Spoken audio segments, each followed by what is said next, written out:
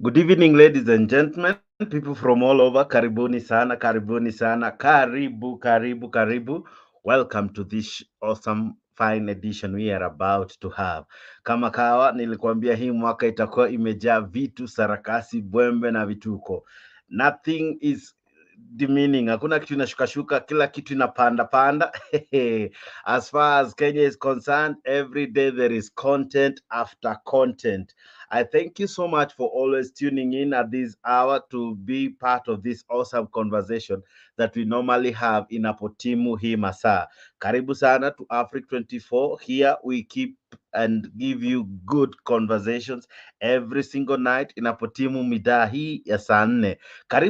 Karibu sana, juza wawili watatu kwa kulike, subscribe na kwa kushare hii video to as many of you as you can. Asanti sana for making this your number one local channel. Nakwambia, hey, you guys have just been amazing. Tumeona upendo wenyu by the many who keep on subscribing each and every single day. Thank you very, very much. We have another great one. We have another interesting one just about to happen right now. Wadau, kimeumana. Things are becoming hot.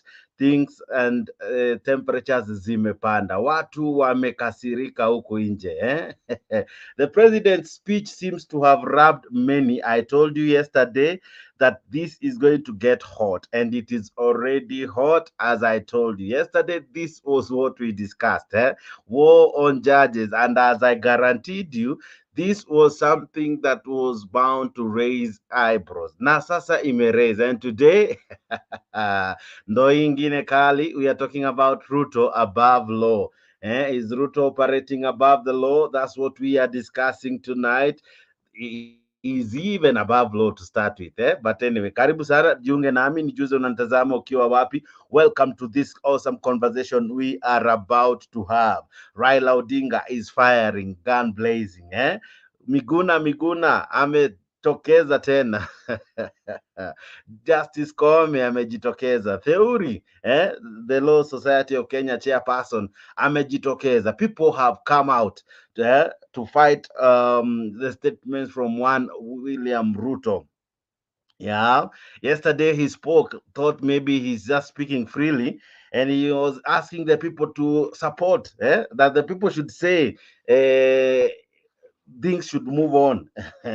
Kumbe, he was rubbing bad shoulders. He was rubbing bad people, and people today decided to respond. Ameambio, bro, manze, you are not above the law. William Ruto, you're not above the law. You are not above the courts. You must operate in the precincts of our justice system. You must operate according to our laws. He has been told, you know what, you are not above any law. You cannot say you will defy the laws of the land. You cannot defy the laws that govern our country. All right. Mother Koome has responded. Raila Odinga has responded. Miguna has responded. I'll be showing you all the responses that have come from all these leaders. It is getting hot.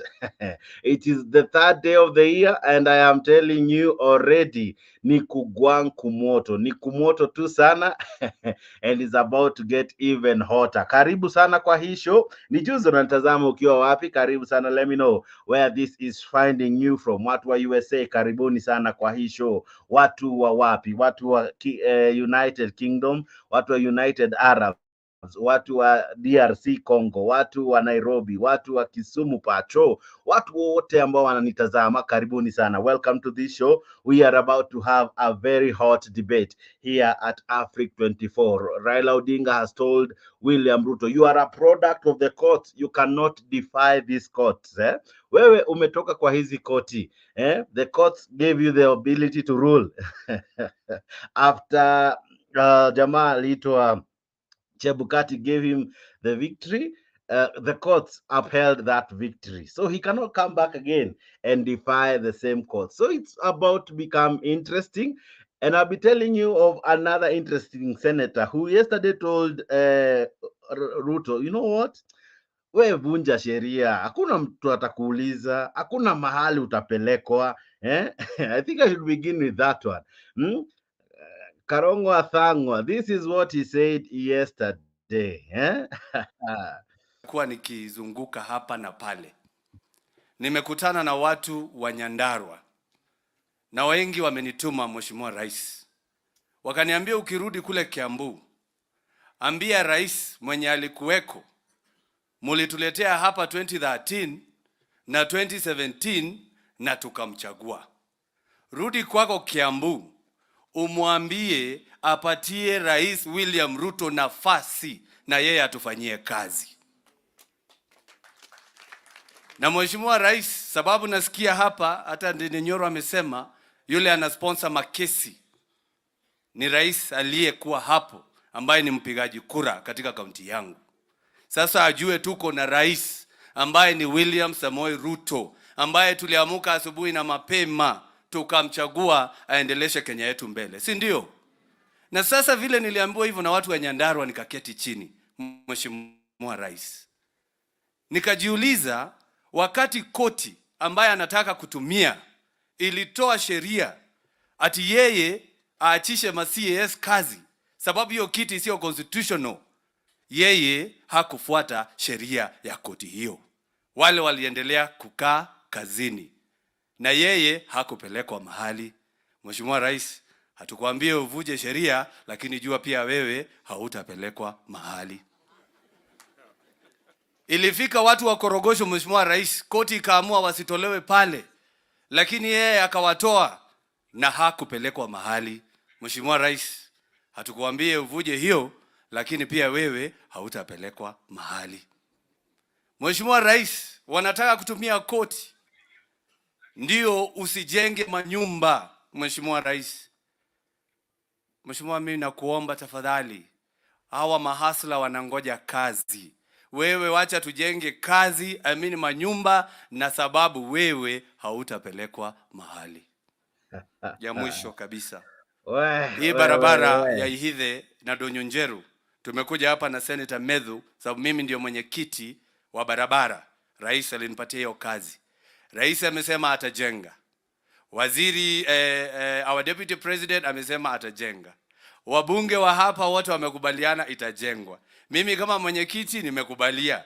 Mwenyekiti wa environment amekubalia. Alafu mtu mmoja ameenda kotini na anaenda kwa NEMA ati hiyo barabara isijengwe. Mheshimiwa, nakwambia sisemi uvunje sheria, lakini jenga na hutapelekwa mahali. Now that was Karongo Wadhangwa who was saying, you know what, prezo we vunja sheria, hautapelekwa mahali. Haribu kila kitu, fanya vile unataka, jenga mabarabara, jenga manyumba, hautapelekwa mahali. Anasema that the people have instructed me to ask Uhuru Kenyatta to give Ruto time to lead this country. When Uhuru was the president, he defied different court orders and he was taken nowhere. I am not asking Ruto to defy the court orders, but he also will not be taken anywhere. Karongo Athangwa. And of course, William Ruto took cue from that. And this is what he had to say, that it's time we have a conversation. And the conversation we are about to have is what? Hizi koti zimekuwa zikikanyanga projects zangu. Itabidi sasa tuwe na mjadala na watu ambao wanapeleka makesi kotini kuzuia maendeleo katika taifa letu la Kenya. Itabidi tuulizane maswali. Ni kweli ama si kweli? Yes, itabidi tuulizane maswali. Haiwezekani ya kwamba Kenya, maendeleo ambayo tumekuwa tukingojea miaka nyingi, mipango ambayo iko katika katiba ya Kenya, mipango imepitishwa katika bunge la Kenya, mipango ambayo wananchi wa Kenya wamepigia kura katika manifesto ya chama wamechagua, ati watu wachache, wawili watatu, wameenda kotini, wakahongana kotini, mpango hiyo ikasimamishwa. Barabara ikasimamishwa, universal health coverage inasimamishwa, mambo ya housing inasimamishwa. lazima tuulizane, lazima tuwe na mjadala. We must ask ourselves, ama namna gani? Yes, lazima tuulizane maswali. Na ndio mimi nataka niseme, we are a democracy. We respect, we will protect the independence of the judiciary.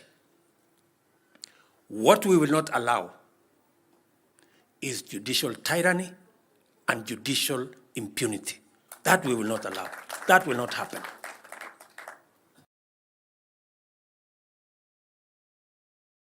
Allow judicial tyranny and judicial impunity. That will not be allowed. That will not happen. Karongwa Dhangwa, of course, alisaik prezo akamwambia, you know what? Wewe vunja sheria. No one will ask you. And today Raila Odinga came out and told him, you know, you are a product of this court. You cannot defile orders. You cannot live above the Constitution. You cannot live above the law. You must act within the precincts of our Constitution. You know, the Constitution has separated powers clearly. We have the executive, the judiciary, and of course the legislature. Some have said the legislature, which is parliament and senate, has been held captive by this regime. Now, others are even arguing that William Ruto is now reaching his hand to control the judges, to control the judiciary. You know, he's reaching far so that he becomes overall. And kusema, in all the three arms of government, he has found a way to control parliament and senate. Now he's trying so hard to find a way to control the judiciary. Of course, this is a country where the judiciary has sometimes have made Kenyans very proud. We have had some earth-shaking rulings. For example, you remember the BBI, it is the same courts that told it is null and void and constitutional. Yeah, you remember the 50 CSs that Ruto tried to appoint? It is the courts that told William Ruto the appointments were null and void and constitutional. You remember the housing levy? It is the courts that told, you know what, Mr. President, that law, that levy you're about to impose on Kenyans, it is null and void and constitutional because of failing to follow the due process. So Kenya is not just a state that lives in utopia, it's a state that operates and lives under the rule of law. We are governed by the laws that are enshrined in our constitution. And one of the laws is that we have clear separation of powers. We have the judiciary, we have the legislature, we have the executive, and the judiciary operates on its own independently without any undue influence from anyone.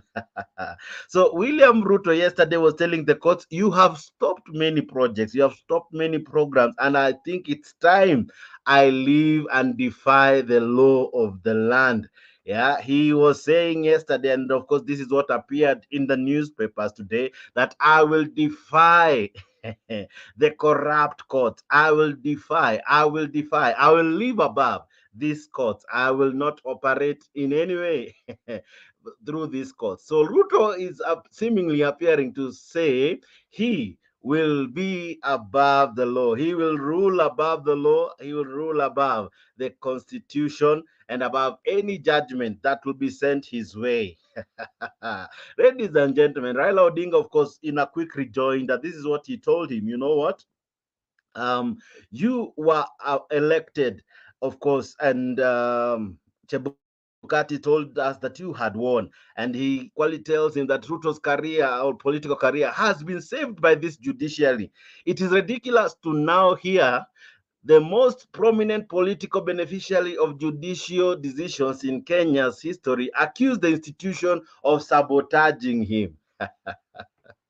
That is Raila Odinga in a quick rejoinder. And ladies and gentlemen, that's the conversation we are about to have. I'll be telling you what Miguna Miguna said. Actually, this is what Miguna Miguna told the president. You know what? Stop threatening the judiciary. Remember that without the judiciary, you wouldn't be president.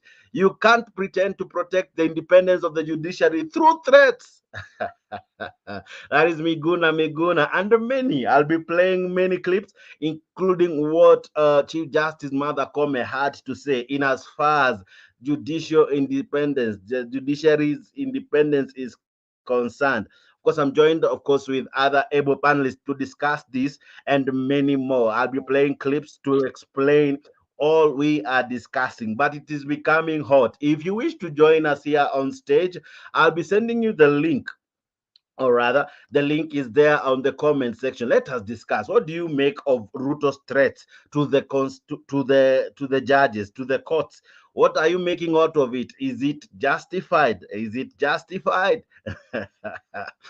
We saw one Uhuru Kenyatta defying court orders.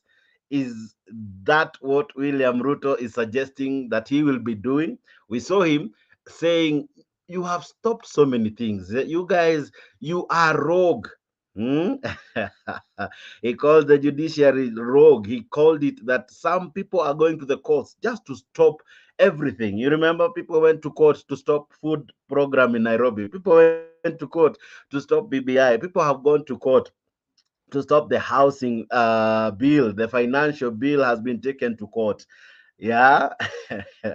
And the courts have worked, or rather have dealt with issues independently without any undue biasness, rather.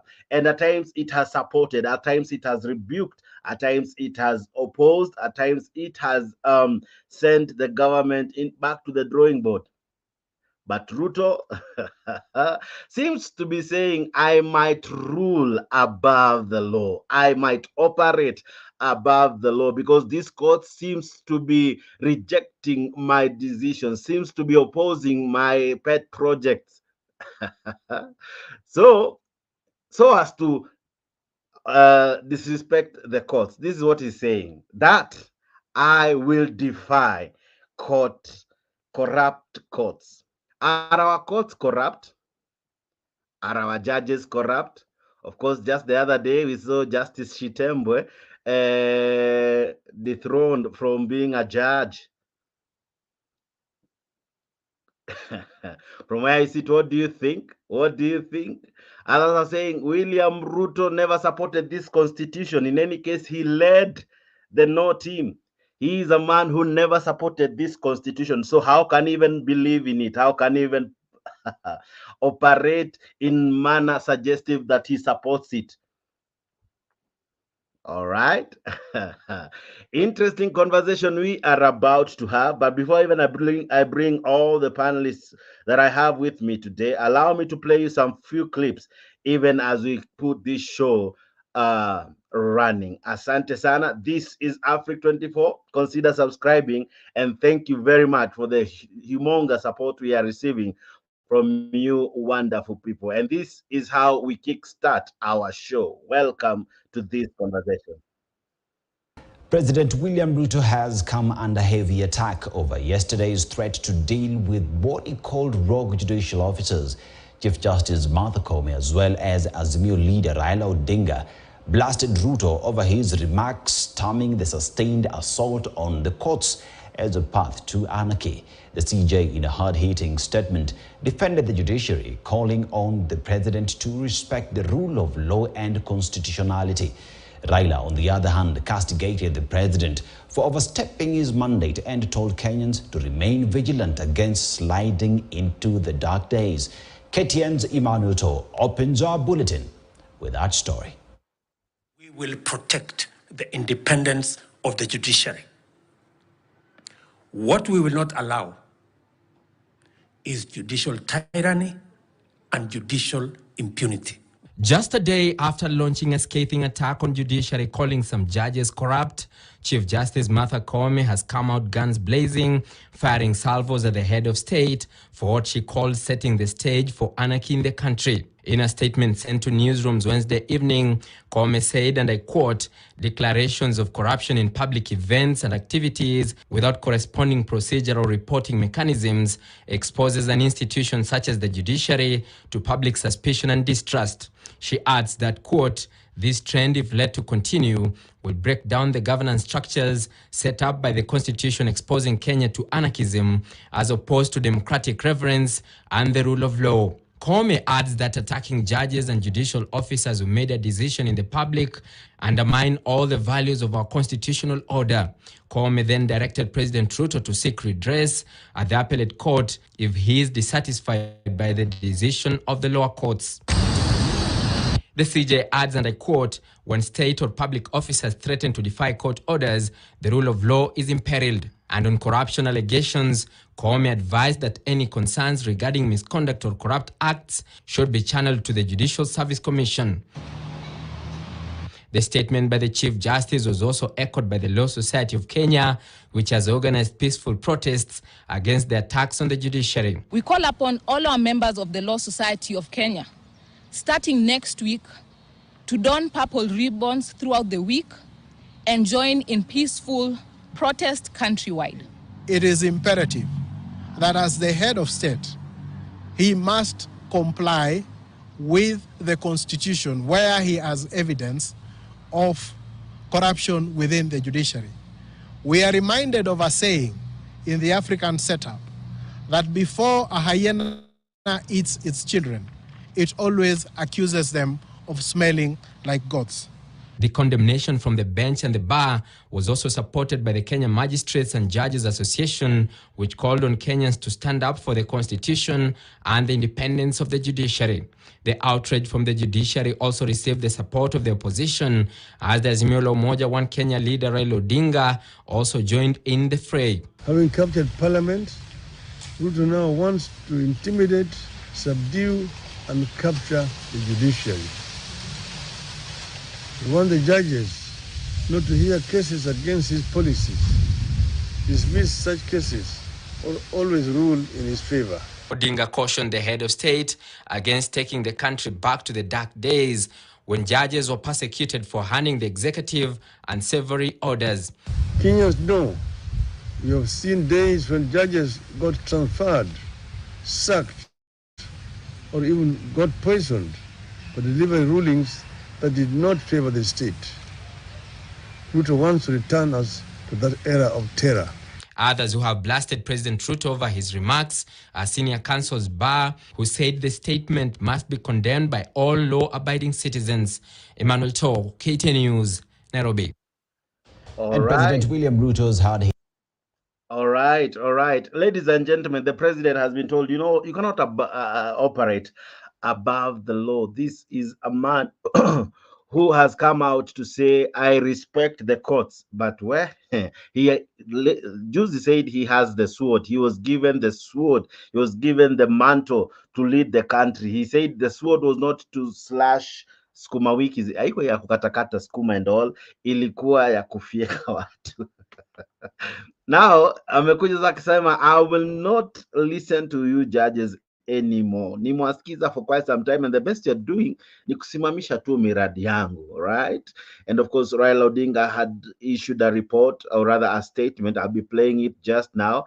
Equally, I'll be playing a I'll be showing you what on Twitter, or former Twitter, now X, Miguna Miguna has been saying. Of course, kuna watu wamesupport, others like Ahmed Nasir, what he's saying. Anamwambia, Ruto, as much as I would support you defying these rogue judges, the best way to do it is to buy your way to justice.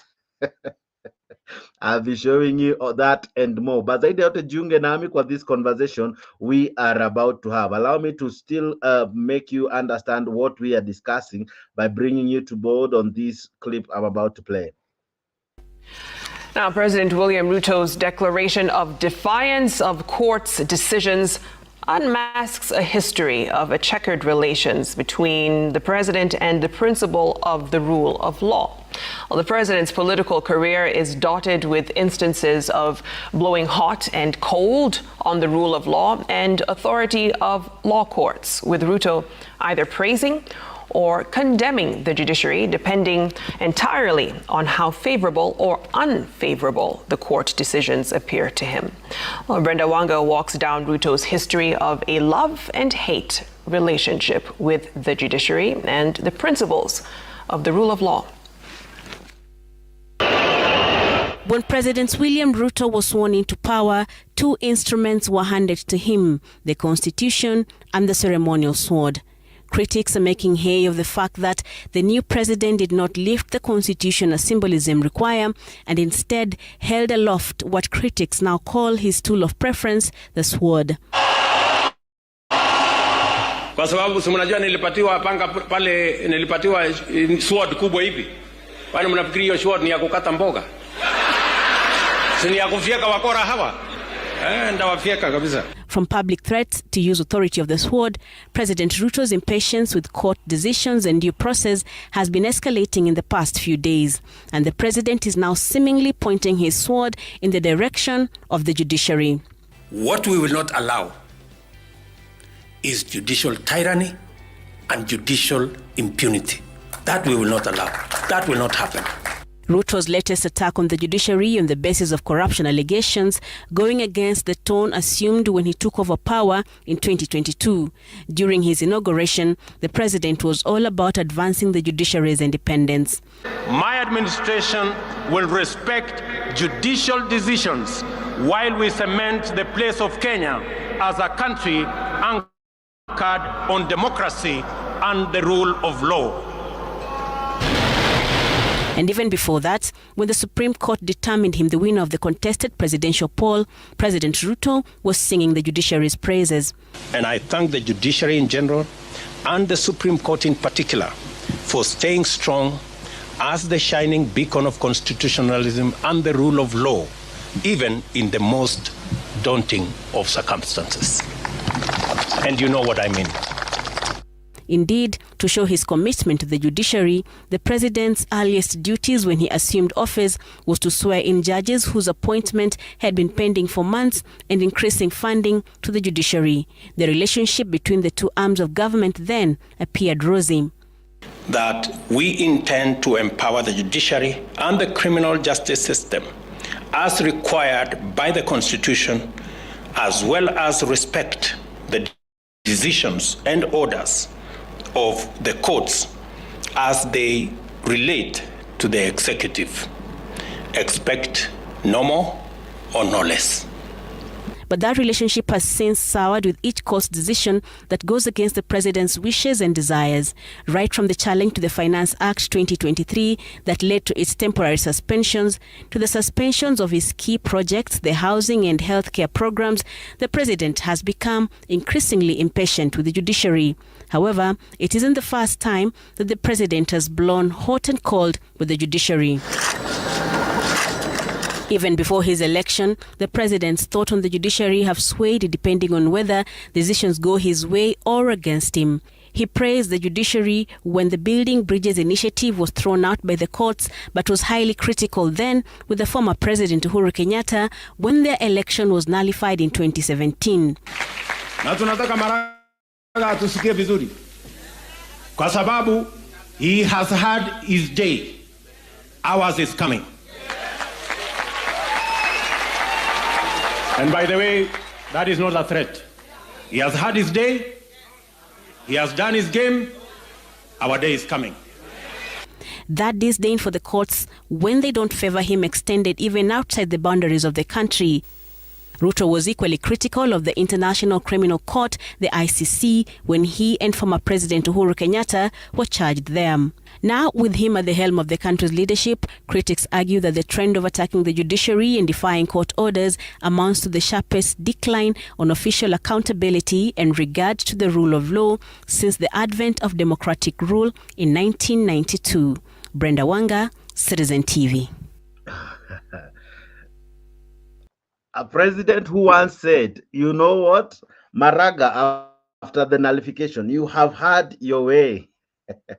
Now we'll have our say. He came out guns blazing then, right? When BBI ilianguka, he was the first one to give a presser.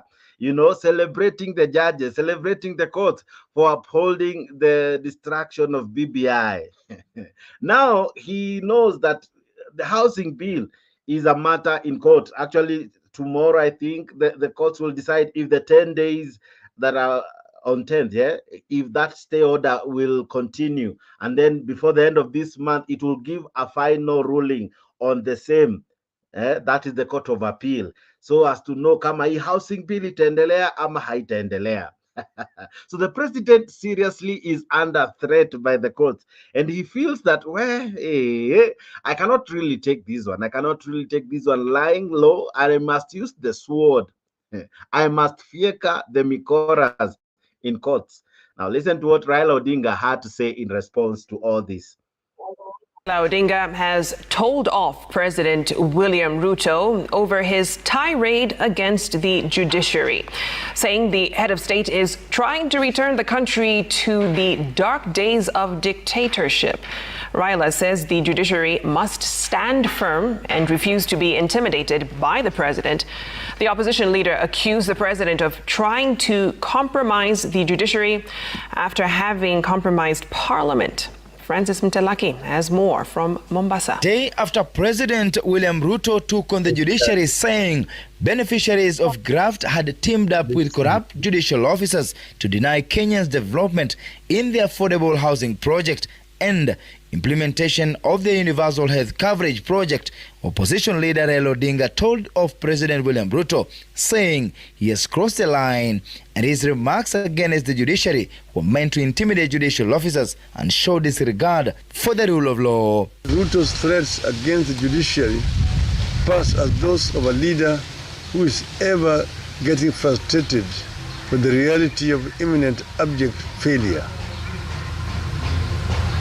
Certainly, the threats that Kenya Kwanza regime continues to huff and puff about must be seen in their correct context as a scapegoating and diversionary tactic from the pressing social and economic pressures that the regime has subjected the people to. Raila saying the attack by the president was an attempt to compromise another arm of government and a path to returning the country to autocratic rule. Mr. Ruto has captured parliament and bills now come straight from State House and get ratified by the lawmakers. Speaking in Mombasa, the opposition leader reminded President Ruto that the Azimio coalition did not agree with the Supreme Court's ruling that upheld his presidential win, but respected the decision, adding that President Ruto's political journey has benefited from various interventions by the judiciary. Ruto's entire political career has been saved by the judiciary.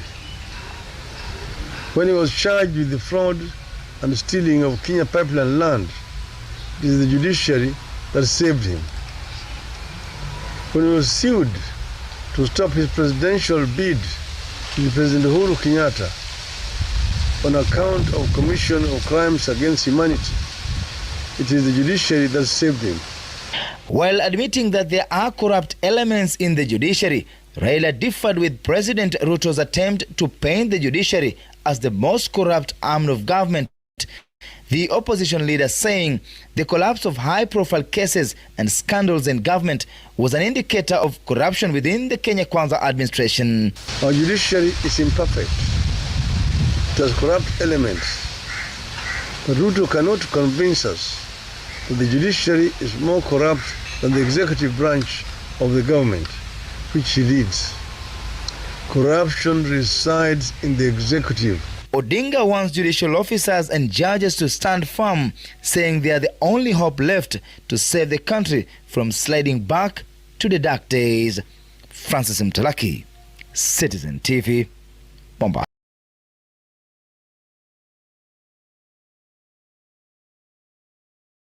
Oh, sorry for that, ladies and gentlemen. It's about to get hot in here. Lakini kujiunga nasi kwa studio si ngumu. Kupitia link ambayo nimekutumia hapo kwa Mtembei TV, Africa 24, Jex Digital, Leo TV, Leo Nyabaya, True TV, and many channels ambazo unaona hiyo message. Hiyo ndio link unatumia, unajikuta umeingia kwa studio. Unafanya vipi? Unaguza tu hiyo link, inakupeleka direct kwa StreamYard. Hapo StreamYard unawasha mic, unawasha kamera, unaandika jina, alafu unajikuta umekuwa kwa hii show. Karibuni sana wadau wa ndugu watazamaji. Welcome to this conversation we are about to have just about now. What do you make of William Ruto's sentiments yesterday?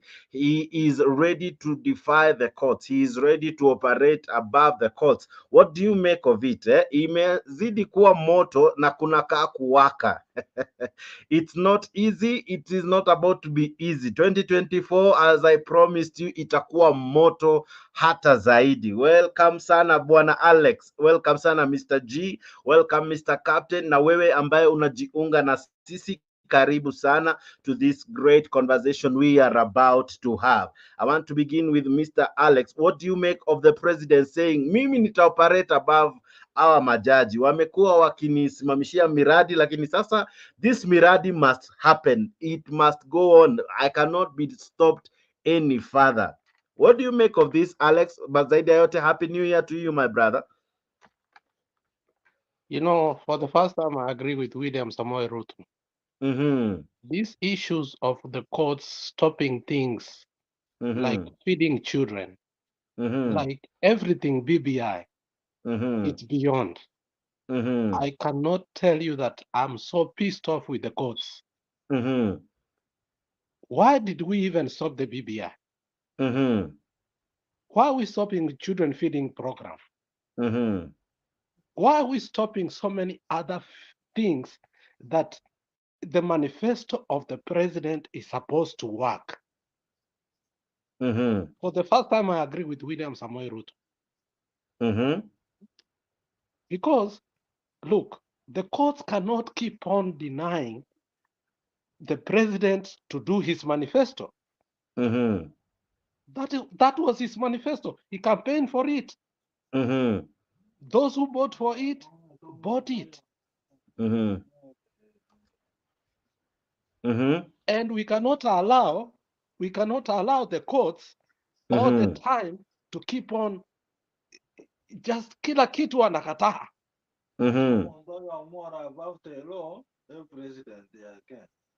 So when William Samoei Ruto says that, I agree with him.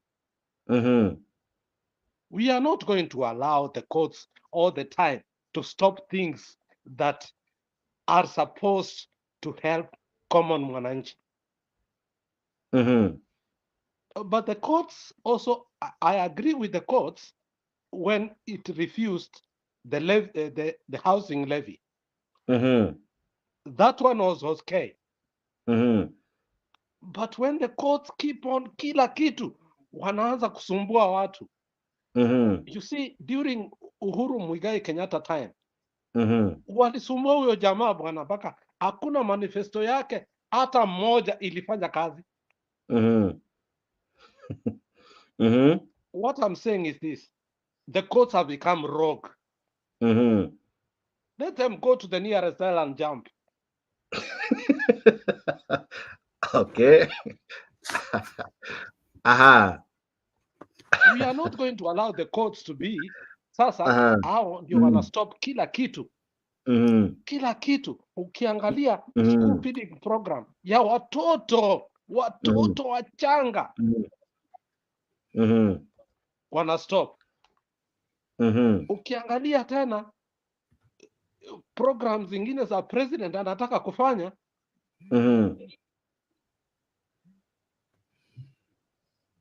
I can hear you. Anaitwa bwana Alex. Alex seems to be agreeing with the president. What is your take? Do you agree with the president that easy courts zimekuwa too much? They are stopping everything. So how will he even operate? Atafanya aje kazi? Kama miradi yoyote ambayo anataka kufanya, kama kazi yoyote ambayo anataka kufanya, watu wanakimbia kotini. I'll be playing what Jeremiah Kioni said. I'll be playing what Wamoshomba said. I'm telling you, this has raised a conversation. And actually, William Ruto said, it's time we have this conversation. So it is already playing according to what he wanted. Well, it's interesting. Karibu sana wewe ambao unatazama. I see Cornelo Chuka Kondani, Mr. G, Mr. Captain, and of course Alex. Now, Mr. Captain, what is it? Thank you, Jex. And I see Alex, maybe this 2024 is not going well with him, because I'm seeing he is having some dents on some of the parts of the body. Okay, anyway, Alex is saying that he's agreeing with the president. So the other day we were complaining about the courts. In fact, they were the ones complaining about the courts that the ruling that was made that William Ruto won the elections. We were here discussing and they were denying that William Ruto won. They were saying that he did not win. So is it that another chance now? Alex is telling us that even when they declared Ruto to have won, shows that the courts are doing correct thing. I don't know where he has gone. Maybe we'll answer some other time later. But it is not. Nobody is above the law. We cannot allow that. I always give an example of Henry Rotich, who was clear the other day about Kimorer. And we didn't hear the president complaining that Henry Rotich was not supposed to be cleared. Why is it that when other things like health, universal health and housing levy being stopped, and it will be hard next week anyway, the president complains? Why is it so? That is my question to Alex. Okay. Mr. G, what do you make of the president complaining that the courts have turned out long? Of course, this is a discussion we had yesterday, and as I promised, and ladies and gentlemen, kindly mwashe sasa leo camera, because I don't want to really project many photos. If you can have your cameras on, it will be very good. I see my sister Angela today is in the house, and many of you joining us. Karibuni sana. Leo ni ile siku nakwambia ni kumoto tu sana. Ni kumoto sana. Okay? Mr. G, okay. What do you make of the president saying, I'll defy the court? Okay. Thank you, Mr. Jex. First of all, I greet you guys. Jex, I see Mr. Leo is around, Mr. Captain, Honorable Alex is around. Allah, the name Allah. The other guy umefunika sijamuona, but I greet you guys. And our guy, this is Colonel. This is Colonel and our guys on the comment section. On my side, yeah, thank you. Okay, on my side, I don't agree with Ruto. In what he's talking about. In fact, okay, to me, on my side, see tunapenda Supreme Court, those judges. I don't like those judges because walikuwa bias from our case. Walikuwa bias. Na wakutaka kusikiza hata kesi yetu. In fact, walituita hotel, siji wide goons, siji what. They never even listen to what you are trying to explain. So those guys, mimi hata I cannot defend them. But on the issue ambao Alex ameongelea, this issue of children, feeding children. Okay, sijaisikia vizuri. I think maybe kama unaweza kuwa na hiyo clip play so that I can see and I can able to understand what really happened. Because of me, I believe that no one can go to court without any reason. Mtu anaenda kotini ikiwa kuna reason. Kama sisi tunaenda kotini. Sisi tunaenda kotini tukijua. Someone went to the courts, kukataa hiyo story ya feeding program. But go ahead, I'll get to the clip, but go ahead. Yeah, I wanted to understand really what happened kwa sababu sijaiona hiyo clip na sijajua what really happened. But on the issue of court, nilikuwa nasema no one just goes to court kama hakuna anything behind it. Always kwa anaenda kwa court, kwa anaenda ku defend something ama kuna kitu ambayo imemkasirisha, that's why he's going to court to stop. But our courts are so corrupt. That is the problem. Our courts are also so corrupt. Sometimes wanapeana judgment ambayo si ya ukweli. Maybe wacha nistopia hapo kwanza nisikie that clip. Ndio nitaweza kuendelea. All right. Angela, vipi habari ya leo? Poa sana Jax, unanisikia? Kabisa. Habari ya masiku, mwaka mpya wako uko vipi? Mwaka mpya tuko poa.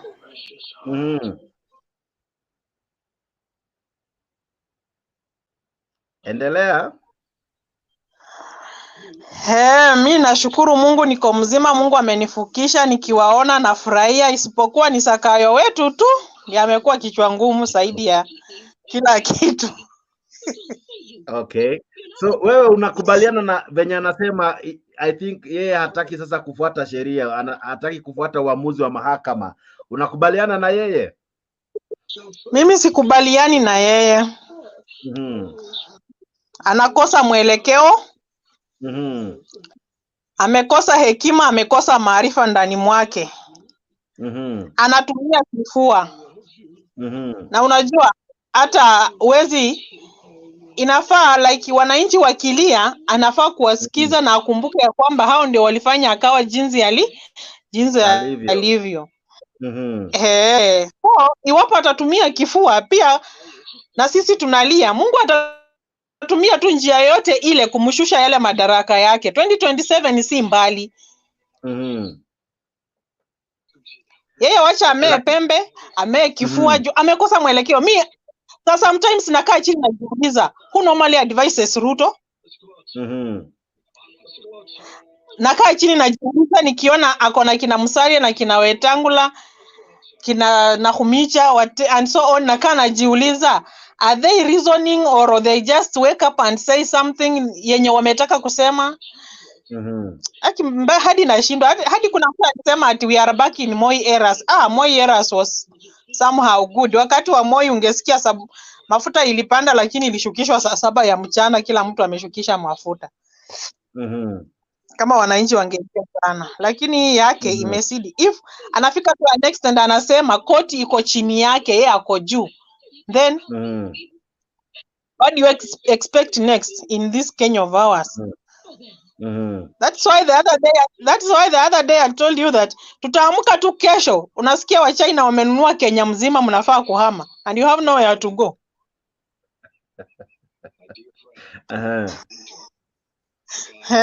Jo anatumia kifua. Haongozi. So hata nimesikia the other day nilikuwa naona kuna mashirika fulani tu zilikuwa zimepatana. I think wakawa wanaongea kuhusu uongozi wake, but as much as atatumia kifua, but watamulalia tu kabisa one on one, hata faulu na kifua yake. Okay. So wewe unakubaliana na koti iendelee kusimamisha miradi? Iendelee kusimamisha miradi kabisa. In fact the other day kuna ule jamaa alikuwa ameongoza hiyo maandamano, ni mtu najua tu kabisa. Huyo mtu nikawa namwambia, unakumbuka uliandika jina langu na kitambulisho yangu, pesa zikakuja za kujenga vibanda za wafanyabiashara wadogo wadogo, ukakulia jina langu, pesa zikaletwa mkagawana. Tena bado umechukua vijana umewapeleka kujenga nyumba, tena ukulie kwa hao majina yao, ndio maana unaongoza maandamano.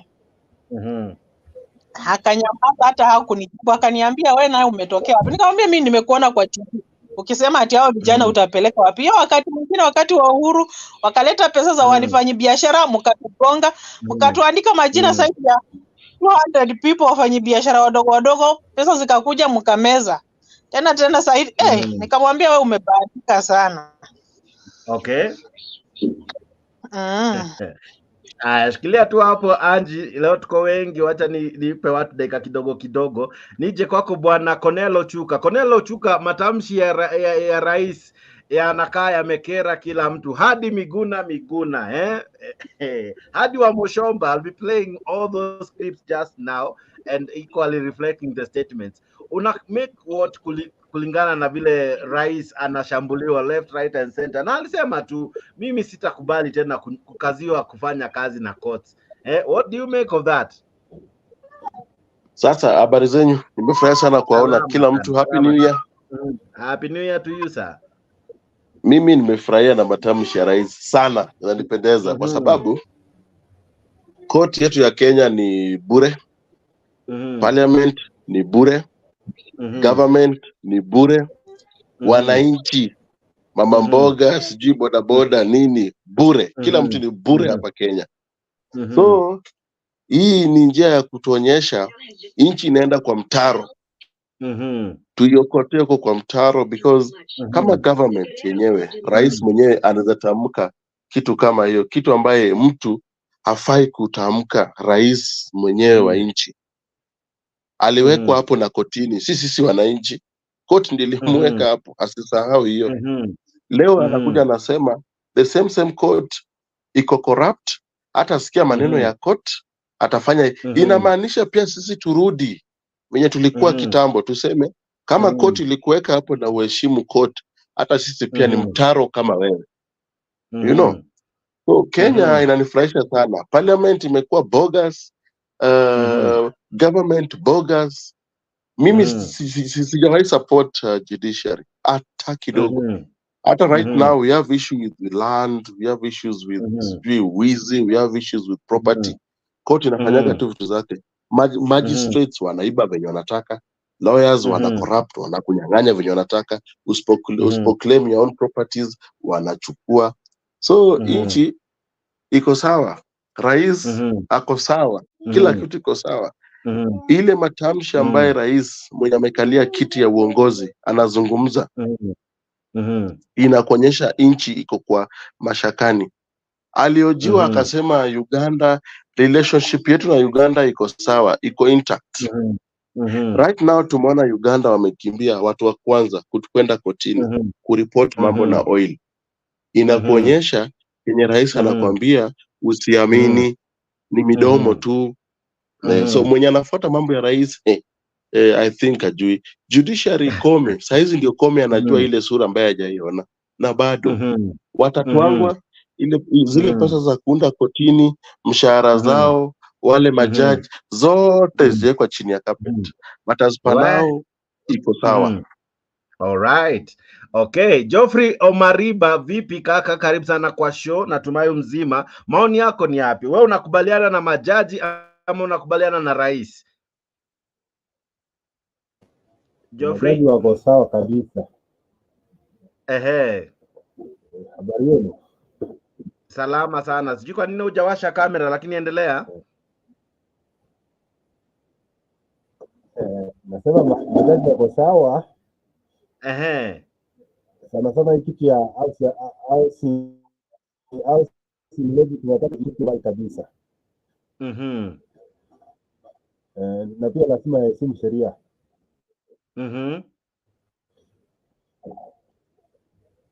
But bwana Geoffrey, kila mtu anakimbia kotini, anasimamisha mipango yote, atafanya kazi aje bana we?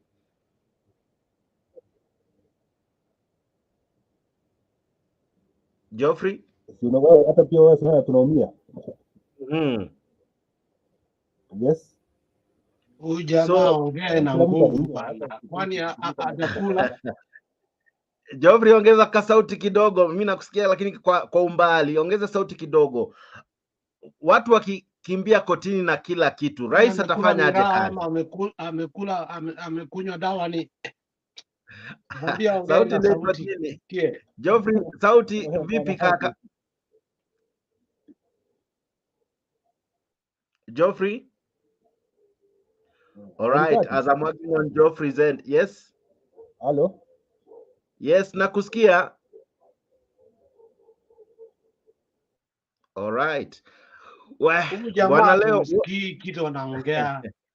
Najaribu kuona vile nitamsaidia pande hii ya studio. Bwana leo Alex, leo uko na ukali, kwani uko na kesi kotini na bado majaji wanakupatia mention na hawajakupatia hearing? Wamelipea zote. Wewe ni kama uko na kesi, umepewa mention, sasa unatafuta hearing. Anyway, happy new year. I can see jamaa anaongea point nzuri, lakini anatulimit.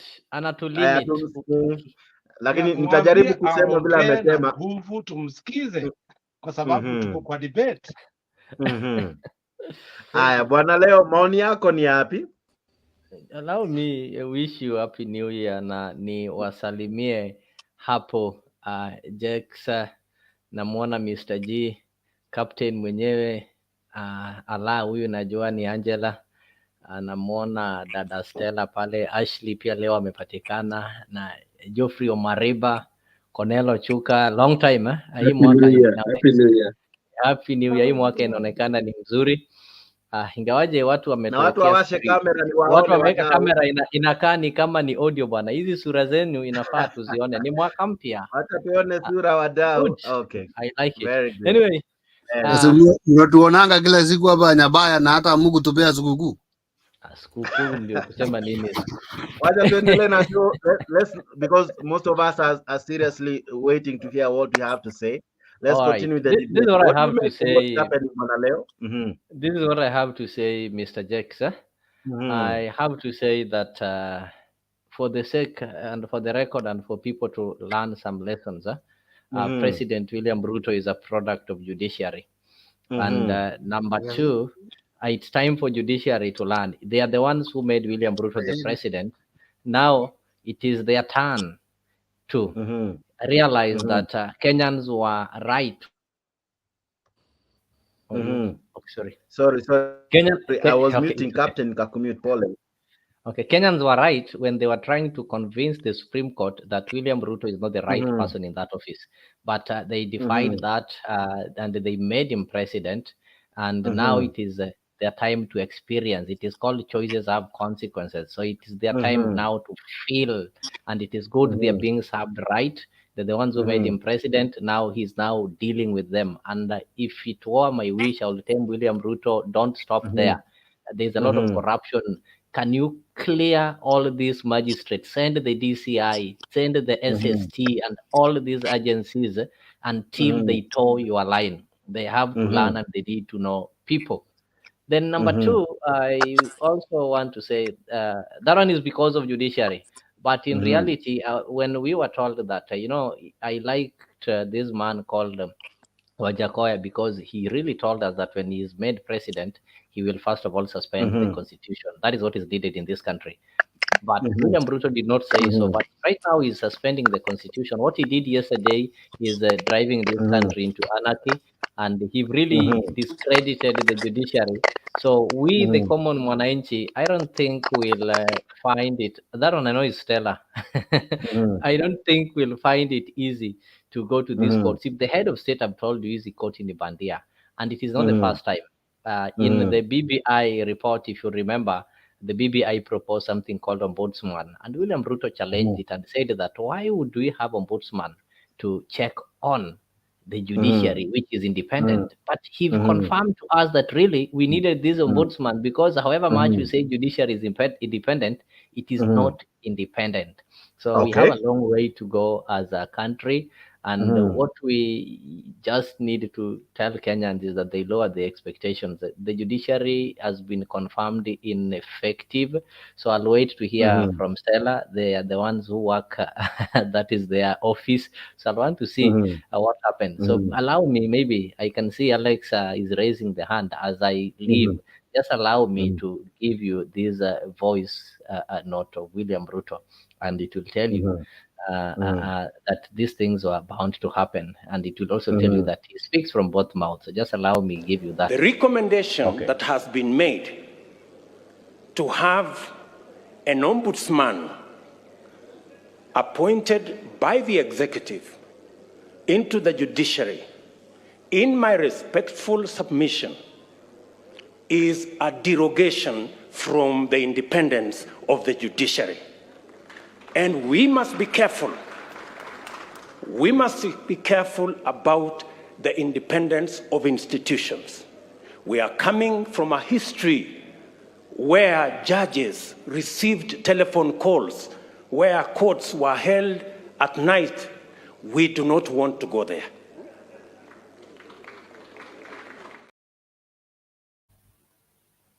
All right. So we don't want to go there, but now he's driving us there. Thank you. Mr. Alex, you're raising your hand before I come to Ashley. I agree with the president because the courts have become rogue.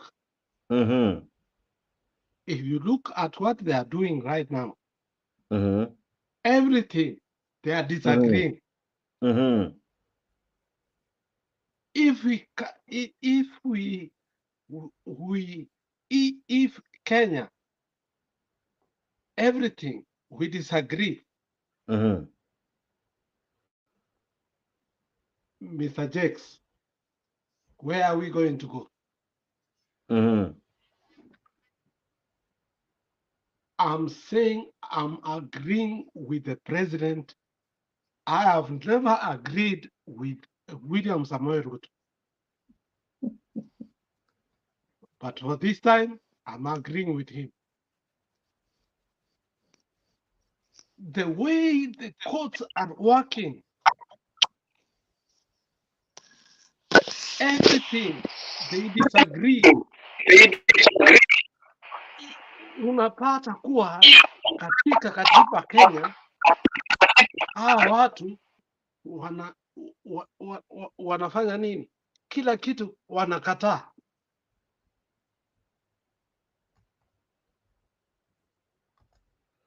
Kila kitu wanakataa. Ukiangalia katiba BBI wanakataa. Ukiangalia katika vitu zingine wanakataa. Sasa hawa watu wanatusaidia nini?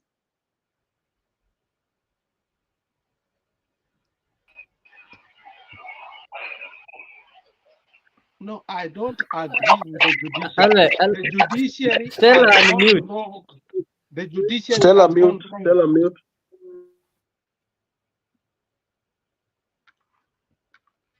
Not me.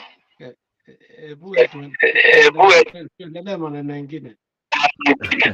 Actually, what do you make of what the president was saying? Stella, I'm trying to mute you because your end has serious echo.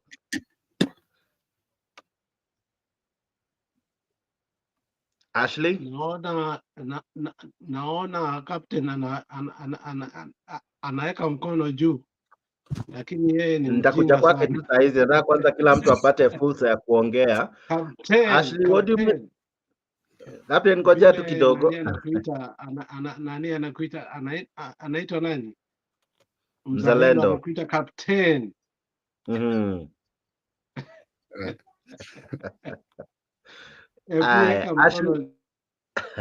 Ashley, what do you make of what William Ruto seems to say? I'll defy the court orders. I will do now what I want to do because these courts are stopping everything I want or I intend to do. I'll start by saying Happy New Year, everybody. And then Happy New Year. Happy New Year. Happy New Year. Thank you. In our courts, there is no special preference given to anyone. Under our law, we are all equal. Huyo ni nani anaongea kwanza? Ni Ashley. Ni Ashley. Ashley, okay. Ashley, thank you. Under our law, we are all equal. So when he says they are stopping everything I want, then he wants to be treated special. Because when he goes to court, he's just like every other Kenyan that goes to court. And the thing is that he has a special, you know, like there are people who are given, like teachers are expected to be morally upright. You know, there are people in society that pastors are expected to live to a certain standard more than other people. The president is supposed to give us confidence in the institutions that we have. When it is the president that is making us not confident in the institutions that we have a real problem. And I think he should be impeached. Because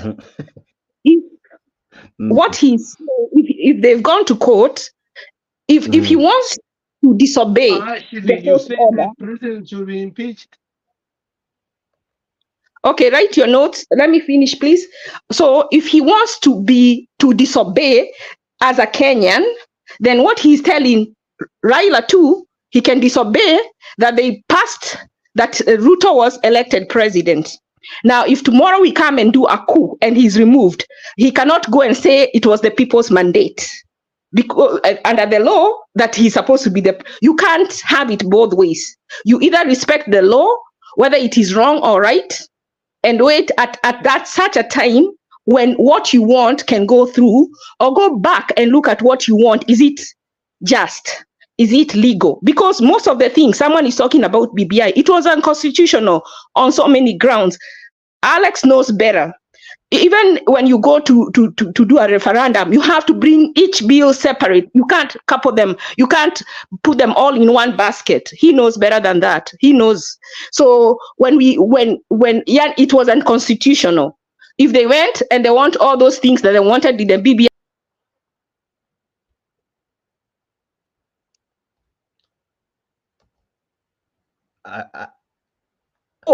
Ashley, are you there? Yes. Can you hear me? Yeah, you dropped and came back, but anyway, go ahead. If Ruto wants to disobey the court, then even if someone wants to go and remove him, he cannot claim that he was constitutionally elected. So he has to decide if Kenya will live by the rule of law, including himself, or we will live outside the law where we do what we want, what we feel is right, and what we feel is just. Because how many cases has the DPP dropped? Why hasn't he complained about all this money that has disappeared from the government? Jakes, you have asked if they are stopping everything he wants to do. Those are not basics.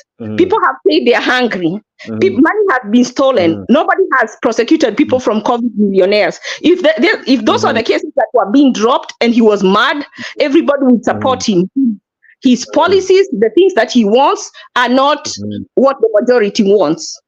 And if we would call someone like Okiya Omtatah here, he would explain to us how they are not constitutional. All he needs to do, work within the confines of the law and the constitution, and I don't think the courts would have any ground to stop him. But he wants to operate outside of the constitution that he was elected within. He says he wants, and he's legally mandated by the constitution to be the president because according to him, he had the majority. So if he wants to quote the constitution, it's just like he's doing the Bible. He wants to quote the Bible, but he doesn't live by the law and the word of the Bible. So he can't be half-half. He can't be lukewarm.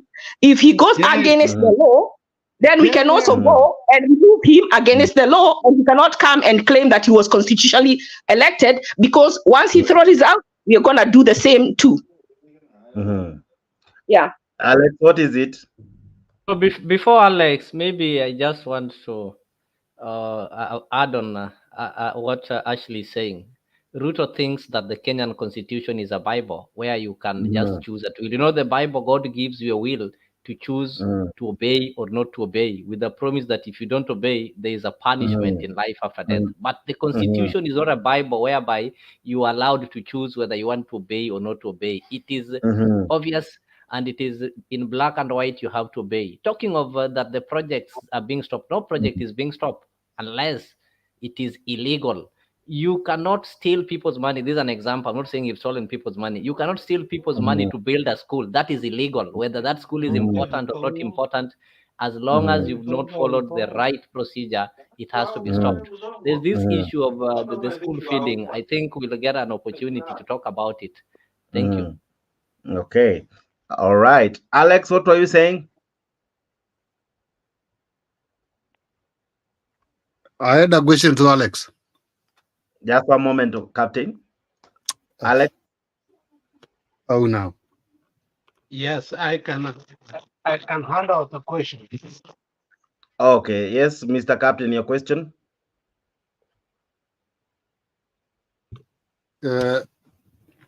Alex is agreeing with the president, and my question to Alex was that, Alex, are you okay with housing levy and the universal health care? Because you are agreeing with Ruto.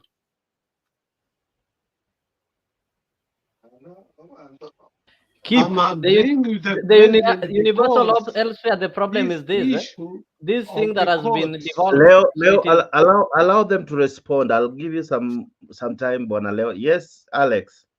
Okay. Let me nimelewa kidogo. And I can see that, and I'm actually worried about that. But anyway, yeah. Dex. Now I'll give you some time kidogo kunywe kahawa na ulambe asali. then I'll have Hapana, you. sikunywi kahawa. Nataka niwaambie Because leo ukweli. Hapana, mm-hmm. sikunywi But I kahawa. wish you was really sober to do that. Mm-hmm. No, sikunywi kahawa. Okay, so what were you saying? So kitu nilikuwa nasema ni hii. Unajua huyu mtu anaitwa Ruto anasema ukweli saa hii na ukweli wake. Wow. Now, guys, allow me.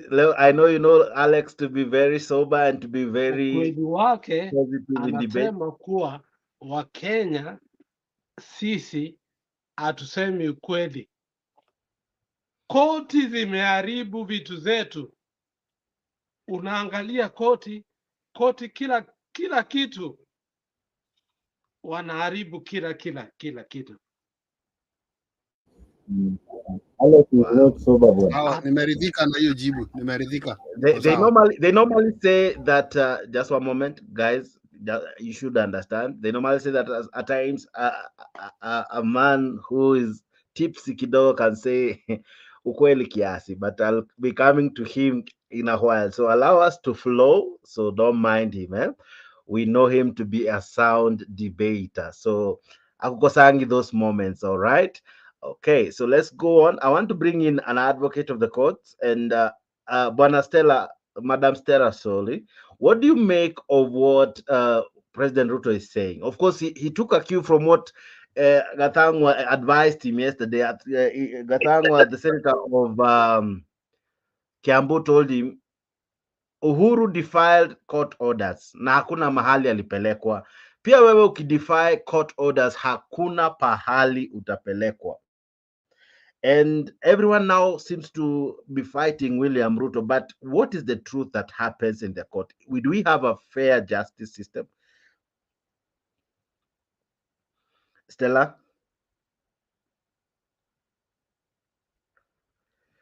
Stella, are you there? To me, I can't hear.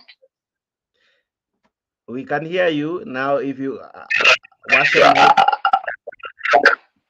Unanisikia? Go ahead.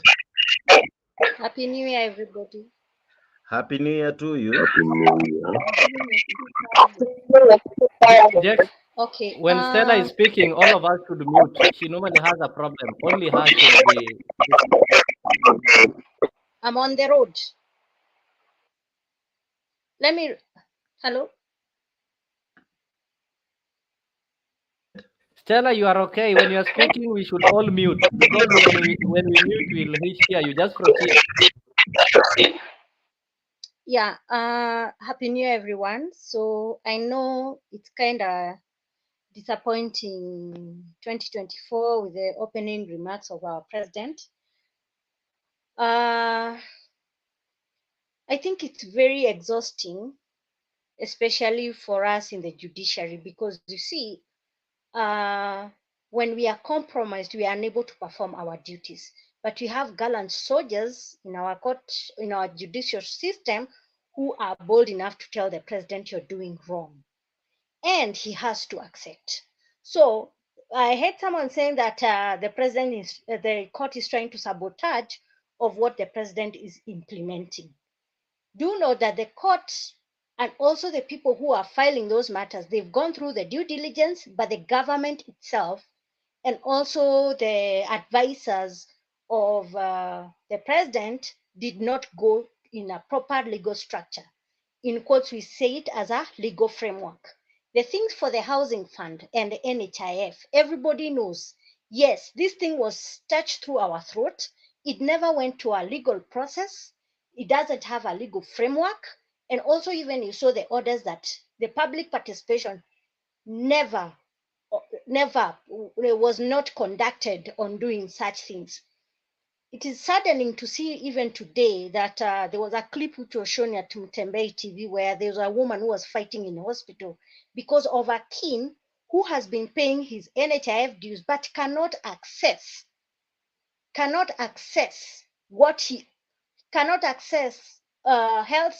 health, what do you call health, whatever. Now, if Ruto is saying that he's trying to stop NHIF, the thing is, this SHIF which he brought, or SHA, this thing is not even, it has not even transitioned. If you see, even people are complaining to date, they cannot even access hospitals because NHIF has been made to be appealed. So we don't know where this money has gone to. So things like health services, it's more important than this housing fund. These people are fighting in and out. So when he's saying that the court is trying to interfere for him not to, to transition NHIF to SHIF, no one, none of the Kenyans were ready for this. It is something which he woke up in the morning and dashed it to our throat. There was no legal framework. Yes. There was no proper structure. No one even understand how the handbook of SHIF, the way it is operating. Yeah. Kumicha was saying that, it will go and pay for those people who cannot afford what, because we do not understand the clear indication. We also, even I tried to go through some court documents, and I would see the guys at the civil society when they explained and they said to the court that this thing, it is not viable for a common wananchi. They have to go back to NHIF. They see those structures. If they need to improve, they need to give some what do you call, some kind of a survey to know how someone in Mamamboga, how he can afford health sector. They can go to insurance, how they can improve the health sector. They need even to go even to those hospitals who are privately owned to understand how this thing can work. But when the president is fighting, saying, "Mtanijua haujui," you're threatening the judicial system, which this judicial system created you, which you really need to respect like any other person. A president is just a name, but you took that oath. The time you were given the sword, and you were given the oath and the constitution, which you need to also respect that constitution. This is not a household thing which you're going to joke about. Someone has to put the president in order. As they say, if the king is going to be naked, there's something wrong with that kingdom. So that's what I can say. I'll be coming to you now with more questions. Well, today we are a full house, but we still have more room. So to join us, kupitia link ambayo iko hapo kwa comment section. Hiyo ndio link unajiunga nayo nasi kwa studio, inakutuma StreamYard. Ukiingia StreamYard, washa kamera, washa mic, alafu andika jina, una click enter, unajikuta uko kwa show. Na wale pia mko kwa show, tafadhali try to have your cameras on, because this show is being watched by so many. I wish you can see the numbers in all our platforms. Bwana Eli, good to see you after a very long time. Happy New Year, my brother. Good to see you, Jack. Yeah, karibu sana kwa show. I'll be coming to you just now, but I just felt, let me acknowledge you by salamu. Penyagaka vipi?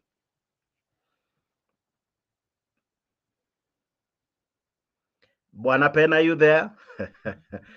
Yeah, salam. Yeah. What do you make of the president and the remarks that has come? Because everyone seems to be angry by the remarks and the sentiments made yesterday by the president. Of course, we tackled that quite a bit, Jana. But what do you make of the response from Raila Odinga, Miguna Miguna, Martha Koome, from Gadoni wa Moshomba, from Jeremiah Kiyote? I'll be playing all those sentiments just now. But what do you make of their responses? They are saying that this is the making of a dictator. This is how they begin. That is a true picture of democracy, kwa sababu kila mtu lazima azungumze yale ambayo anafikiria. The president said exactly what some of us have been saying before. When they realized, when Asmio realized that the parliament wouldn't be doing their job, they went to the courts. And of course, the courts in Kenya have been corrupt for a long time. It is not now that when we remember when they ruled for Ruto, then the Asmio brigade was attacking the court. Nobody said anything then. But now that Ruto has said anything, now all the new people have woke up to the arguments of what they are talking about. But the courts, to be honest, I mean, some of us have been arguing a lot about what Justice Odinga was ruling, but Odinga was ruling against the government of the day, but he was using the book. He was using the Constitution so that we can support him even if he's ruling against what some of us believed in. Like in Sasa, Ruto just expressed the views of a lot of us because the courts have been used to he ran the elections for. He won the elections for promising that he would build houses, he would do this, he would do that. He won the election. But now they have gone to court so that they can stop that. And he was just expressing himself. And everybody, Miguna, everybody, that's the beauty of democracy. You have to stand what everybody has to say. They have a right, and I could tell you that right to the end of anybody saying what they have to say, even if it's Ruto. James, I told you I grew up in the court system, and you cannot always agree. Be very proud of what the court says. What the court says today, it can change it. You can go to another different jurisdiction, and they rule otherwise against what you ruled before. So the court is not uniform. Any uniform court is the military court or a dictatorship court. So that we have to be very proud of what the court of Kenya is doing. But those judges that are corrupt, they will have to be dealt with. You too. Yeah, All right. All right. Bwana Eli, what do you make of the president? Is he now turning rogue? He has accused the courts of being corrupt. But many are saying that this is a man who has been built by this court. He was handed power by the court. He cannot now come back and say these courts are corrupt. Yet they are the ones that built him. What do you make of his sentiments? Is he a man who wants to operate above the law?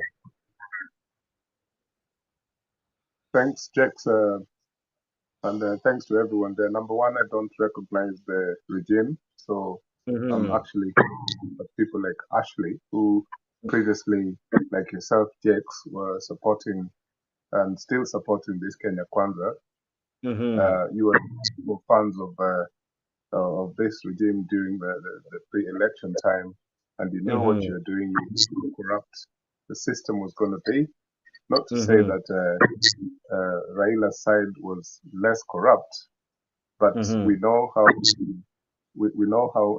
elections were manipulated, and here he is now talking about a judiciary system that manipulated the elections results. So I'm happy to cry. In fact, I'm very happy he's talking the way he's talking, because what he's just confirming is what Kenyans already know, that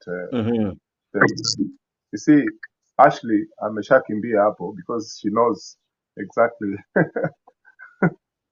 No, she's coming back. She's coming back. Honestly, and then they come here telling us, as if now they've become, I don't know what. These people are the ones who are torturing us with senseless talk about Ruto this, Ruto that, how it changed the country. I don't even feel sorry for them at all. In fact, the more Ruto instills fear for me, and I'm not saying this because I'm abroad, because I come to Kenya often, but the more I think it wakes Kenyans that there are a bunch of politicians that are just there to screw us all. So let's learn the hard way. The World Bank is behind Ruto, the IMF, all the international Bretton Woods organizations. They're the ones who are behind all these housing policies. We know this. They're the ones who are telling him about taxation policies. We know this. He's as conservative as most of the Western cartels that are driving this force about instead of borrowing or instilling discipline into paying back loans from Africa, we need to start thinking about punishing people by raising taxes. I think that doesn't make sense at all. The man stands there in front of people, and people, in fact, you could see from, I hardly watch Ruto, by the way, but this statement when he made it, is it yesterday or 2 days ago, people were hardly clapping. I mean, there was a slow clap. You could see that they were very, very upset by his ignoramus attitude, But I still thank what he said, because it just confirms what Kenyans pretend not to know, that the judiciary is very corrupt. Ruto himself has a major stake as one of the biggest insurance investors. So when we start thinking about healthcare and all manner of insurance, Ruto is involved in that as a private investor. So there's nothing shocking there. I would like to say that what we're doing here is we're expressing our democratic right. Yes, Penny Nyagaka is right. I don't have to condemn him because he's a Ruto supporter. That democratic right is now the final frontier, where if Ruto touches that, then Kenyans know what to do. I actually don't feel sorry for those young fellows in Nyeri and all the other prisons that have been locked up by the Ruto regime through Rigathi Gachagua. That's none of my business, because these are the same people who decided that a leadership such as this should take over the reins of power. So thanks very much, and those are my views. I'll be coming to you with more questions to Kowengi. That's why I'm not asking many. Let me come to you, Cornelo Chuka. I see Leo has been excited by those remarks. Cornelo Chuka, I wanted our friend before aende, because yeye ndio najua yeye ndiye anaweza jibu hii swali. Napendaga swali kama hizo kuuliza watu ambao wako very sharp. How did the president came to know out that courts ziko corrupt? Mtu alijuaje courts ziko corrupt kama si yeye mwenyewe hajaipatiana ongo? So our brother jibu hiyo swali. Alijuaje courts ziko corrupt, na sasa yeye amesema hatafuata kanuni za hiyo koti. Sasa hiyo yeye amesema kwanza hata hakubaliani na hii yeye hakubali hii ni serikali, so I don't know if he's able to answer, but you can answer as well, Bwana Eli. How do you think Ruto knows that the courts are corrupt? As I said to you, I came here to laugh, but I'll keep the laughter on pause, because I'm actually enjoying the drama of what's going on. But in terms of whether or not Ruto knows that the judicial officers are corrupt, honestly, that's a comical question, because you know yourself how many cases that Ruto has bowled over because of the corruption between himself, the judicial officers, the executive, or the police prosecution system that's took to court in the first place. How much Ruto has conspired, even during the post-election violence, with the likes of, I'm sorry to mention this, but I will, private entities like CJKoome and other organizations deducted his role in the election violence, his mobile phone, diaries, all the things that we know about the post-election violence, and how the judicial system at the time they fought very hard to prevent any justice for the victims of the election violence. This is one guy who cannot sit down and say that he doesn't know anything about corruption. If I start talking about the land cases and even the soft conviction that he was given, the guy that he stole land from, that's just a dot, just a dot in how much this guy has affected the country. And by the way, this is not to say that Ruto is the only special character in terms of corruption or theft in the country. Those guys are there in in the so-called opposition, you know, they actually sit as shareholders, you know, in boardrooms, you know, both sides of the politics of Kenya. So one thing we must accept if we're really having a serious debate, even though I came here to read, is that what Ruto mentioned about, you know, the judiciary. I mean, Uhuru did the same. You know, he called them, I think, the last time, his first term, something about those 4 or 5 people, and he called them some expletive.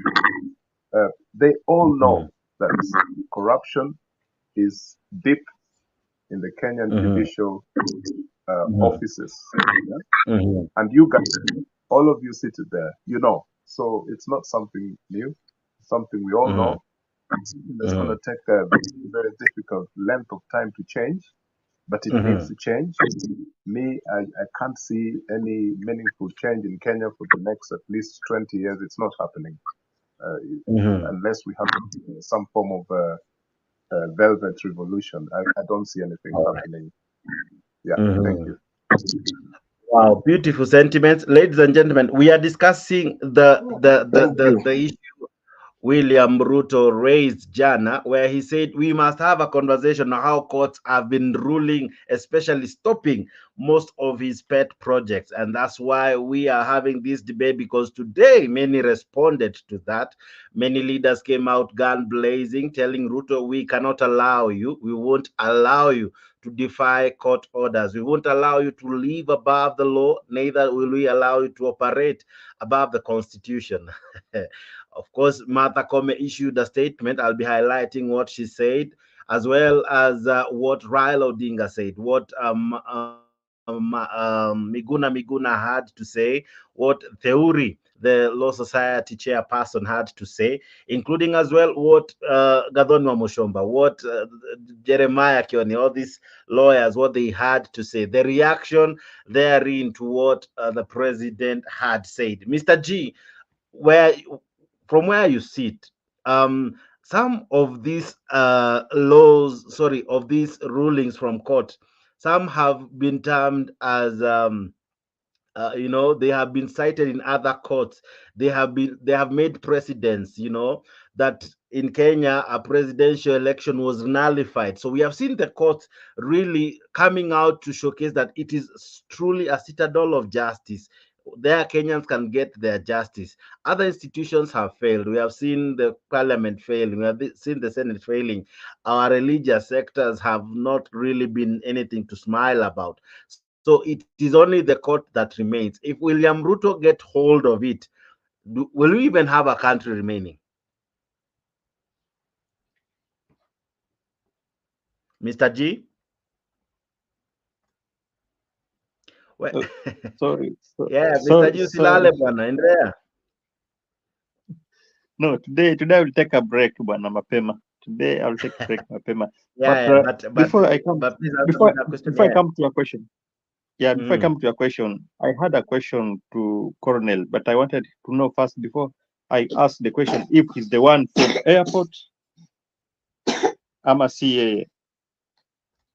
Ametoka, Colonel ametoka. I had a question to him. He's still there, but go ahead. Oh, I had wacha tungoje kama atakuja nitamuuliza, but today I wanted to take a break kidogo. But go ahead, go to my question, then finish with Ochuka. Okay, let me first speak something that Ashley alisema before I come to your question. Ashley alisema kuwa this president need to be impeached, but I can tell Ashley kuwa impeachment will not work at the moment, kwa sababu the guy ashanunua, amechukua parliament yote ameweka kwa mfuko. So there's nothing that can be done in the parliament, and if it is impeachment inafaa ifanyike kwa parliament. So parliament cannot impeach this guy. Huyu mtu amechukua wabunge wote ameweka kwa mfuko. Amechukua and everything. Sahi amechukua everything is work, and he's the person who controls anything. Akitaka anything ifanyike, yeye ndo anasema. Akitaka anything ifanyike, yeye ndo anatumana mpaka kwa parliament. Parliament cannot make a decision. Sahi they cannot make a law. They cannot do anything. He has to control. He has to say something. Nao wafuate. Wasipofuatwa, unaona wameitwa tena pale, wameitwa State House. Wanaonywa. So what I can just say ni kuwa on the issue of impeachment, hiyo tusahau. The only thing that can work at the moment sahi ni revolution. We need to talk about revolution. Now revolution inafaa iwe somebody who is tough. Baba is tough, but Baba haizi fanya that revolution at the moment, kwa sababu Baba ni mtu ambaye hapendi kuona kukiwa na fujo kiasi, but revolution itakuwa na fujo, and that is something that can work for us kutoa huyu mtu. But tukisema mambo ya impeachment will not work. So to your question, Jex, ulikuwa unauliza nini? No, that's the problem. There's something alikuwa ananiuliza, nilikuwa nimepotea, nimerudi. Haya, sawa basi. Sasa wacha tuanze basi. Muulize ndio nikuulize. Niulize. Okay, Colonel, are you the one from the airport? From the airport? Hiyo sitajibu hiyo, nitanyamaza. But okay. Sasa ukinyamaza basi hakuna haja kuuliza. Nilikuwa nataka niulize swali kwa sababu ya hiyo. Okay, if you cannot answer, wacha tuachie hapo. Hao ni mababu yangu. So ni mababu yangu ndo walikuwa huko. So siwezi taka kuingilia sana. Okay, sawa. Okay, nimezaliwa na hiyo jina. Na ule wa Air Force aliwawa. Okay, my question to you, Mr. G, was this. We have seen the president complain of the courts, but before he complained of the courts, many have cited that parliament has been held captive. Our religious institutions have been held captive. The only place that mwananchi angekimbilia na apate solace na apate justice kidogo imebaki kuwa kotini. Now, the president seems to be unhappy with the courts. If he has his way with the courts and refuse to obey court orders, where will mwananchi run to? Will he now become totally... Wacha nikurekebishe kidogo. Okay. Before government ingie, the first thing government iliweka kwa mfuko ni koti. Government iliweka koti kwa mfuko. Hiyo ndio kitu ya kwanza. Secondly, government ikaendea parliament. After parliament, this government ikajaribu kumanipulate system za Wakenya, za wafanyikazi, system ambazo juhudi za kuajiri mtu kazi. This government. So whatever it is doing now, si kitu geni. Hakuna venye nitasema Jex ni mtu corrupt. Na nikuje onea niseme huku kwa Jex kuna leo sijui na nani leo na Stella, because kuna watu corrupt in between kwa Jex hapa, nitakataa. It means anajua, ashaitumia na ishaimsaidia, ashaiwa bribe ikafanyika venye anataka. Na hata akasema kwanza Ruto is the first president in Kenya mwenye amepea judiciary pesa mingi kuliko president wengine. Sio kama mko na habari kama hiyo. Hata Uhuru alikuja akakataka pesa yao kidogo. So it tells you that aliweka kwa mfuko kitambo. The problem is ameiweka kwa mfuko na saizi inamea pembe.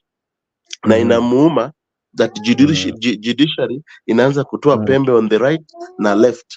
Sasa anataka ikate hizo pembe mapema ndio apate muda ya kufanya vitu anataka. So usiseme ati judiciary ndio ilibaki. It was the first thing iliweka kwa mfuko. Vitu ngapi judiciary imefanya mpaka inasema mambo na opposition ni hot air.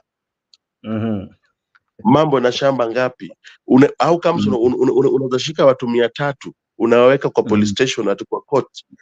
Wote unawashika na mashtaka moja. Unashika hata mtu pengine alikuwa anapita kwa barabara, umeweka na wao wote. Hizi koti zetu ni bure tu. Bwana Leo, what do you make of, are our courts independent or are they corrupt? As far as the independence of the courts are concerned, I always believe that we don't have independent courts. They are independent in papers, but when it comes to deliberating on their roles, they are not independent.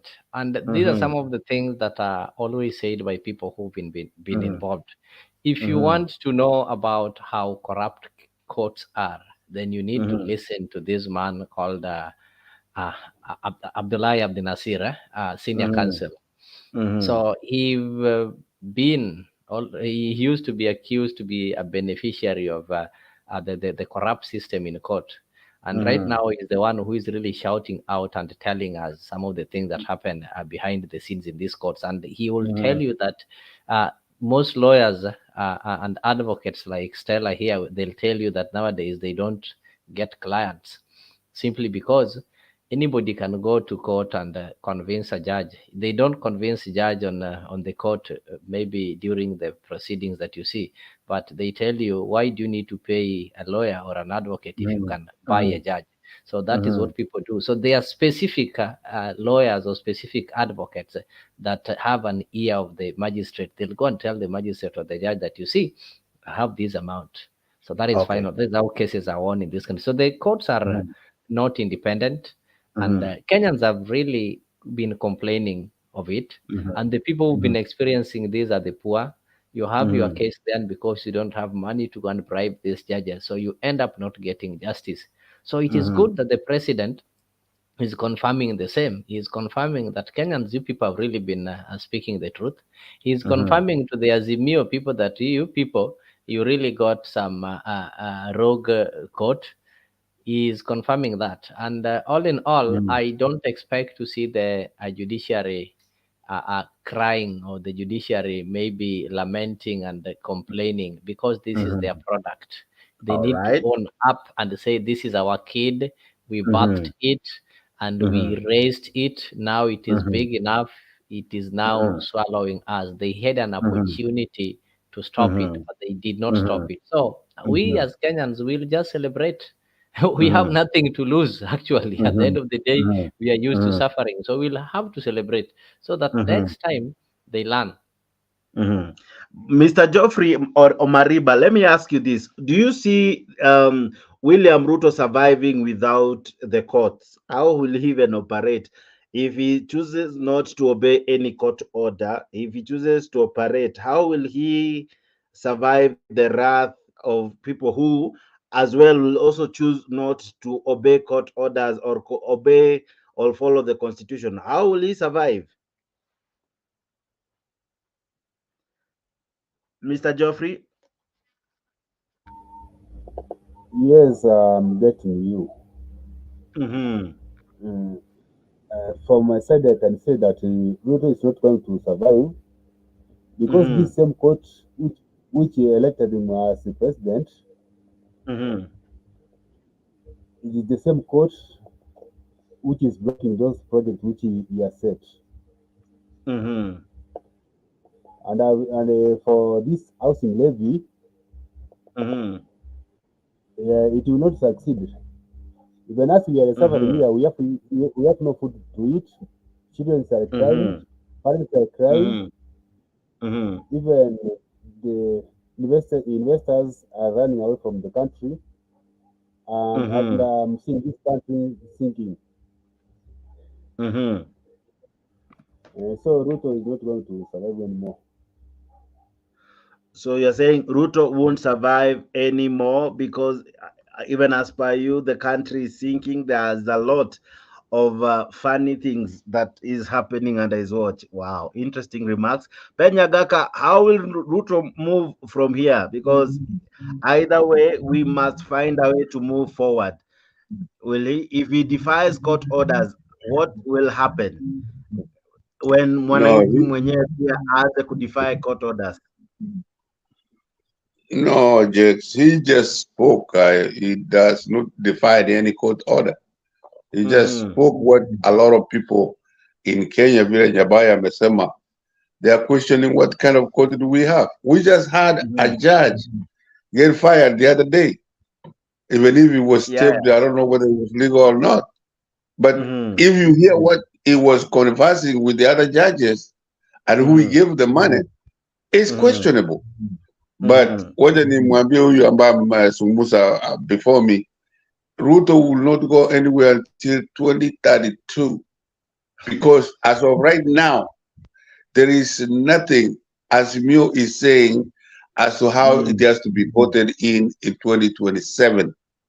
They are only complaining about Ruto this, Ruto that, but the Kenyan people are very smart. They cannot just give you a vote because you just say that Jakes is wrong or Nyabaya is wrong. No, tell us what you are going to do.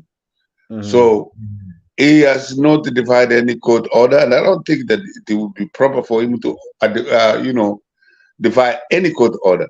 But you will have to go up. And if Mother Koome says that is out there, it is hard there. And we will support that fully, even if we support the Uda government. But if you keep appealing until you get to Mother Koome and Mother Koome says that's not there, let us accept that is out there. Lakini, with all the plans that we ran for, the elections and Uda won, if they are trying to implement it, these gentlemen are going to court instead of telling us what to do. That's what a democracy does. A democracy, for writers information, is to have to sit out for the next 5 years. Other countries are 2 years, 3 years, but in Kenya it's 5 years. And like I said yesterday, from 2025 to 2026, everybody will have to love us in Kenya so that we can win the elections. And all the cost of living will have to come down.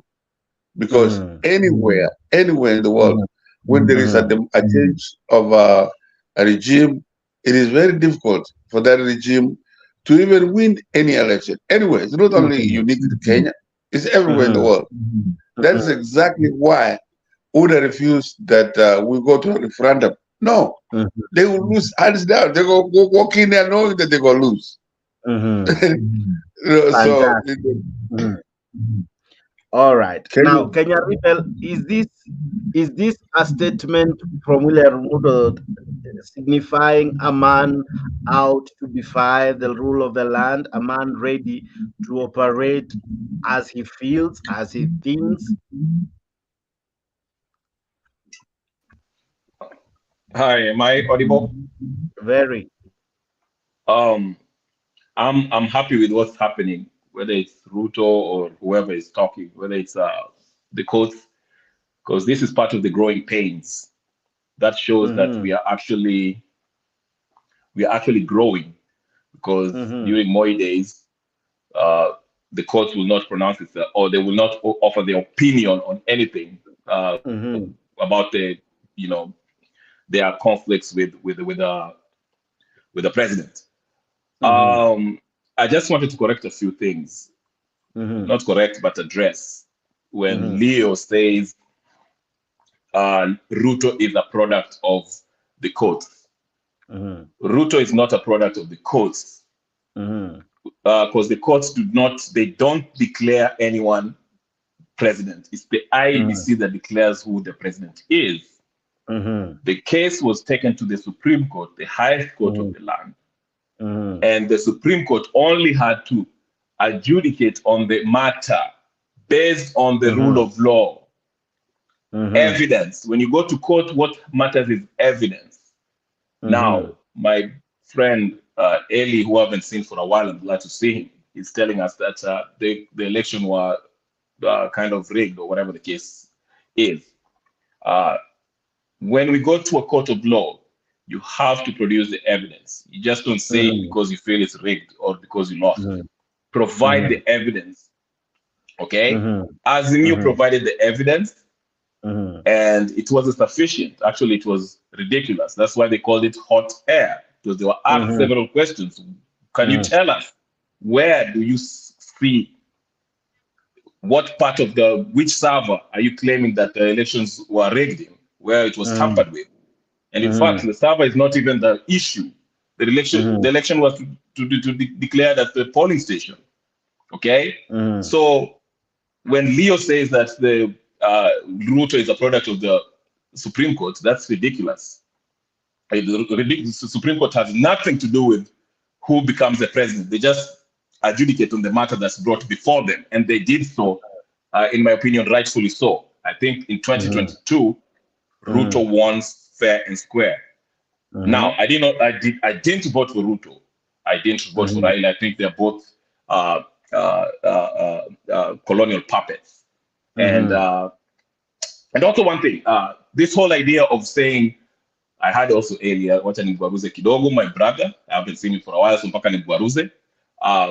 saying that, you know, he doesn't feel sorry for those youth that were complaining or whatever, that Gachagua arrested or whatever the case is, because they chose this government. No, they have the democratic right to choose who they saw, they deemed as a better candidate. They were presented with Ruto and Raila Odinga, and among others, Wajakoya and so forth, and they chose Ruto. Now, does that mean that they should agree with Ruto in everything that Ruto does? No. So don't say that, oh, this is what you deserve because this is who you elected. That's not fair. Just because you elect somebody or you voted for somebody or you campaign for someone doesn't mean that you have to support them in everything that they do. So we should stop this mlimpigia Ruto, so feel bad for this, feel guilty about it because you know ametupeleka hapa sijui ati Ruto.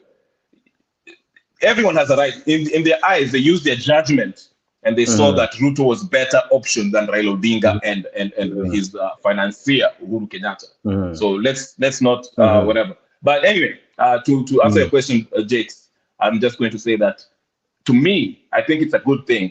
That means that even though yes, there are corrupt judges in the judiciary arm of government, but there's steps. We've taken a lot of steps, and if the president is complaining about the judiciary stopping his agenda, that means that there's some level of independence in the judiciary. It's not where we would like it to be, but it's a huge step. And it started with Maraga, who I think is a national hero, who stopped that drunkard from railroading us. And it's the same thing is happening with Ruto. So I'm happy with the courts. I'm happy with the courts. And the more Ruto complains, that's a good sign. That shows that there's independence, some level of independence in the judiciary. Thank you. All right. Now, Madam Stella, let me ask you this even before I come to Ashley. Madam Stella, let me ask you, with what Miguna is saying like this, that stop threatening the judiciary. From where you sit, the sentiments that came from William Ruto, were they really a threat to judiciary? Were they sentiments that may make judges feel threatened, especially when they are making rulings that may not seem popular with the government or from where Ruto is? Stella? Stella, are you still on the road? All right, before Stella comes back, Ashley, same question. Is this a threat to the judiciary? Now, if it's a threat, how do the judges really perform from here, and how do they make it that they don't rub the government the wrong way? I don't think that they should worry about rubbing the government the wrong way. They should just do their job. However, Kenyans should, whether the judges, however the judges rule, I think us as Kenyans, we have a responsibility. Because if this is Ruto's almost 1.5 years, and this is how he's talking, can you imagine in the 4th year how emboldened he will be? You know, so I see danger ahead.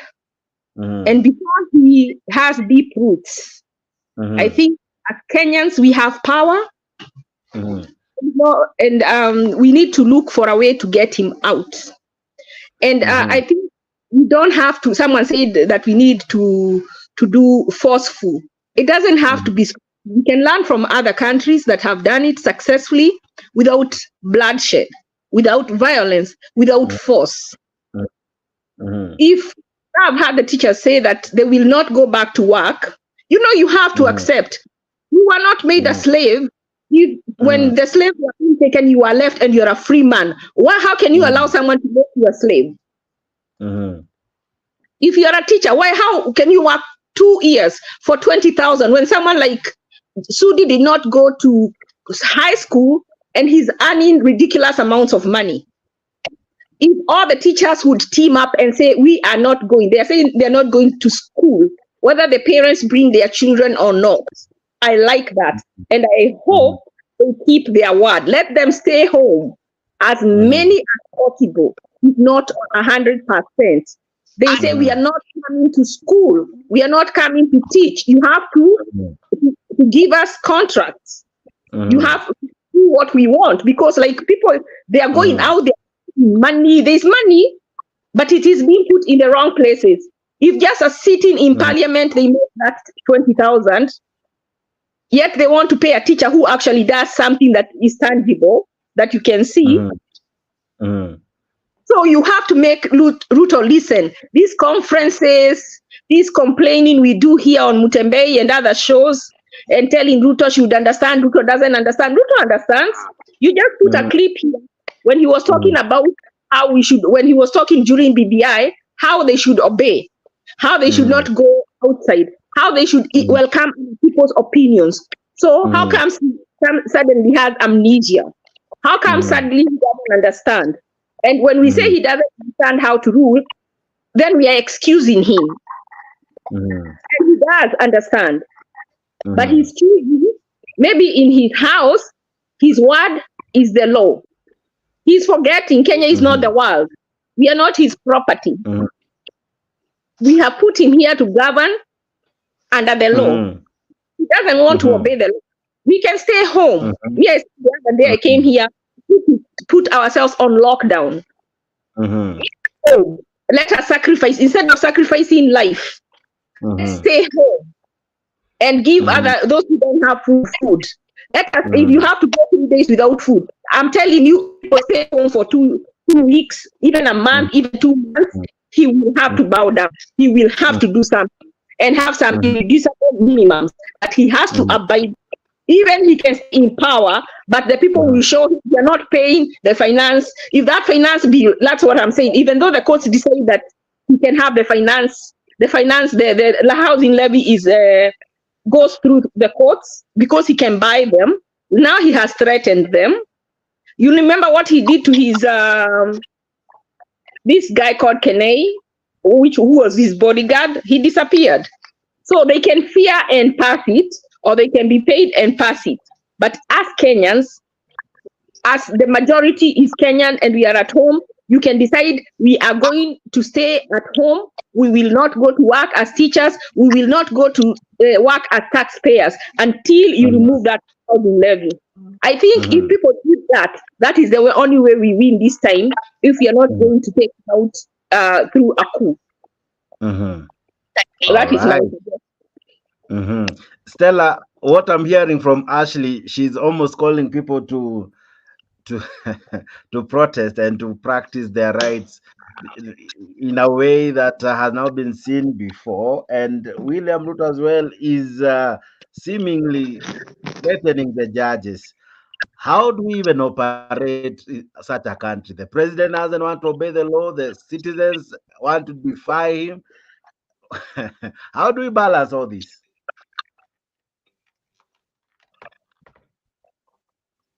Stella, I can hear you. There's one thing about. Go ahead. You can hear me? Yeah, I can hear you. Go ahead. Jakes, you can I hear can me? hear you, Stella.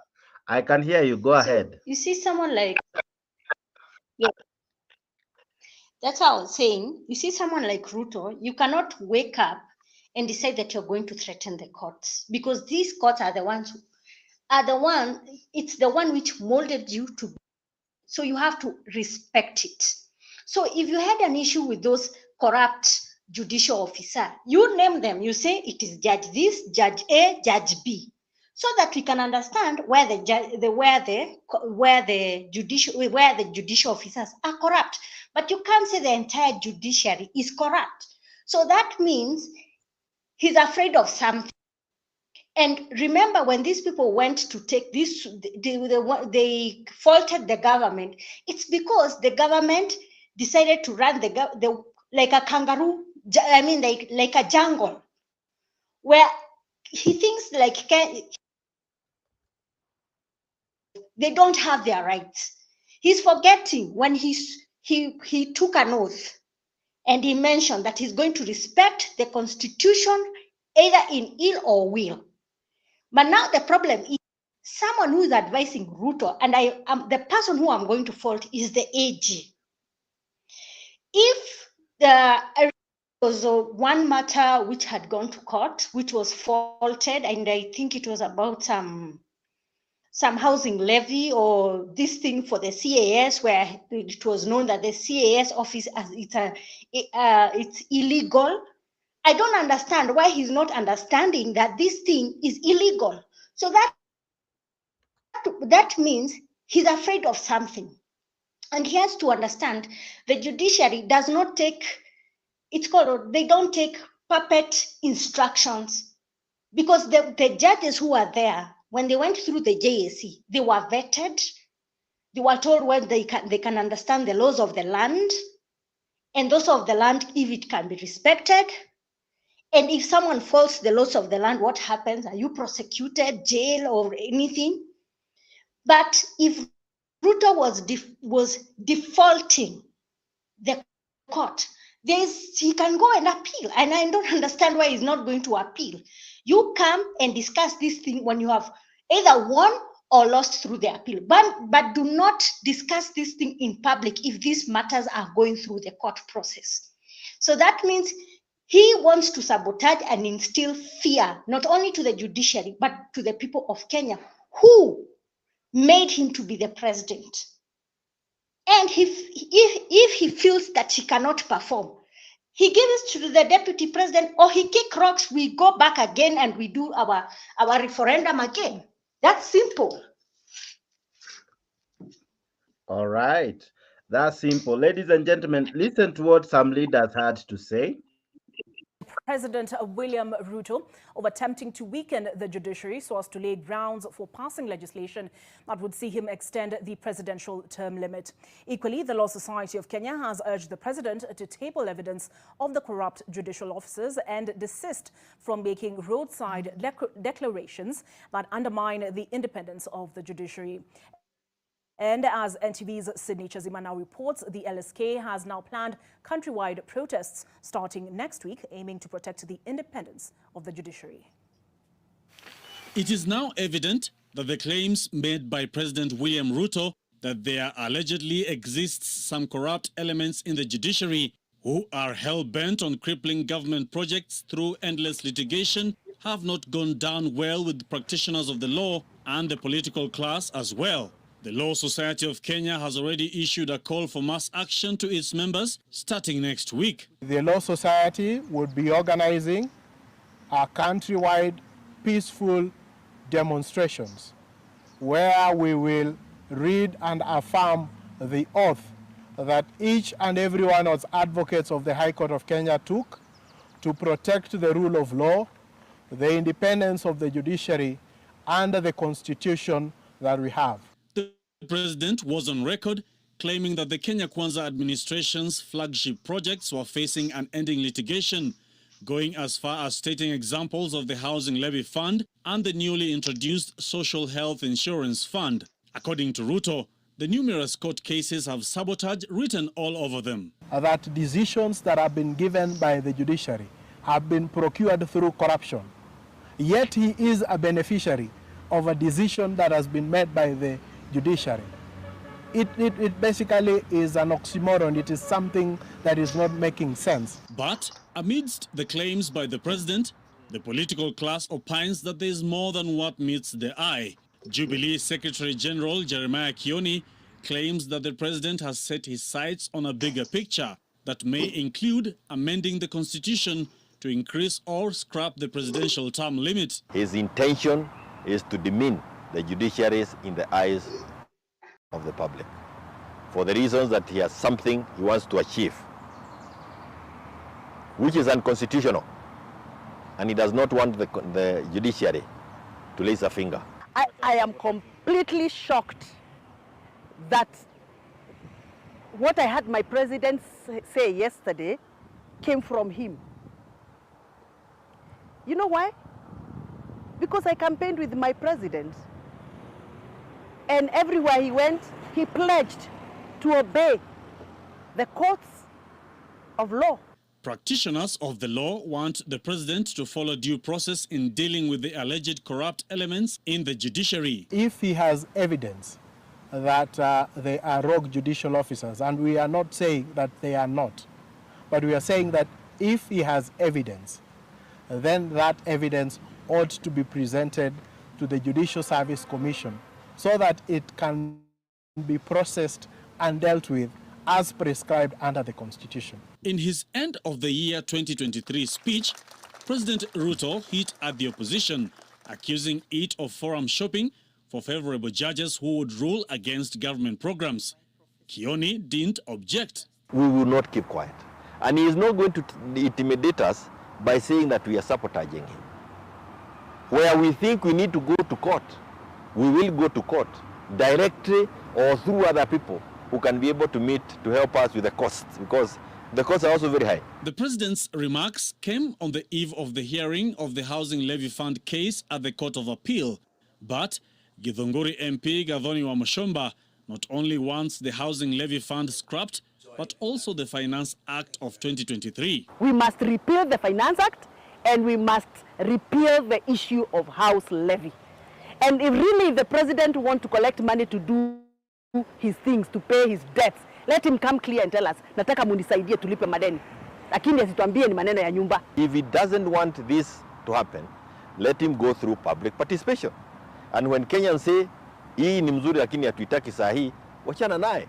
Then he'll be able to do the things Kenyans want him to do now and the things they can afford to do now. With the executive turning the heat on the judiciary, the public has now been urged to furnish the Judicial Service Commission with reports and evidence of corrupt judges and judicial officers, with the JSC promising to take swift and stern action against them. Sydney Chazima. All right. You have had Wamuchomba. You have had Jeremiah Kioni, and I'll be playing many more. This is a war that is not going anywhere anytime soon. Let me begin with you, Kenya Rebel. Kenya Rebel, this was the argument of the president. For example, on the housing levy, it went to Parliament. Parliament debated it, went through all the stages, and it was passed. He signed it into law. Already that is the procedure laid under the Constitution. He went ahead and said, these are what is in his manifesto. These are his agenda. This is what the people of Kenya voted for. So his argument is this: I went to the people, they agreed with me, they gave me the mandate to be the president. I went through Parliament, the Parliament passed the bills, including the hospital, the health bill and every other bill. It has gone through all forms of public participation as per him. But someone, after it has become law, someone goes to the courts, and the court seems to stop, despite all the processes being followed duly. So he's asking, so how else am I supposed to go about it? Because I have gone through the people, I've gone through Parliament, I have made the laws, I have personally signed them into laws after they have gone through all the rightful channels. So what else do you want me to do if not to defy the courts? From where you see, do you agree with his sentiments? Is he someone out there to sabotage his programs and his desire to do many of his pet projects? No, Jake. Even the finance bill was illegal because the process was not followed. The process in the parliament, in the parliamentary system, was not followed because they didn't define what a budget was. Okay, as it is defined in the Constitution, where you have to have the expenditure estimates and the estimates for what do you call it? The money that you receive per year that the country makes in a year. What do you call it? Somebody help me. Budget estimates, what? No. Ile pesa in the year, revenue estimates. Okay. Revenue. You have to have the revenue estimates and the expenditure estimates that you want to spend. You have that is defined in order to make it a budget, which is usually an appropriation bill. Okay, but that's what Okiom Tata was arguing, that when the process was being done, these guys They told us the budget estimate, but they didn't give us the revenue estimates. Revenue estimates is based on the previous year's revenue that was collected the previous year, but they didn't give us that. That alone is enough to actually disqualify the whole process, because it does not qualify it to be defined as finance bill, as a budget. Okay, so you can't go on with the process, among others. Okay, then comes the finance, the Affordable Act. Okay, it's discriminatory in its nature, which again violates what's in the Constitution. I think was it Article 38 or 36? I don't know. Don't quote me on that. That's one of the charges of the people who took the case to the courts. Okay, Mtata and the gang. Okay, this is not Azimio. Okay, Mtata all did this. Okay, so while the president might say and try to be tricky and tell us Kenyans that, you know what, nilipeleka kwa bunge ikaipitisha, because half of the MPs are illiterate anyway. I mean, what do you expect from Salafi and Oscar Sudi? Not to pick on them, but and as much as I'm a big fan of them, but these people can barely. I mean, you heard what Itumbu said today. It was so stupid. But anyway, I'm just saying, half of the parliament, not even half, 80% of these parliamentarians are illiterate. Okay, so if the president brings in a bill, they sign it and they pass it. Both of Azimio and Kenya Kwanza, of course, the Azimio will, some of them who have some sense will reject it. Okay, but they don't understand the process. So the president says, will tell us, hey, it's bunge ilipitisha. So what's the problem? But if you get to the nitty-gritty of what is defined in the actual bill that is passed, which is unconstitutional, that is what Okiya Mtata is challenging in the court. And that's what is bringing back this, and is frustrating the president. The president is like, you know what? They're trying to sabotage my policies and whatever, but the things that is passing that the parliament actually signed on are unconstitutional. And that's why we have to get a clear understanding of the role of these three arms of government. Okay? The parliament can actually pass something that's illegal, that's unconstitutional. It has to, somebody in the parliament or outside the parliament who's paying attention can take it to the courts, the judiciary arm of government, and have it struck down, not passed as law, because that is the arm of the government that deals with disputes as it relates to the constitution. Okay, that's why I get so frustrated with people like my friend Leo Nyabaya when he says judiciary is a product. I mean, Nani is Ruto is a product of the judiciary. Judiciary has nothing to do with the declaring the presidency. Okay, they were not doing Ruto a favor by declaring him a president. They only ruled by the evidence. Them upholding the election, you want to say has got nothing. So what if they didn't uphold the elections? Would he be president, or people would have done something otherwise? Can you just? Okay, let me help you. Thank you. That's a good point. Anyway, even though you are showing your ignorance, upholding a case does not mean that they're not doing Ruto a favor. That's what I'm trying to say to you. Okay, if you go to a court right now, okay. This is what happened. And was IEBC doing him a favor? Nyabai, listen, please. If you want to learn, please listen. Can you listen? Thank you.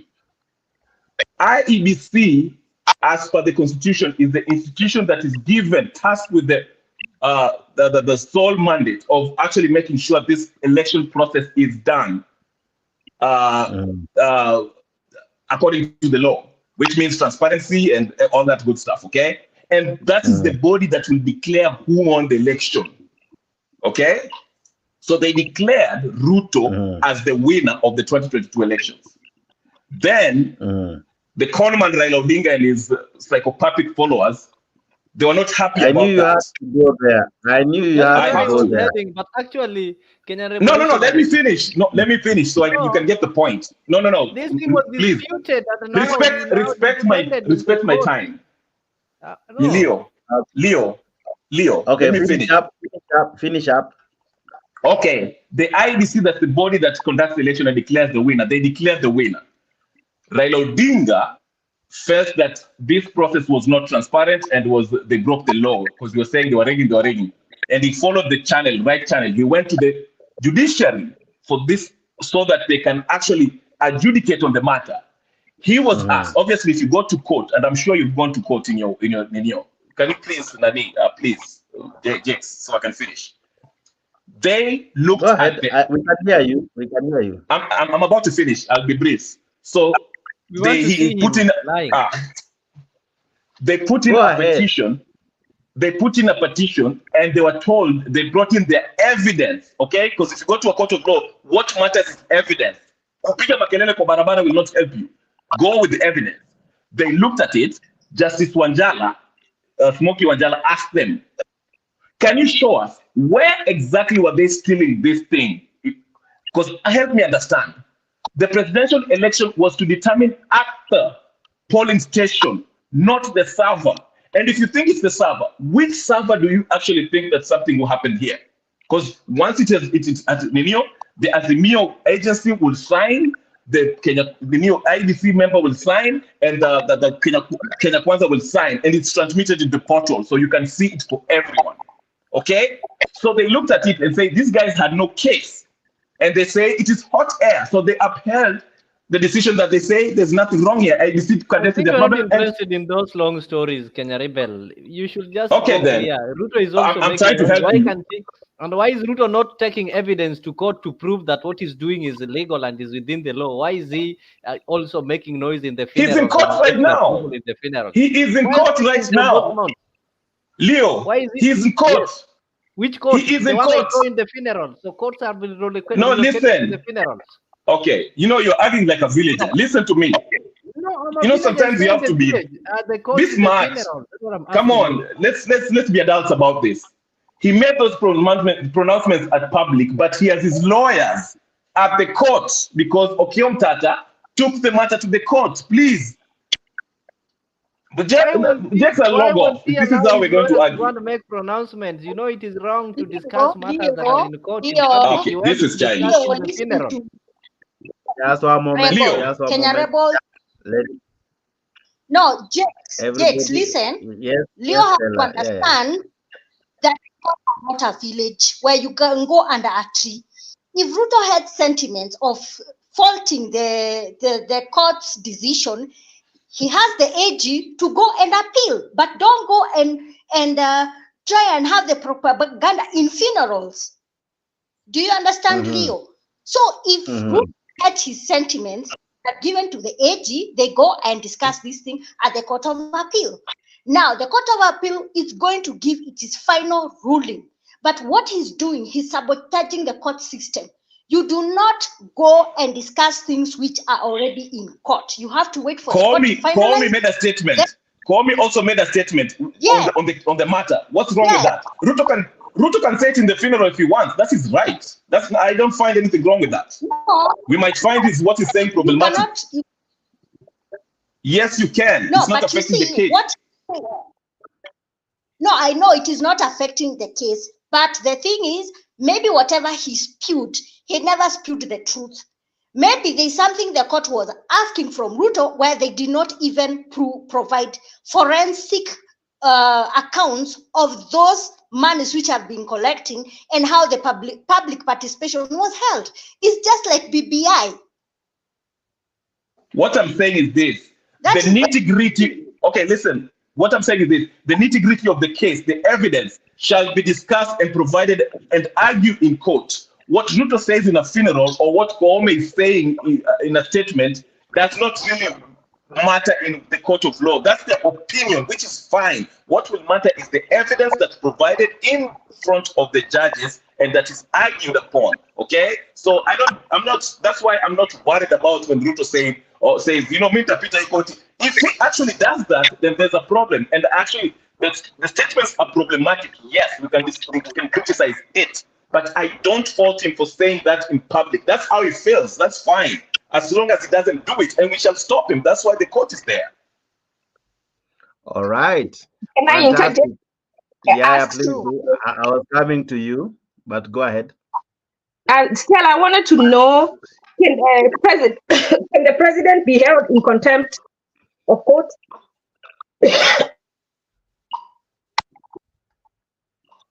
Yes.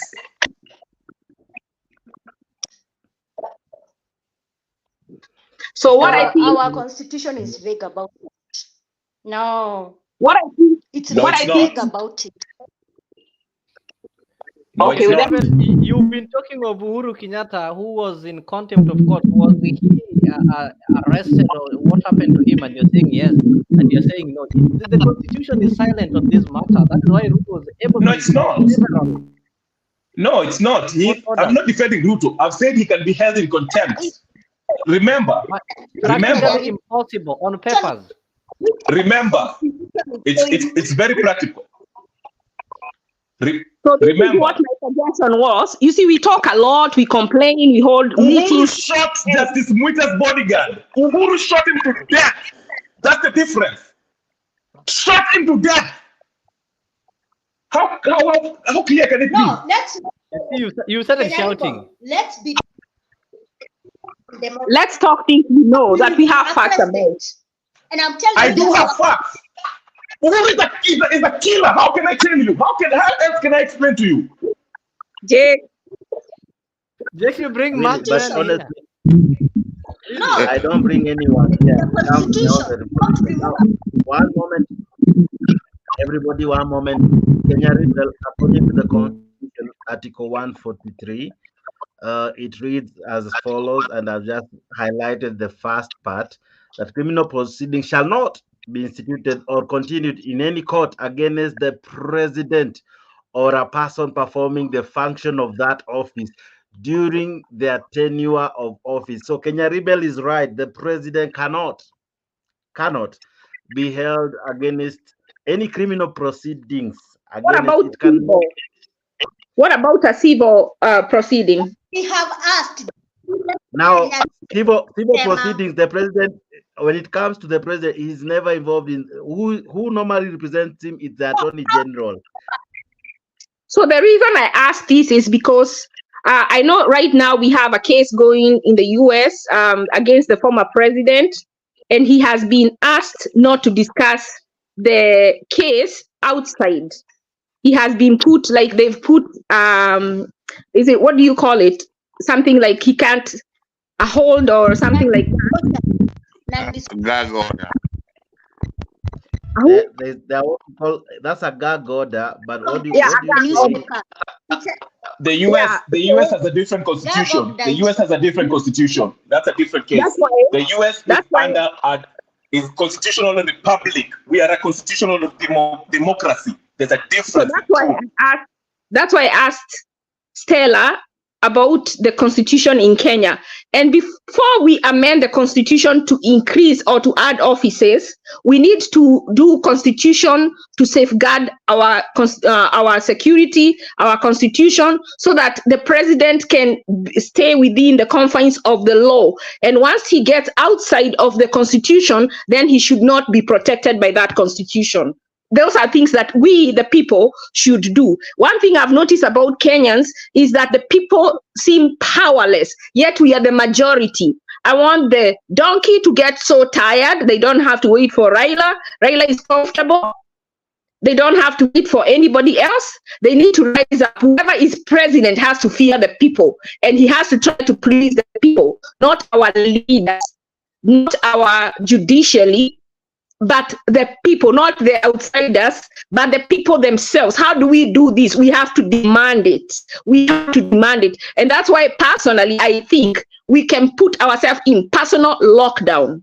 We go on lockdown. We are not going anywhere until you do this, this, and this. And next time before they talk, they will think about us. We have to let them know that we are here. If they say we are going to spoil the economy, we say the investors are going to stop coming, let them stop coming until we fix our country. I see Bwana Eli is really excited, and he said he came to really laugh. So far, what is the joke on us, Bwana Eli? You know what? First of all, I have to just confess here that I'm on my second day of COVID, so I'm fighting COVID by watching this, and I'm not very well. I'm not 100%, but All I'm right. strong enough Sorry. talking and stuff. Anyway, I would like to lift or withdraw my comments I gave earlier about some of the youth who were arrested in Nyeri. I don't wish anybody, that bad luck or being incarcerated in some cell over 200 people. So, and also I have to back it up by saying that I'm impressed by some of the new language that Ashley is using. Especially her call for civil disobedience as a way of opposing this regime. What she calls lockdown, personal lockdown, but I just call it civil disobedience, which can include withdrawing yourselves from paying any manner of taxes, and then if that goes right through the top and the bottom of the country, which most of employees who are in better pay, in public service. So people initiate that process. Maybe that can start causing some kind of movement. Okay, so I applaud Ashley for saying that. We go back to the issue of judges and the corruption that we've been talking about. During Kibaki came into power in 2003, I think he suspended. It was like a radical surgery of the judiciary, and a commission was unveiled and things like that. I mean, senior Court of Appeal judges, I think there were 6 of them, including the likes of Otieno Kwach. There was an Indian, I can't remember his name. There were 4 others, and these were serious judges of the Court of Appeal, which at the time was like the highest court in the land, and they were accused of unethical practices. In fact, the government and the World Bank had withdrawn support of Kenya for 3 years before that, during Moi's time, because of amongst other reasons, the level of corruption in the judiciary. I mean, a judge could take anything up to $300,000 at that time, way back in 2004. This is a Kenyan judge. So you can imagine how much now, in terms of inflation, now the Kenyan judges receive, or magistrates. And so this idea that Ruto was compelling judges to behave according to his rhetoric, that they're corrupt. Maybe this who I don't recognize as president, but maybe what he could have done for starters is to maybe use some executive powers to suspend these judges that he's accusing of corruption, so that we know that what he's saying makes some sense. Kibaki did it. And in fact, a lot of those judges did not return to their seats. I mean, there were several judges. I think Effie Owor ended up at the International Court, ICC, or something like that. These were some of the very senior judges who were accused of corruption. So when we're talking about these things, when we're saying this is what's happening, we're also saying what can be applied, what should be done. We have to look for solutions. I was quite shocked with the comments of Kenya Rebel. I sometimes think he's lost the plot. He contradicts himself so much. I've never seen such a rebel who is so conservative. He even talked about people should stop going to the streets. What kind of revolution is he talking about? Talk about this form of revolution. Is it intellectual revolution, sitting behind a keyboard, yapping a lot, or what's his plan? Is he saying something, that we don't know? So I can see him there, shaking his head, right? I don't understand Kenya rebels, definition of, what's it? How does he rebel within the confines of what? What gets him out to make a change? Because sometimes I really get what he's saying and it makes sense, and then other times he's shouting out loud, but I don't understand what he's saying. Because it really it confuses me a lot, because here we are serious people trying to understand each other. So that was, I would say, some comment from Kenya Rebel, and I would appreciate if you don't talk too much, but I like the comical parts of his contribution, because we need that, every now and again. Like me, I'm laughing. I'm really laughing because, especially in the region of Central, and I'm sorry if people from Central Province feel that I'm attacking, but there is a lot of entitlement from the people of that region, and less so with the Rift Valley people. The people in the Rift Valley don't really know how to hide their entitlement. It's too obvious, things they do. You see in the context of jobs, even the jobs that Ruto purports to be taking people abroad. A huge chunk of this young is coming from Rift Valley. It's so imbalanced. I've had reports from people, officials who work at the airports, and they talk about this openly. You see, going back to the judiciary, the last point, okay? When the judiciary is corrupt, there's no democracy that is complete. There's no, a lot of things are affected on a daily basis. I wish I could say this more eloquently in Swahili, because it would be even better for us to understand this, because we're using a foreign language to talk about these things, and some of the reasons we have barriers of communication, because each one of us is defining things in our different ways. But I wish I could have that context in Swahili so that I can express myself even better about what is actually ailing us now. We know what the problem is.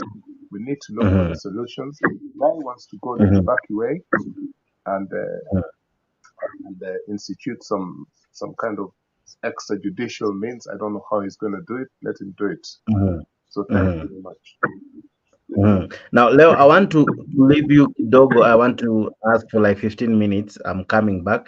But as I'm doing, just one moment, Kenya Rebel, just one moment. I want to leave Leo in charge for a minute. I want to ask you to respond to what you had raised earlier, and I think it's quite important for this forum. You talked of an ombudsman, and of course, the president, when he was the DP, seemed to be opposing it then.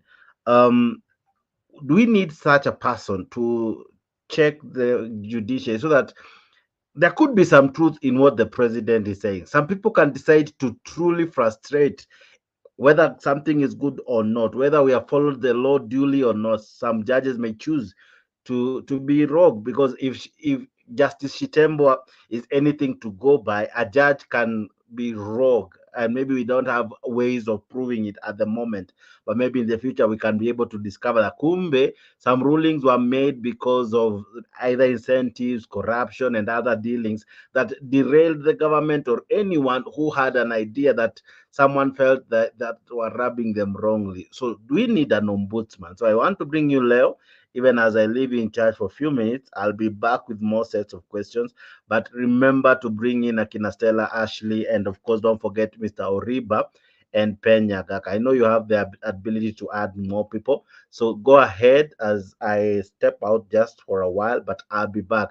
Equally, Ashley and Stella, let's try to see if we can have a debate on an ombudsman, because it's one thing to say they are rogue or they are not rogue, but who checks these institutions as well? Because the other question also will be, who will check the president when it turns rogue, if we want to have an ombudsman?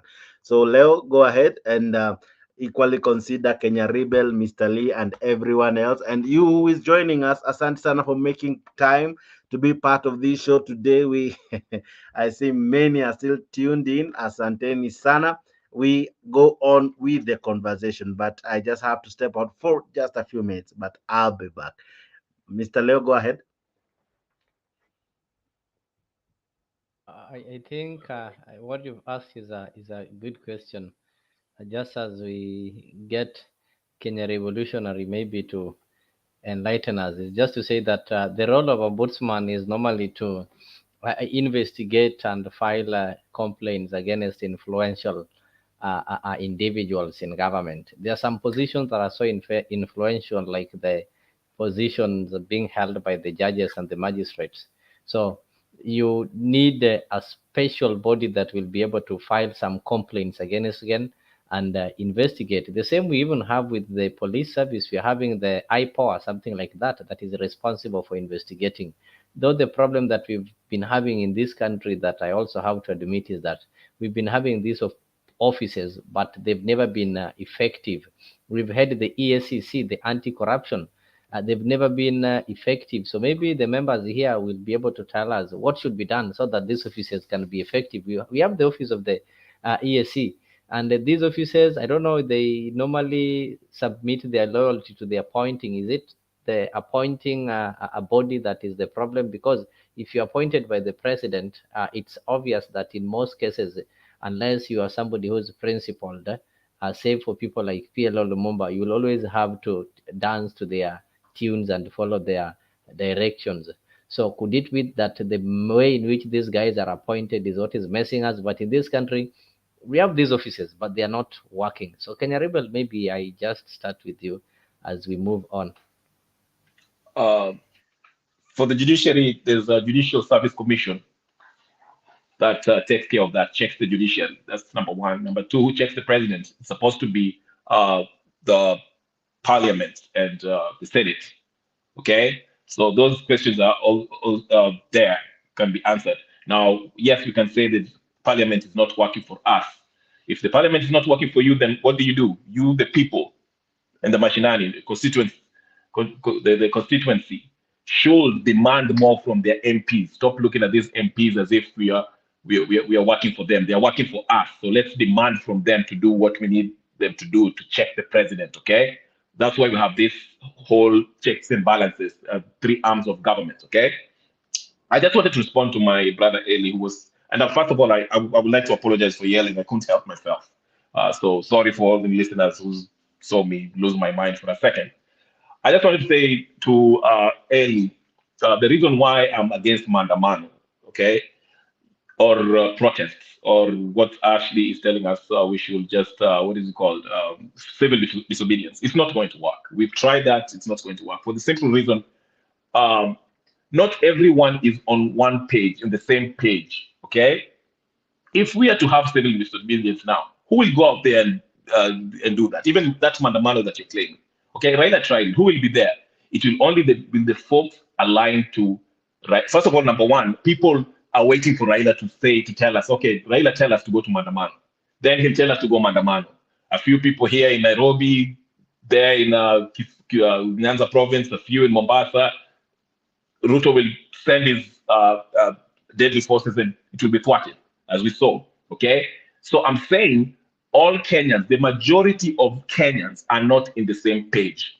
The Rift Valley, people in Rift Valley, yes, they are not happy with Ruto, but they don't want to see him go.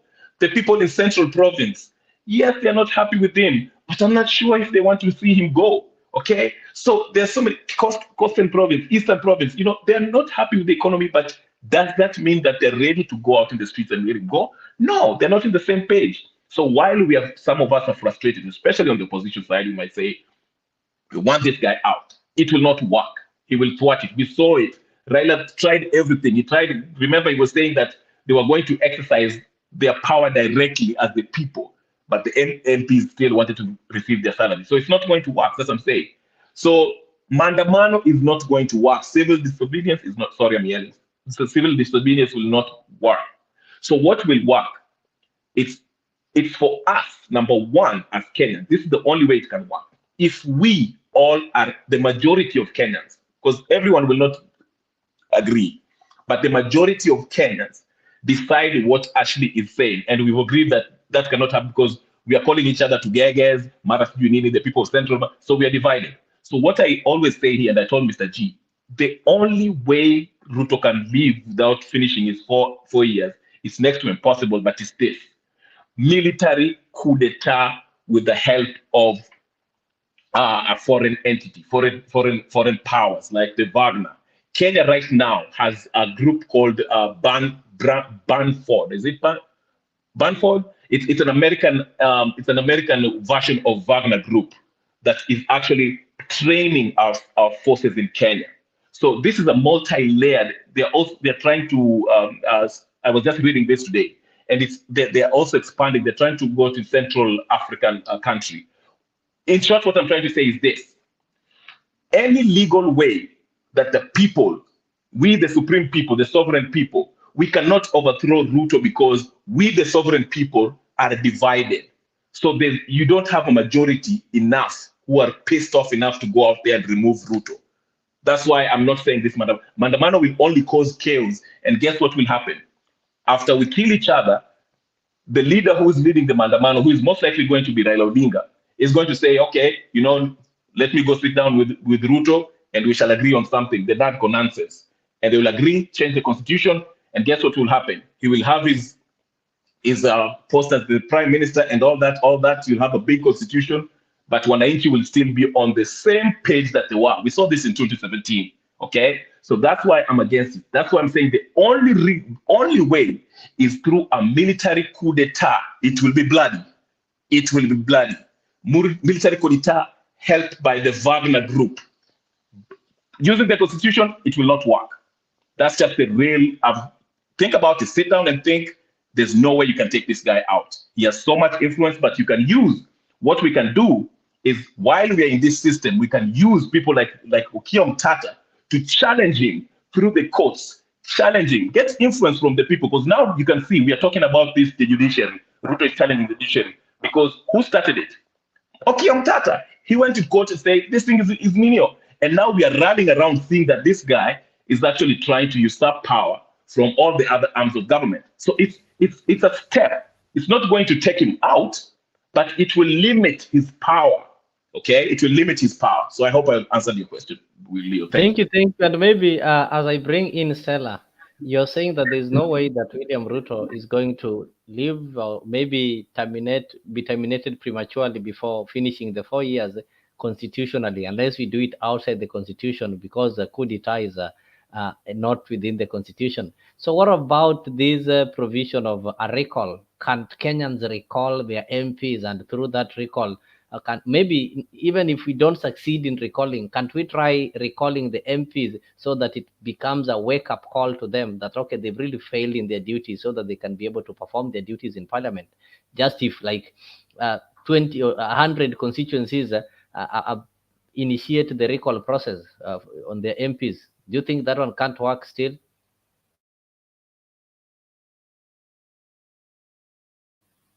Kenya Rebel, did you hear me? Oh, sorry, I thought you were asking Stella. What was the question? What? I'm asking you, you've already said that constitutionally we cannot be able to prematurely terminate Ruto's term. But we have this provision whereby we can be able to recall our MPs because parliament seem to have failed. So what if Kenyans try that? Can't it be a wake-up call, even if it will not succeed?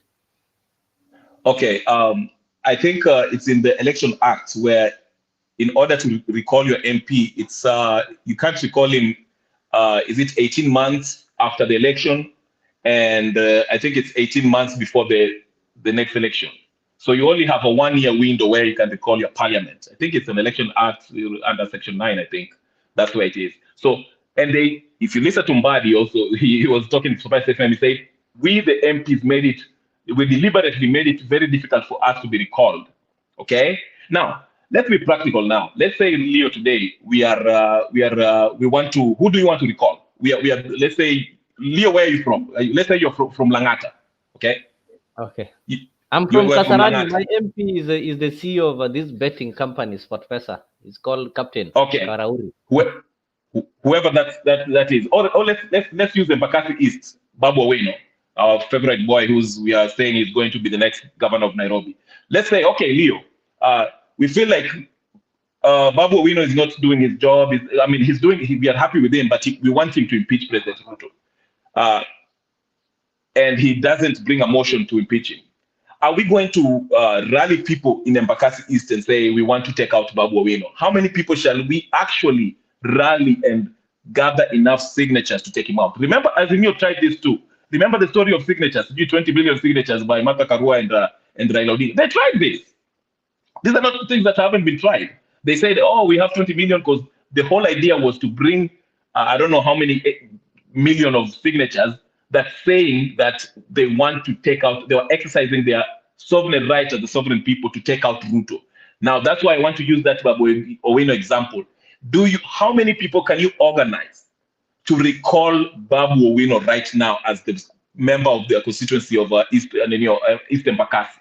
Just think about it, because we are looking at these MPs. These are the ones who come to our constituency and pay for funerals and give statements and pay for people's school fees. We worship them. Are we really realistic? Can we realistically take them out? If you can answer that question, then you can answer the question whether your parliamentarian can actually move a motion to remove Ruto. Just hold it there. Stella, maybe on you. Eli, I can see your hand is up. I'll give you a minute to respond. Then I'll go to Stella because I want her to respond on something that concerns her line of duty. Yes, Eli.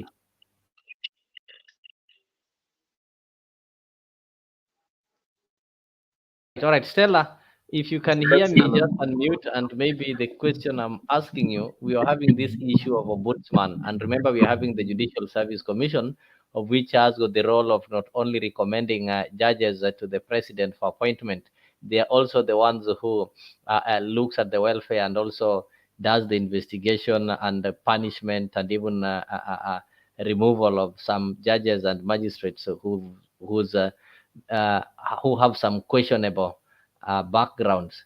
So do you think that we really need ombudsman, or we just need a stable, empowered, and transparent judiciary?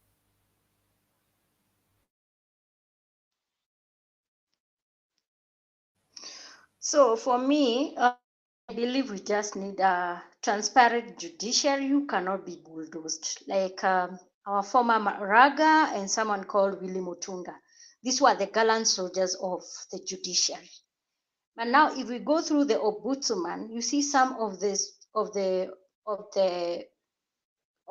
that office is also going to be compromised. And this is what I'm saying. If these judges, someone like Justice Maraga, there was Christine, and there was another lady, I've forgotten her name. When they are doing their ruling or their judgments, they don't come up with judges that they don't come up with their decision if they are compromised. They go according to the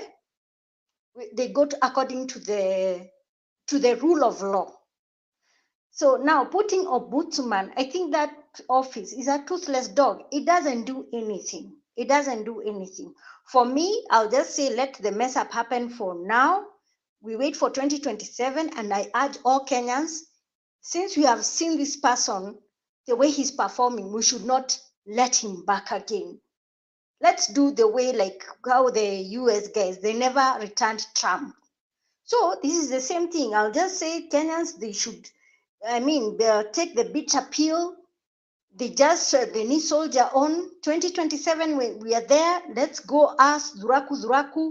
We remove ourselves from this bullying, this harsh government, which does not even respect people's rights. They are so inhuman. This is what I say. Let's have the 2027.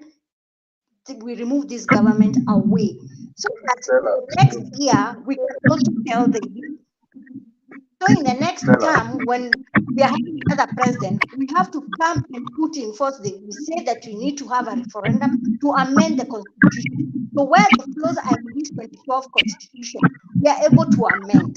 But keeping quiet for this person to bully us, with this one we cannot allow. What I can say, let's be democratic. Let's wait for the 4 years for the 5 years. the next time we get another president, then we have to be on stand on and put pressure that we have another. I mean, we have a referendum to amend this constitution because we have seen the flaws. So we can able to see that we can also how our president can be removed in office. Our constitution is vague about it. If you look the way of ombudsman, they are not doing their work. We don't need that office. We need to give even more powers to the judiciary. Anyone who is found compromising any judicial officer, they should be jailed. And this is what I'm saying. Let's be diplomatic. Let's not go for the coup d'etat or whatever. Let's wait for the 2027. Then we just have another person. But of now, let's bite the bitter pill. Stella is saying that we just bite the bitter pill. We just persevere and wait for 2027. That is your opinion. When you are talking, I saw Ellie was interjecting. So Ellie, before you go to Ashley, maybe what was the concern? You disagree? You don't want us to continue biting the bitter pill? I just wanted to remind Stella there that 2027 Ruto is going nowhere because number one, it was interesting there that Kenya Rebel or Kenya Revolution was saying that outside organizations or other countries should compile efforts to help Kenyans to remove him from power. These are the same countries that we know put him into power. But going back to Stella's point, 2027, this man will still get into power because by this time he has been an incumbent for nearly, let's say, an incumbent deputy president for 10 years and then a president coming to a second term. Incumbents in Africa don't fail. They come in by force or whichever way you like to phrase it. Second point about that is going by what happened in the last so-called election, the 2027 one, there will be even less registration of voters because of what they've experienced in the last few years, especially in the likes of Nyanza. There will be poor voter turnout. Registration will not be a thing of concern for them. They will not be interested because of the presidential results and even parliamentary voting, So in that way, he will have an easy ride back to power. And in fact, he knows that because a lot of people from, the geopolitical thing will mean that a lot of people will not register, will not take part in the elections. Maybe those who have just turned the right age for voting and then registering as new voters, that might make a difference. But still, I don't see what constituency can remove him from power through the electoral route. I just wanted to add to what Kenya Rebel said in terms of the important thing about dislodging an MP and the 18 months either side of the window. Well, that's some news to me because I didn't know that it's that difficult to remove an MP because the window period is that tight. Can you confirm that? Because what was the point of that part of the law being created if that's the case? Thank you. Thank you. If I may very quickly, Leo. Okay. Yes. Just short statement. I just want to say, yes, it's an election act. Let me get it. I think it's 9. I'll confirm it again, just a few minutes. But I just wanted to say when I meant an outside body helping us, I actually meant, because this is what I wanted to say. Most of the African nations are actually, for Kenya, we know Ruto is being controlled by the West, IMF and all the gang. And there's a U.S. mercenary group who are active in Kenya right now. So I was saying that if you were to remove Ruto through coup d'etat, it might be a bloody business. But we do it the way Burkina Faso, Mali, and what's his name? What's the name with the Sahel people, with the Wagner group, who are now, they call themselves African Corps or whatever, Peace Corps or whatever, the same thing. These are the group that can actually take out Ruto because they're not aligned with the West and they are for the independence of Africa. Yes, you have to pay them, but yes, that's the way to liberate because our army is not enough to deny. There's so much influence between Kenya is so much heavily influenced by British and American rule. They train our forces. That's what I meant. A military coup d'etat by the help of the Russian mercenary. Now, I'll confirm with that law very in brief. Go ahead, Mr. Leo. Thank you. And I think I'm giving it to Ashley. And maybe just to give a brief on that law, I think it is the law for recall. Let me see if I can be able to get what it says. Article is 104, yeah? The electorate under Article 97, 98 have the right to recall the member of parliament representing their constituency before the end of the term of the relevant house of parliament. Parliament shall enact legislation to provide for the grounds on which a member may be recalled and the procedures to be followed. So I think that is what Mbadi meant when he told you that they deliberately made it hard for them to be recalled. Because the Constitution... Leo, look at under Election Act. Okay. It's on Election Act where it spells out the number. Yeah, the number. So that is what I wanted to explain this, that when the Constitution was drafted, they gave these responsibilities to the members of parliament themselves to enact laws to determine the period and the procedure. And that is the mistake that they did. The same way with this academic qualification, you know, it has always been a problem because the people who are supposed to pass it are the same MPs who don't have the academic qualifications for these positions. So that's why it has always been something that cannot be implemented fully because the responsibility you've given to the victims themselves. So obviously they'll not be able to enact some laws that is going to work against them. They're forgetting that, you know, when you're making laws, you should not be making laws for yourself, but you should be making laws for the entire society. But with them, when they're making these laws, the first thing they ask themselves, what will be the implication on this law on us? Look at the way they respond to things like the CDF and then and their salaries. They really do it in unison compared to specific issues that are touching on Wananchi. So Ashley, I think I've dropped and she'll just get back. That is what is happening, and that is why it is really hard to recall these MPs. But I think for the people who are opposed to the demonstrations, because Kenyans have not gathered enough courage to go for a demonstration, and it's only a specific individuals, it's only sections of this country that we have to speak the truth and say that if the demonstrations are called today, the people who are going to demonstrate are people who are allied to Raila Odinga. But apart from that, I know there are people who are allied to Raila Odinga who comes from the central parts of Kenya. Yes, they are allied to Raila Odinga. They like Raila Odinga. They voted Raila Odinga, but they won't go for the demonstrations. It is a matter of fact. They will tell you we support Raila, but we will not be on the streets. We saw it with the demonstrations were called. The places where demonstrations were taking place were the western parts of Kenya. That is Kisii, Nyanza, and the western counties, and Nairobi. And Nairobi, the specific people from the specific regions that were having a demonstration both at home are the ones who are demonstrating in Nairobi. Go to parts of Central. Yes, they support Raila. We don't deny that. But when it comes to this thing called demonstration, it's a specific people. And majorly they say that the Luos are the lawyers, the Kisii are the ones who are going to die, and they're the ones who are going to face and the bullet over there. We even have the Kambas who are really supporting Raila. When it comes to voting, they will vote Raila to the last man. But when you tell them to go to the streets, they've never been used to this kind of street wars. So it's really hard.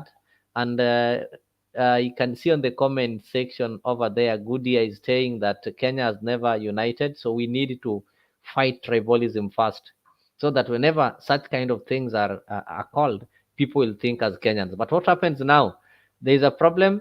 Gachagua will run to his people in Nyeri and will try to tell them that how people are salivating for their government, and that is the end of it. So those people in Nyeri will now think that, okay, we are not suffering. The problem is Raila wants this government. Raila wants nusu mkate. You see how they do it. So whenever there's an issue that Kenyans should be united as Kenyans, these tribal leaders, they go back to their tribal backyard and try to make it an issue of communities or tribes, like it is this tribe or this person is against our tribe. So that is the problem that we're having in this country. So Kenyan revolutionary, anything that you need to add? How do we go about this kind of things? You know, we've been having all these ideas. We don't need demonstrations. Okay, the coup is really not going to be easy. I think the kind of the soldiers that we're having and the kind of the training they undergo and the kind of discipline they have, and based on the historical things like what happened in 1982, it's really hard to get somebody who would dare try even think of coup in this country. And it has not been possible. I don't know how the countries colonized by French find it easy to have some coup d'etats. Maybe that is something that historians can be able to tell us, how they find it easy. But these other countries like ours that were colonized by British, it's really, really, really hard. I don't know how they trained us. Maybe we can come up with some ideas of presenting our grievances and ensuring that things get better. So Kenya revolutionary, still on that, what do you think is the way forward now that we've been told judiciary is corrupt? Actually, it has been confirmed by the president. We've seen the parliament cannot operate. We've seen the executive is the problem. So all the three arms have failed. So what is the state of the common mwananchi? What can helpless Kenyans do? We are having 4 years to the end of Ruto's rule, so that we see if it will be renewed or he will have to be dropped. So what can you tell Kenyans to do right now? I have always argued that the opposition, they can capitalize on the situation by not doing what they're doing, but reaching out. Let's say, for example, the Central Province, who were a major voting bloc to Ruto's government. Instead of calling each other together and blaming them for voting for Ruto, how about you reach out to them? Okay, those are the people you should be appealing to. The whole point is this: in a constitutional democracy, we are the sovereign people. But to be a sovereign people, to exercise our power as a sovereign people, we have to have the majority. Now, do things that can actually win you the hearts and minds of the people. Persuade them. Number one, what Okiya was doing. He never went to the streets one day. He simply went and made a case and went to the Supreme Court. I mean, it's not the Supreme Court, but the court, so whatever that court was. And look at the effect that it has. It has a greater effect than what Martha Karua and Raila Odinga was doing. Okay? Now, the second thing is, also we people who are dissatisfied with this government and how things are going, we are exploring ways of which to hold this president responsible, accountable. How do we do that? Through the delegated power that we gave our representatives. And as we speak, I'm looking at that exact law, so I can quote it for my brother Eli before he disappears, so he can read it, so he knows what I'm talking about. It's in the Electoral Act. Let me see. I'm having trouble here. It's on where it spells out exactly the length on which you can actually remove these politicians. But again, what we are doing is, that's why I started by saying that, to me, this whole exchange between Ruto and the judiciary is a good thing. That means that there's some level of independence in the judiciary, even though we know that the judiciary, there are some judges who are rogue, as we all know that, okay? We don't need somebody to tell us. So we, the Wananchi, should educate ourselves and put pressure on our MPs to do these things, okay? We demand that you do this, and this, and that. There should be a stronger, serious public participation in every bill that is passed in Kenya. That is never happening. These people just wanausikizana huko kwa parliament and inapita. Okay? So it comes back to us, the people, what we want. Complaining and going to Mandamano will not move Ruto 1 inch. We have to start with the people who represent us. And we have to use also the judiciary to clip the powers of this president in order for him to force him to follow the law. So that's what the advisor would say. Let's have a common struggle between whether it's your member of Azimio or Kenya Kwanza. Let us look at ourselves as Kenyans. Let's have a common struggle. If we all agree that the cost of living is the issue, let's expound on that. To say, our MPs should vote for this overwhelmingly, then go there if we put pressure on them. I always give the example. Remember when the NADCO talks was going on, and somebody complained, put it on the internet. Ichungwa posted that these guys, they didn't even mention cost of living. And the next day, Raila made a press conference, and they overwhelmingly went and made that an issue. And even Raila Odinga had to come back and say, without the cost of living, we are not having this discussion. So I'm saying that's an example of the people demanding from their leaders to do something in order to punguza the powers that this administration has. So that is the only way. Otherwise, if we don't get active and demand from our representatives, then we can either do what Stella said and sit down and let Ruto do whatever he wants, and 2027 will get there and he will do it again. He will say, you know what, he'll influence everyone and become president forever. So we have to be active as Kenyans.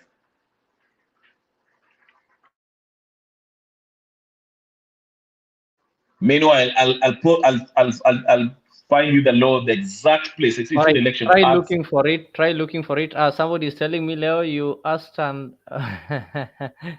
Shida Kenya is the people's mind. If it is not affecting me directly, Sijali, this is the selfish problem. Yeah, Larry Moore is saying that the problem that we're having in Kenya is selfishness. Somebody is asking themselves. That's when people are saying, help. I'm not going to school. I don't have somebody in my family or in my house that is going to school. Why do I get concerned with the fee? Ruto akipenda kuongeza fee, aongeze. Somebody is talking when it comes to the matters of fertilizer. We don't use fertilizer. Why do I need to get concerned? So that's the problem that we're having as Kenyans. If it doesn't concern me, then I don't have any other business with it. So we need that ujamaa, whereby your neighbor's problem is your problem. Your neighbor's joy is my joy. So I think with that, we can be able to change this country and change this country completely instead of complaining. We are many. We are millions, over 40 million. We have the power. We cannot be controlled by only 300 or maybe less than 5,000 individuals in the country who want to turn us right, left. But the problem is Kenyans have never learned, hatujafika ile mahali pa kusema sasa punda amechoka. Just on the words of Ashley, punda anafaa kuchoka, na punda akishachoka ndio sasa hawa watu wataacha kunyanyasa punda. So Ashley, you dropped. I think you're back. I can give it to you. What do we need to do as Kenyans? Actually, what options do we have, or what hope do we have as Kenyans? We've seen the parliament has failed, the executive has failed, the judiciary has now failed. And when we talk of going on the streets, we are also told that, at the rate we are and the type of the political formations and our politics, because majorly it is still tribal, it's not going to be possible to marshal or to collect all Kenyans together and have a successful demonstration that is going to communicate. So what advice can you now tell, if you're now speaking to Kenyans, what do you think Kenyans can do together? Before I give that, I was going to talk about what Kenyari said about overthrowing the government. And I was looking at Sri Lanka, where the president was overthrown. People went to parliament, to his to the house that the president stayed, and they stormed in, and he had to run practically out of the country. I saw that clip yesterday. But the problem they got is that the prime minister, who had been there, I think since independence, is the one who took over. And they were saying he was part of the problem. So as we want to remove Ruto, are we actually solving the problem? Because who is going to take over after him? Does that person also come with problems? Raila tags along with Uhuru, who also was a person who did not obey the constitution. You see, so I don't know why people wouldn't rally behind someone like Kia Omtata, who has steadfastly always stood with the Constitution, and give him a chance and see where he can take us. But as long as we want to remove Ruto for Raila, who is also with Uhuru and the Moi and all these people who have corruption cases, it is like replacing one problem with another. My suggestion was, if we are going to remove him, I don't know how good the military is, whether they will be corrupt or not, but if the people, even with the leaders that we have, that's what I said, we have to make them fear us, so that when they make laws trying to please us. But how do we do that? It is we have to collectively agree to protest, not to install somebody else, but whether it is in opposition, whoever is in power knows that they cannot ignore the people. One thing I've realized is nobody, you see, like the way we are talking, Ruto never comes to talk to us while we ask him questions. He keeps saying, people gave me the mandate. But he lied to us.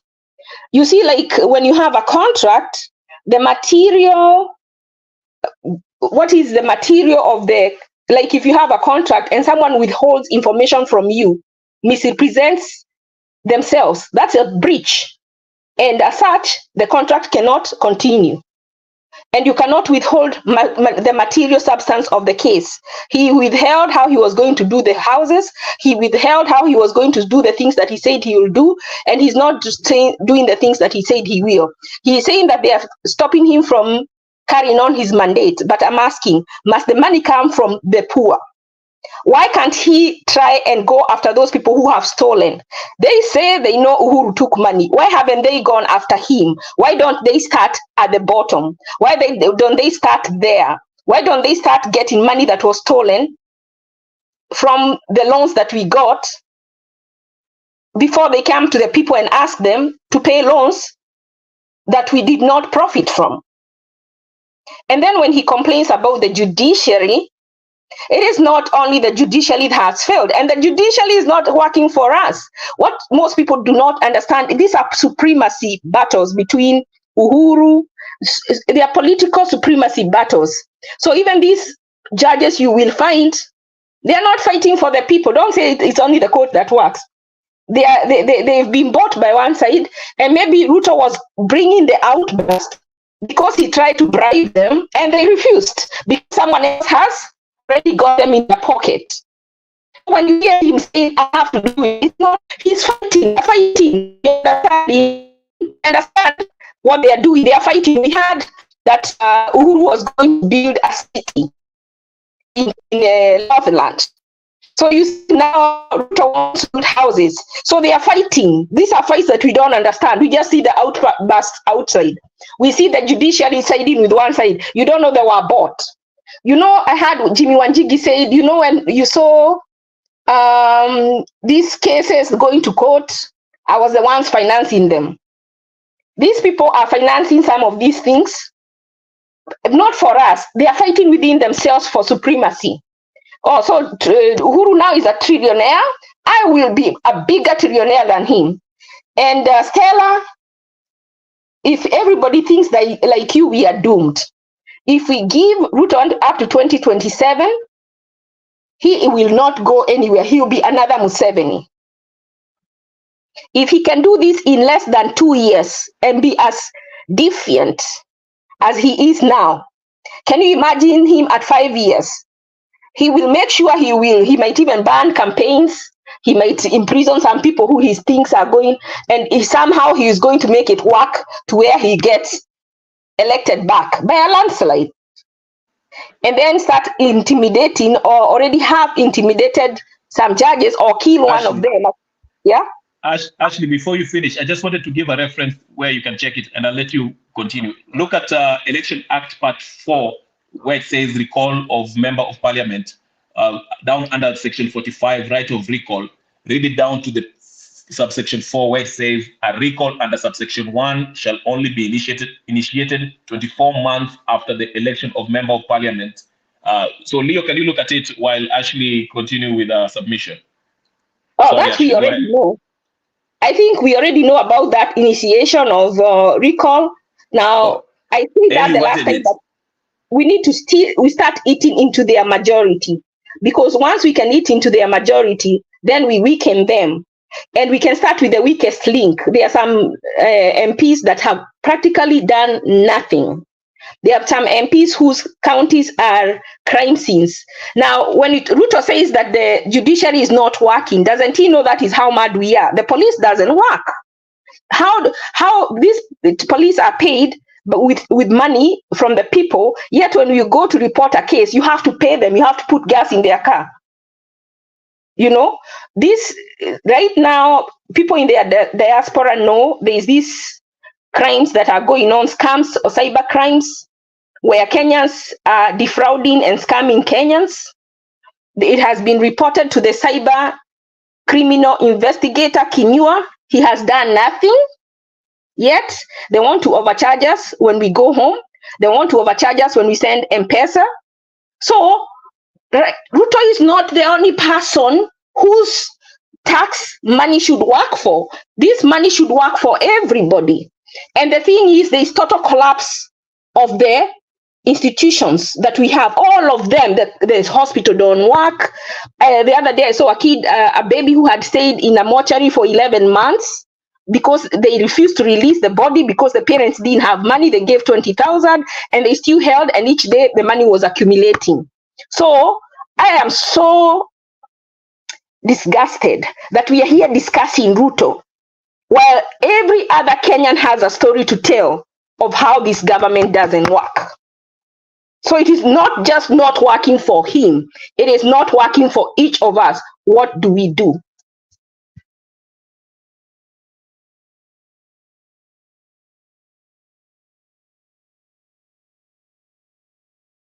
I really get you. I really get you. And maybe also a reminder, there's something that you've really said so important. And I can see Larry Moro is saying that the argument that because Ruto is in power and we don't have a better choice is false. He stole the elections. That was not the people's choice.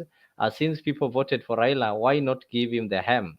And maybe actually just to echo what you've said in reference to what happened in Sri Lanka, it also happened in Zimbabwe when the legendary Mugabe was removed. Who took over was the deputy president, who was part of the problem. And you saw what happened after that, the same problem. So that is what is also happening in Kenya. Ruto was a deputy president for 10 years. So he decided to maybe go on the other side and started campaigning against the government that he was part of, and fooled Kenyans that he's going to provide solutions to the problems that he was part of creating. So he's among the people who created the problems that we're having currently. Though sometimes I do blame Raila, why he accepted to campaign together with, knowing very well. Yes. Even if we chose Azimio, just look at someone who would have had a key position. Remember the other they put him of Azimio to go and negotiate for Azimio. What did he come back with? 100? He came back with things that are given goodies to keep quiet. It is like the way a dog, you go to steal in someone's house and then you throw the dog some meat and they keep quiet because you gave them something to eat.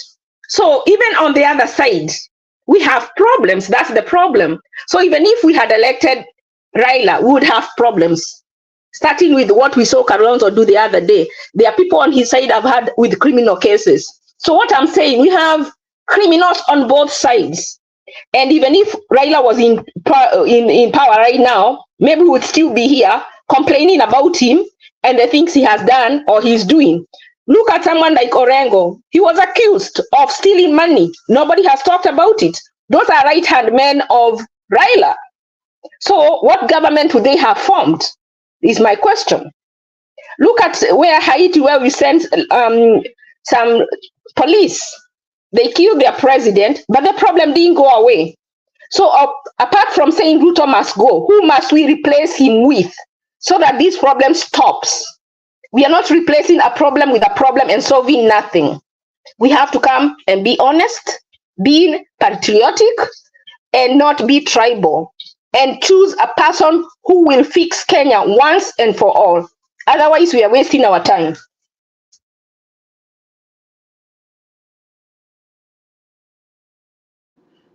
That is loud and clear. I saw SG. Jex, welcome back. Wacha tumkaribishe bwana SG. SG.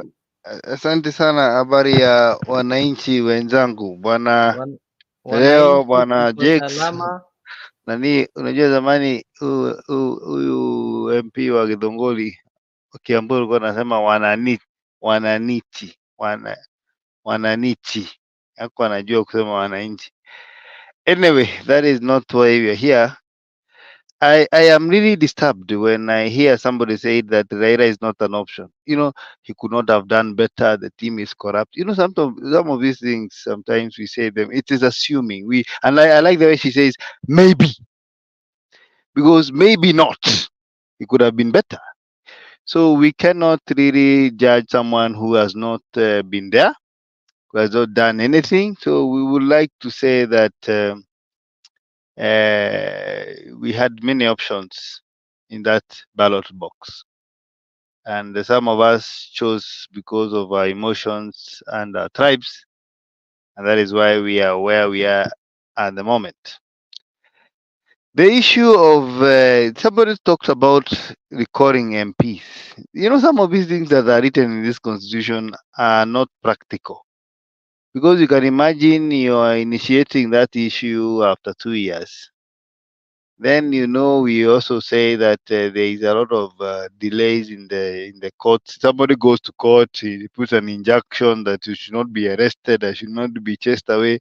So some of these things are very impractical, and that is why the constitution or the constitution makers also gave us what we call a ventilation clauses or ventilation articles, where if the parliament does not work, if judiciary does not work, if the police don't work, if the government doesn't work, then there is what we call direct representation, where we as the people who are sovereign exercise our powers directly. So for me, I don't think we lack options. We are just closing our minds and not thinking loudly. And Kenya needs redemption, but for that redemption to come, I think things have not gotten worse. They should get worse. Yeah. So that at the end of the day, we start afresh. Because when we started these issues of maandamano and calling people to come on the street, there are some people who told us they were going for harvesting and planting.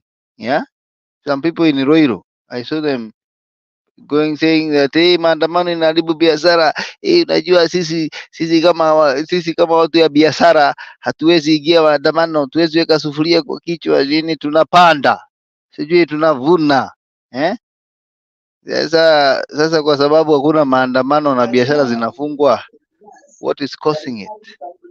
So we are in a situation, Mr. Leo, and this somebody has just gotten in, he should just mute, whereby we wait and see. Because the good thing is that now the judges who are on the side of the judiciary, which was on the side of a government, or they were in bed in government, now it is also complaining. I saw some people in Ruto today trying to burn tires for the first time in history. Why? It is pinching them. The coffee sector, people are crying. I saw another Mutembei clip of Meru telling us, sijui kahawa haichomwi, wale walikuwa wanaitwa Kateru walienda. I'm happy when I see these things happening, because it is until they say in English that when the gods wants to destroy you, they make you mad. The president is mad, and when you have a president who is mad, you just wait for the day of reckoning. It is going to be sooner than we expect, where now he will destroy himself and destroy his government because of poor policies, poor decisions that have led us to where we are at the moment. But this story of Gombe, there was no option, Mother Karua group had also corruption. No. Those are not the stories we can entertain now. We need to know there were options, but we never took them. Because so many of us from Mount Kenya thought maybe what we should vote for is somebody who is circumcised. Now we have a circumcised person. Yeah. But what is the circumcision doing to us? We see pictures floating all over of a pastor's wife having a lot of lacking. I think in the makeup we may talk up and in my coffee. We don't know, but we are looking at the wife of a drunkard and the wife of a pastor, and we find they are different. So we are in that situation, Kenyans, and let us hope and pray that there will be a catalyst whereby these governments and people can now come out and say enough is enough. Asante sana bana leo.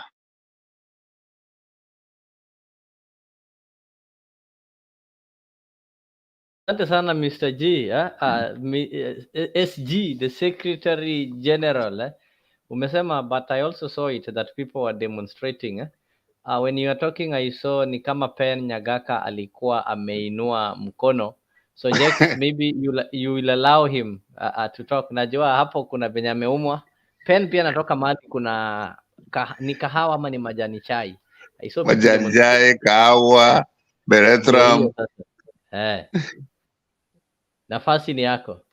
Okay, asante sana leo. Wacha nimweleze huyo ambaye amemaliza. Ruto miaka yake ni kama baka 2032. Vile mlimchagua kwa sababu ametahiri nini. Those are normal conditions of any country. Any country in a downfalls and ups. That does not mean the end of the world. That does not mean that UDA imetoka kwa power. You can sound as pessimistic as you want, but the reality still remains. Hii ni serikali ya UDA na itaendelea mpaka 2032. Because as of right now, the next elections are 2027, and ODM or Asimiu has no candidate. Muliona the other day when Nani took off on the 31st, Kalonzo. Kama huyu ni angekuwa Mudavadi leo, kama ilikuwa Mudavadi au Wetangula wameacha UDA leo, mungekuwa mnazungumza hiyo maneno sana. Lakini leo, right now, Asimiu has lost one of its best candidates who brought 3 million votes to the camp of Asimiu, and he has left. So where do we get any challenges? Where do we get any argument ya kwamba mutashinda? My friend, you can talk all the pessimistic you want. This is exactly what you told the Kenyan people in 2022, and they voted for the Mwizi. And kuleta ibija ya Recho ati amechapwa nini. We have not had the official word from either Recho or bwana yake. Sasa kusepeculate, kuleta rumors, hiyo ni hiyo tu. That's all you have, you guys in Asimiu. You have rumors and speculation and arguments that don't make any sense at all. Kenya, as I'm reminded you guys, Kenya is a young democracy. Let me finish. I'm finishing. Kenya is a young democracy. A democracy takes a long time to materialize to where it should be. So that's growing up pains about tonight. Thank you. Sisi tulikuwa sema hana makeup, kumbe anaweza kuwa alichapwa ndugu. Na hatujui. Lakini unajua Leo anything can happen. Speculation. Manyumba ina maneno, hii manyumba inakuwa na maneno. Manyumba iko na maneno. Alafu kuna unajua Unajua Ruto pia alicelebrate birthday na kuna jamaa aliandika kwa Twitter kwa sababu ya zile mauongo ametupatia over the last 1 year. Hiyo birthday ni ya ukweli pia. You know, we are just asking as Kenyans, si mambo ya Azimio ama nini. We are concerned about the state of mind. You know, it's good to understand that. And then there's something somebody says sijui ati Azimio has no sijui Kalonzo aende mahali.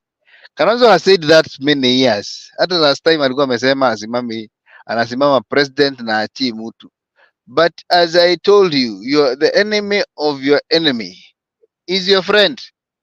Whatever is bringing Azimio together and all of us, even us, we were not even followers of Maina Jenga, but we are all together because of this one enemy that is destroying Kenya called William Ruto.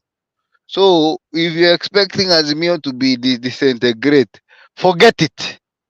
We have one strong enemy, and therefore all of us we are going to decide who will be the president. Msituharakishe, wacha kila mtu aseme atasimama president, but 3 months to time tutatoa candidate ambaye atasimama na president na huyu president wenyu, because sisi si rais wetu na Wakenya wamechoka. Alafu lakini hata ukikuja huku kwa street, tuko Nairobi bro, na nakwambia hapa watu wanasema hata kama ni umbwa itasimama ikuwe inabweka State House, tunasikia tu imebweka, imetoa speech ahead, we will vote for that, but not the current status. Thank you. As of right now, you are 100% right, because the government of the day, when it is trying to refigure the economy, trying to take out all the monies that you were pushing up, like the dollar, yes, we are very unpopular. But comes 2027, na hiyo ndio ninakuambia mheshimiwa, we have the reality and the rumors. The rumors is the actually pure. The reality is that Kalonzo just left and he said if he leaves for anybody, he is going home. The other day he said angekuwa mshenzi sana akikubali kuachia mwingine. That's the reality. That's from his mouth. Hiyo ndio tunasema ya kwamba wale ambayo tunafumilia maneno ya UDA ni kwamba we need reality, not the rumors. Hii rumors ambayo muna Maina Njenga, muna huyu, muna yule, what does that mean to anybody who is farming barethram or coffee or tea huko in Kisii? None. Thank you. Jake, can I jump in a little bit? Jake, please do. Please do. I just wanted to tell Ashley that and Leo, the Mugabe and Sri Lanka case are not the same as Kenyan, because when Sri Lanka and Zimbabwe, they were actually one. They all agreed that they wanted the president out and they chased him away. But Ashley also made a good point when she said, ukitoa Ruto, nani ataka hapo? Because Azimio, okay, I know you were saying maandamano, SG ametuambia hata ukiweka umbo hapo, and he's telling us there's choices that is Raila, you know, if you are to judge Raila just by the way he runs Azimio, that actually tells you that he's not an option. And number two, telling us about, you know, Azimio kwa pamoja nini. Even right now, if we went to election, Azimio will not win. I'm telling you, this is how these guys are pathetic, to say the least. They're not focused. Wanasema wanaenda maandamano. Tujiulize, mnaenda maandamano kufanya nini? What are you going to maandamano? Remember, we went to maandamano, then what ended up? Akawacha maandamano because of NADCO, wakae chini na Kalonzo to share power. Is that why we want to go to maandamano again? So that these wakina Kalonzo wapate sijui official opposition na sijui nini. So these guys are not focused. And Ruto will ataleta kwa serikali, alafu utaona Azimio will disintegrate. So SG Maina, I mean SG ndugu yangu, I know you're a fanatic, but the reality is Azimio is just as good as dead. They're just noise makers. Thank you. Yeah. The point of order, Bwana Chairman. Yeah, go ahead. Anasema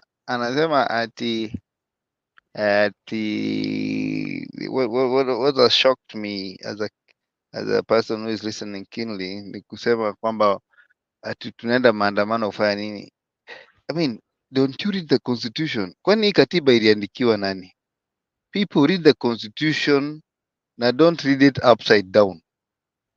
Article 36 and 37 says everybody has a right to demonstrate and picket in peace. It is in the constitution. So Yes. whether you want to do I'm it the not whole I'm year, not disputing that. I'm you not see disputing that. You are right. But what is the the main problem aim? of picking and choosing what to read in the constitution, it is what has led us here. But maandamano, watu waende, watu waandamane kwa sababu ya jua, waandamane kwa sababu ya majani chai, waandamane kwa sababu ya njia, waandamane kwa sababu ya levy. It is a constitutional right. Sawa. Number two, hii mambo ya kusema ati sijui official opposition was they were going to share power. There's nothing that was proposed by your president. Yeah, and I don't think they have shared any power so far with that discussion. So for me, I think what we are when you talk about Raila was not an option, that is known as in English premature ejaculation, where mwingine hajafika kipimo na wewe umemwaga. Because at the end of the day, Actually, bro, Azimio wanted the power sharing before even the NADCO. at the end of the day, Raila is not the president. He has never been president in this country. You cannot And will compare never be. things that, and it is not a must. He doesn't. Even he says that if he really needed it, it could have caused a lot of problems. We know, and we know for a fact because you want facts. Ruto did not win this presidency. He bought this presidency. He bought Chebukati, he bought Koome, and we have evidence about that. But we cannot. We know what happened. Everybody knows in Kenya Chebukati was that brought there's by no Raila. way. There was no way. There's no way a small we could have led that in Bunge, Azimio was the majority. Even right now in Nairobi County, Azimio is the majority. In the whole country, all the MCAs of Azimio relation are the majority. How did this guy win? He won by lying that he is a Christian girl in the Bible and Psalms, but he also had carried money. And that is why you see he has no glory of God in him. Why? Because it is a stolen election. So we call it fanatic or anything. We know what has happened in this country. Is somebody buying his way to presidency, and he cannot even lead the country, despite the fact. Uhuru has more money than him. He can buy elections. He can win. How do you know? We don't know that. I think those are just speculations. I don't know who is richer than the other, but we know that everything in Kenya has a price tag. And again, you might have money, but you why should he buy? And he was not even signed for the presidency. Anyway, for those few remarks, wacha niache wengine wapige siasa. All right, allow me to come in and ladies and gentlemen, what we have been reflecting on your screens are what has been said on Twitter handles of different people and different leaders. Many seem to agree, others also seem equally not to agree with the sentiments from one President William Ruto. Of course, I've been able to project what Milio Manga has said, what the man of tyranny of number has said, tyranny of numbers, Mr. Mutai Nguni, what he has said. I have projected what Aaron Cheriot has said, and many others who have been saying a lot in reaction to what the president had to say yesterday. Of course, equally, Miguna Miguna formed part of our story today. He was saying that stop threatening the judiciary. Remember that without the judiciary, you wouldn't be president. You can't pretend to protect the independence of the judiciary through threats. All right. Of course, in the same note, Raila Odinga equally said that Ruto has captured parliament.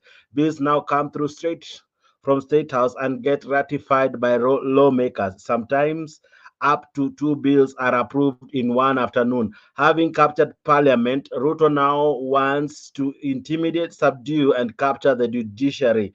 Okay, Martha Koome rejoined as well, said that the GSC has noted with concern that judges and judicial officers have been subjected to public criticism and vilification for issuing court orders that are perceived to be against state programs and policy. The GSC wishes to affirm or reaffirm the independence and integrity of the judiciary as a core equal arm of government, and urges all judges and judicial officers to continue performing their judicial duties without fear or favor, among many other sentiments that have come from different people with different opinion.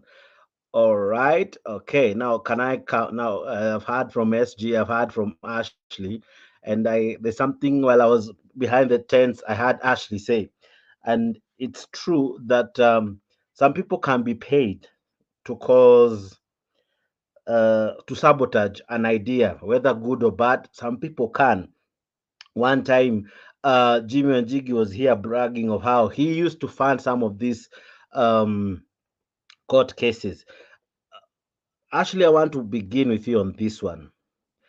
Let's imagine, to be fair to the president, can the opposition equally use the courts as a tool to sabotage his agenda, whether good or bad? Can the opposition use his agenda, the judges, or rather the courts, to subvert and to sabotage his agenda? And if so, what does the president need to do if he is forced to always contend with the courts before he can implement anything? Good question. I hear there's a saying that says, "What's good for the goose is good What's for good for the gander is good for the goose." Okay, so saying that the even him, he with his MPs, you remember he's going to see who is going to vote against his agenda.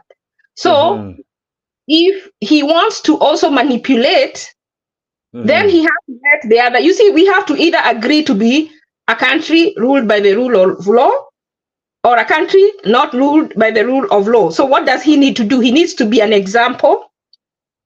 He needs to stop having the DPP withdraw the cases of his friends. He needs so the police are working for the people because they are paid to work for the people.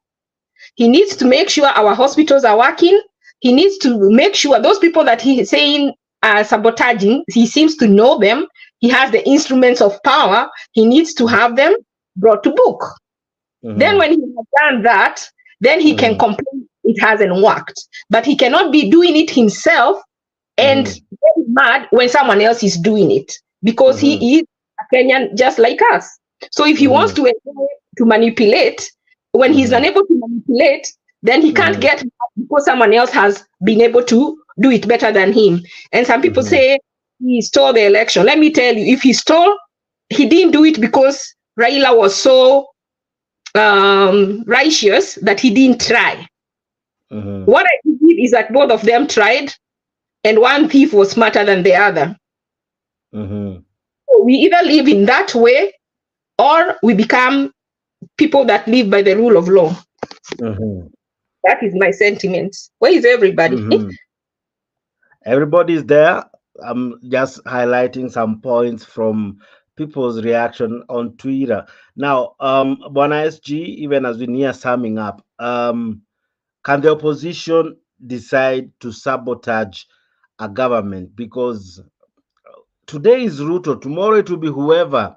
But if the courts can be used as a tool to sabotage any government, don't we need sobriety in as much as how we use our courts? Because too much of something eventually can end up being poisonous, and we might end up destroying our institutions, thinking we are building them, thinking we are doing the right thing, because this is how sometimes we might derail a country from anything. Anyone can go to court, which is their right, correct?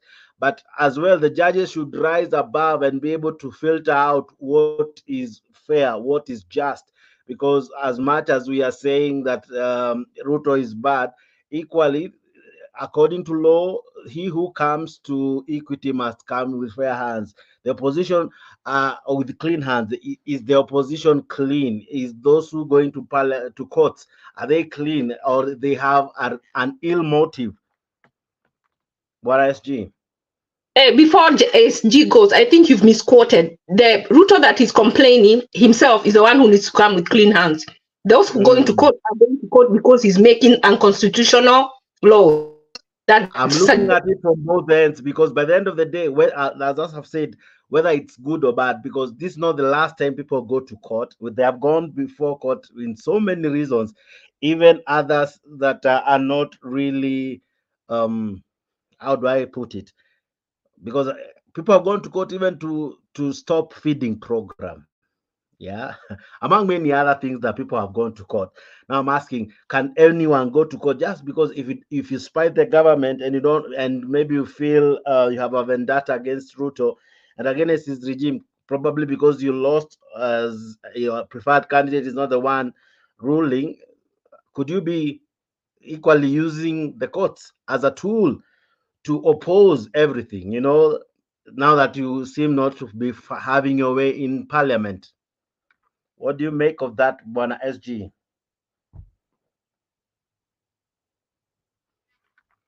SG, are you there? All right. Same question to Bwana Kenya Rebel. What do you think? Can the opposition and many people who oppose this government choose to use the courts as a tool of, to pick out an issue with everything that Ruto and everyone is trying to bring?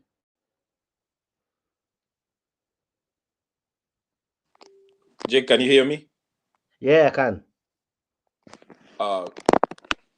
I don't think you can use the courts as a tool.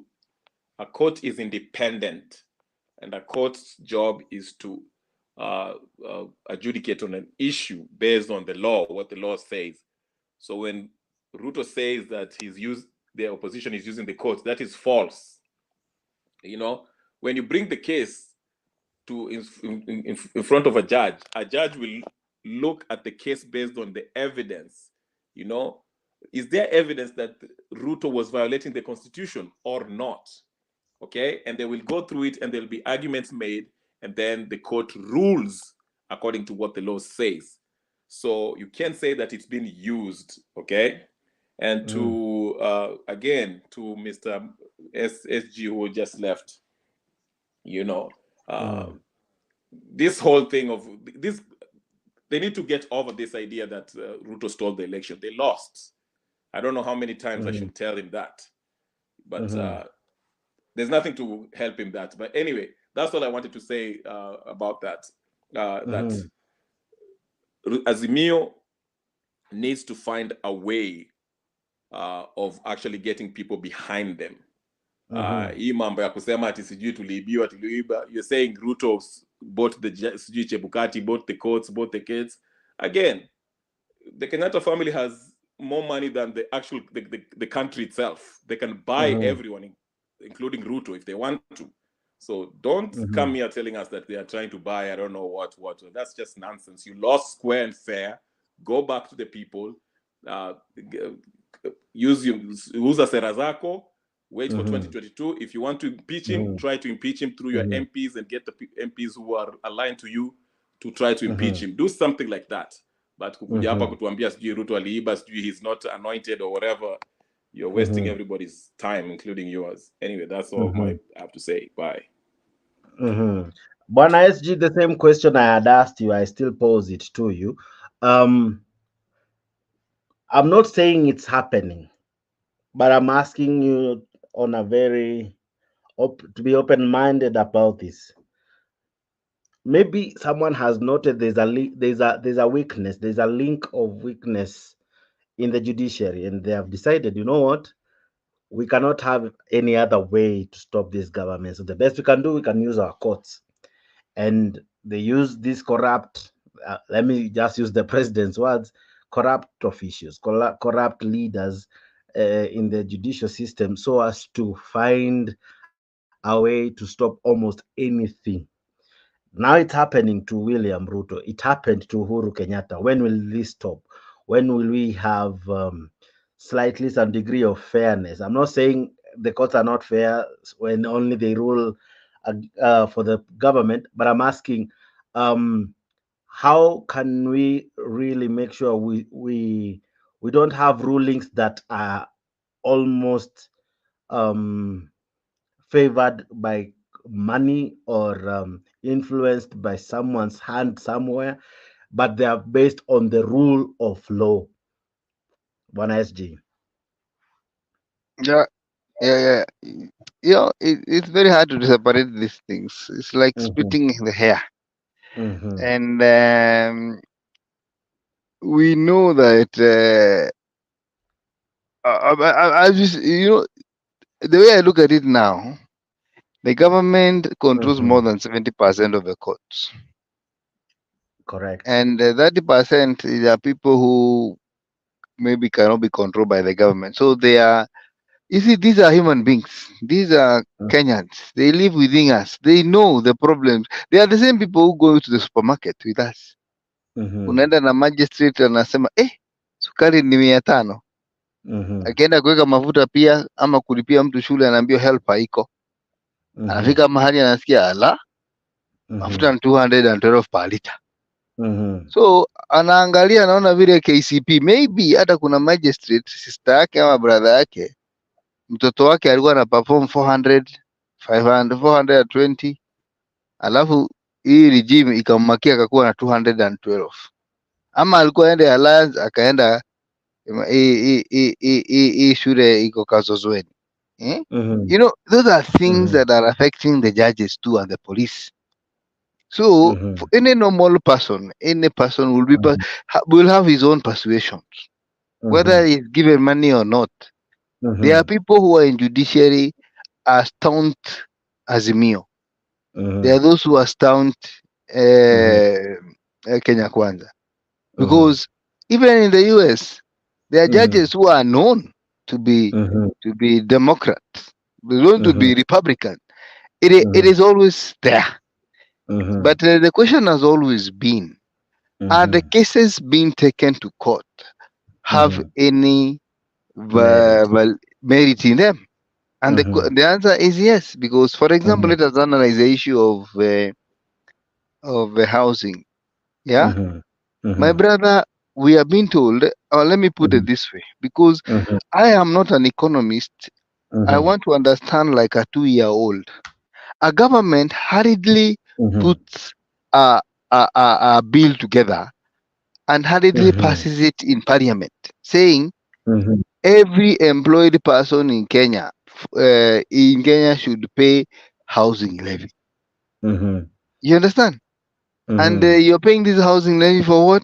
To build houses. For who? We do not know. What if you're 50 years old or 65, almost 60 years old? Where would your money go? The court is asking then. Then, if these people who are working are the one building house for those who are not working, where is the fairness?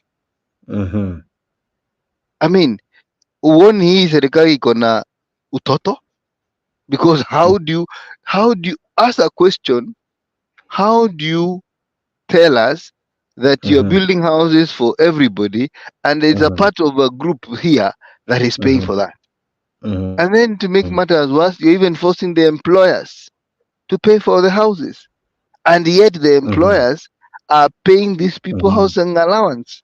In fact, some employers have gone further and looked for houses for these people, either by mortgage or by building them a servants' quarters. So when you see a government that is so barbaric, introducing very stupid policies, then the question is, are these court cases having merit?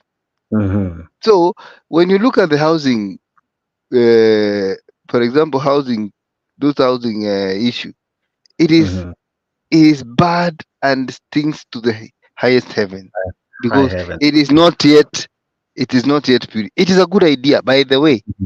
From my where I sit and what I believe that we need a housing policy that it is having good proper public participation and people give their views and then it is well analyzed so that people know that if I go to the website and apply for the house with this amount of money, then my house is reserved.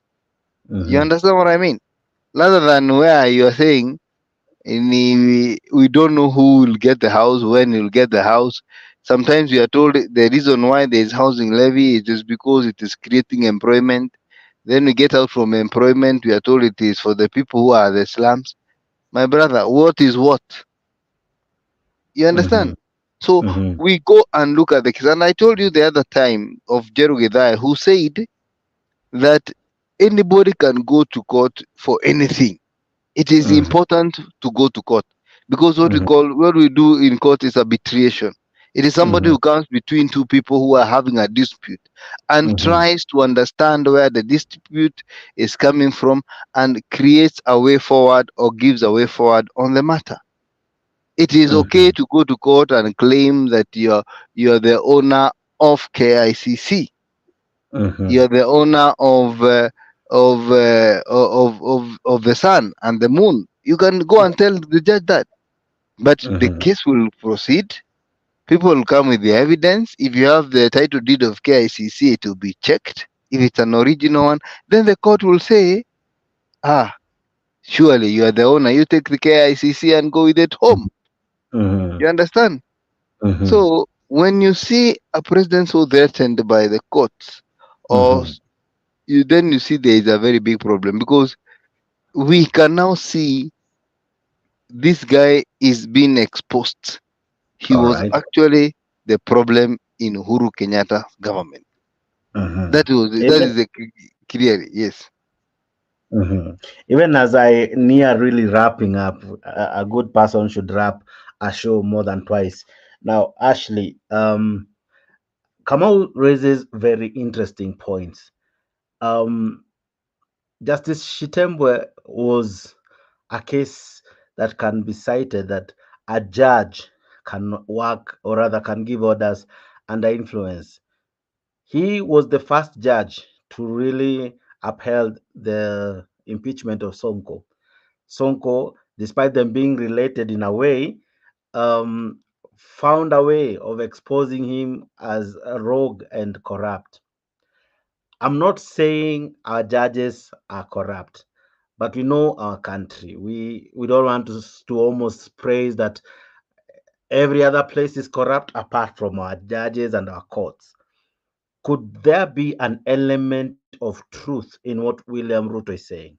And that's what I'm just simply asking. Could there be an element of that? Probably somehow, people can team up to seriously oppose and put stoppers on anything, any project, whether good, whether it has gone through all the rightful procedures, or even it had the entire country participating in public participation. It had everyone giving their views.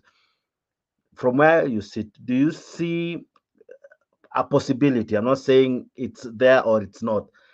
Could there be a possibility that our courts as well, because there's always two sides to any coin, our courts as well, could they as well be used by anyone with ill motive to cause harm or to derail or even sabotage plans for the government or for anyone or for any institution? Because nowadays people go to court for anything. What do you think from where you sit? I think what you're asking me is a hypothetical, but there's no need to use a hypothetical when we actually can use what Ruto is talking about, which is the finance bill. And he's saying people are sabotaging him on that bill. The problem with this bill that he's saying is being sabotaged is that Okia Omtata explained in detail why it is unconstitutional. So he fails in saying that he's being sabotaged.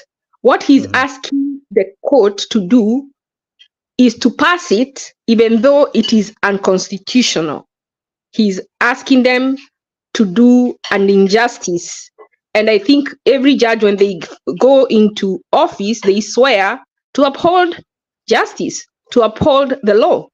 So even himself is making a mistake. The financial bill sailed through. The only part that didn't sail through is that housing part. Every other place, it was given a clean bill of health. And it shouldn't have, and I hope someone is appealing it, because I don't think that was the Supreme Court. They should appeal it. Because when Omkia went to court, he said that it went to Parliament, it didn't go to the Senate. And the Speaker of the Senate, they swore that they sent an affidavit that they had looked into it or something like that. There's something that they said which wasn't proper, and the judge refused from Okia Omtata to cross-examine them. What was refused is this. It had a high part of money bill, and there is no there's no law that or actually the law is clear that any money bill cannot go to Senate. It is deliberated and decided in Parliament, the Public Investment Committee, the Committee of Budget, and all. Those are the ones who are. Yeah. So what Okiomata was arguing was it didn't go to the Senate, but the courts were clear that it was a money bill, and money bills are deliberated in Parliament, not Senate. The courts there, they got it very well. It's correct. Okay, there is another part. I don't have the exact. It is not correct. Yeah, that's what I'm trying to tell you. The finance bill. Let me project you the law, Basi. But go ahead. There is another part of the bill. Let me finish a little bit. Okay. Because I know it, but I can't remember what. There's another part of the bill that is in the finance bill that has to pass through the part of the that they had to take it to. You can remove sections of the bill. I think it comes together. But a part of the bill that, in order for those parts to pass, it had to go to the Senate. And how it passed is the Speaker of the Senate said that they were in consultation with them. And Okia said, I am a senator. I was not consulted. So when the Speaker said that they were in consultation with the senators, he's vouching, he signed an affidavit, and Okia asked for permission to cross-examine the Speaker of the Senate, and the court overruled him. I would have wanted to see Mokia Omtata say, if you do not allow me to cross-examine the Senate, the Speaker, then we need to remove that as a consideration on this appeal or petition. He didn't do that. But I will send you that information. There is part where the Speaker of the Senate said that they gave them the permission to do that without them going necessarily to Senate to have it discussed. Mm-hmm. So because he cannot come with dirty hands. He came with dirty hands. He cannot come. You say, well, you must come with clean hands. Ruto is not coming with clean hands. He wants to play dirty, but he doesn't want the other side. He wants to play dirty and he wants to win. And what he's doing is becoming entitled. And it is very dangerous. He's not even 2 years. He's barely 1 year into the term. And this is how he's behaving with all the threats that he's been giving, with all the things that he's been pushing.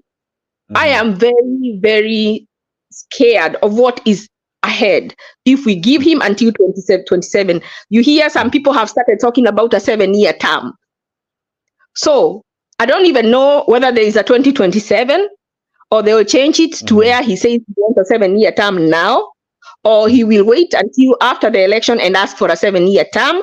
And then before that term is up, he might be another Mudavadi. He might add a 3rd term as long as he continues. So the more he stays, the stronger he grows. And the stronger he grows, the harder it will be to remove him. So if anybody is serious about removing him, that has to be done now.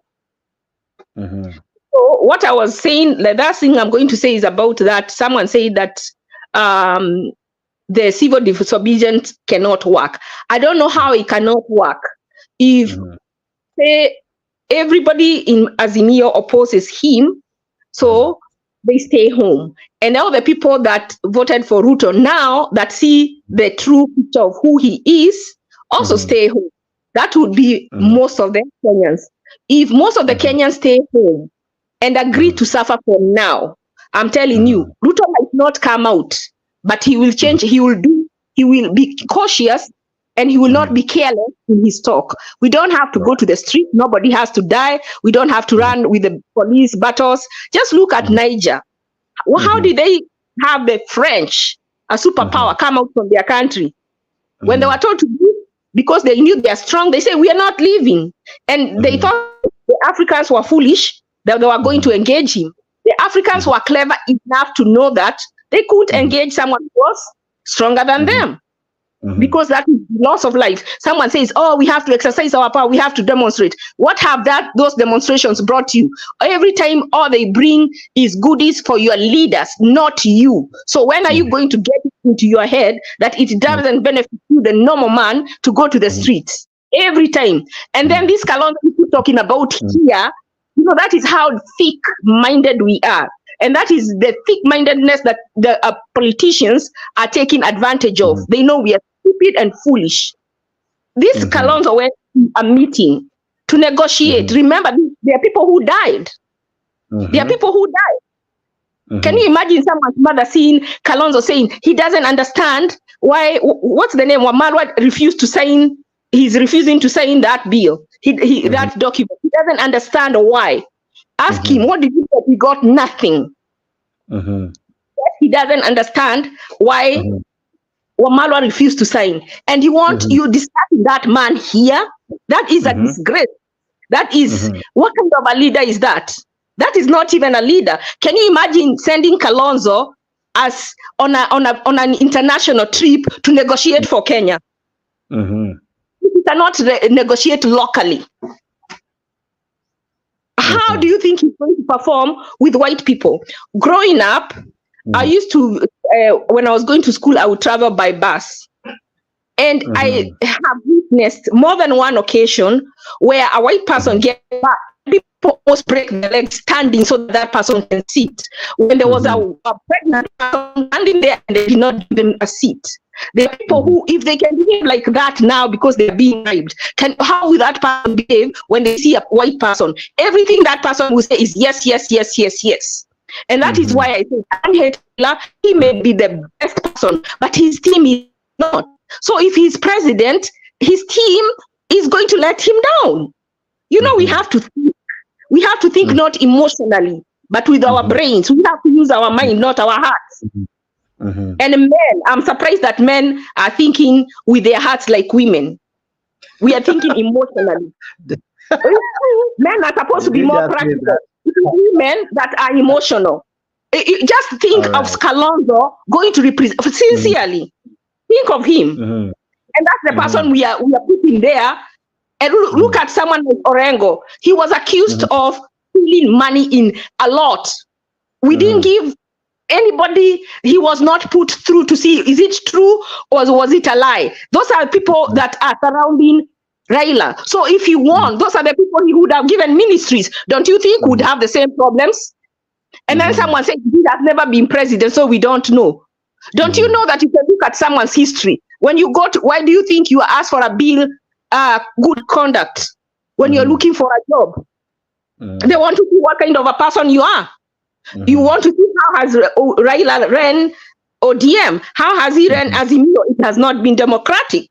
It is his way or the highway. What makes you think that when he becomes president, he will change? Actually, he will be more emboldened. Now he has the sword too.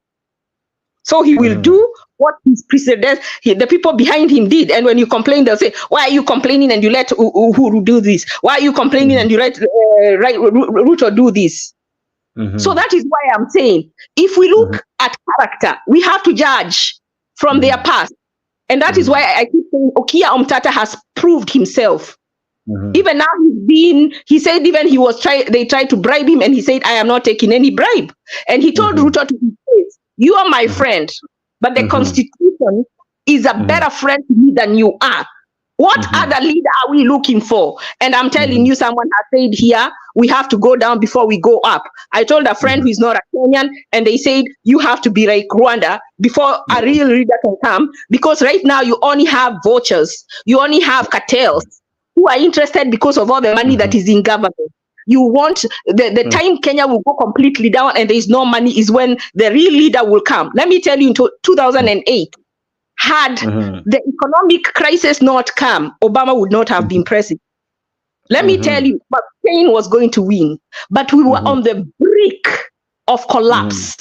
And at that time, it is like when the car is going down, tribalism gets out, racism gets out, and you choose the best man for the job. We all know Okia Omtata is the best man for the job, but we are so blinded by our tribalism, we cannot elect him. But if today we were on the brink of death, we would all choose him 100% by a landslide. And that is what happened in 2008. The economy is like, it was like supernatural. It was supernatural because had it not happened, you know, everybody was scared. People lost money in real estate. People committed suicide because billionaires lost billions. You are billionaire. Some person was a billionaire of 20 billions. He now was 2 billion. He committed suicide.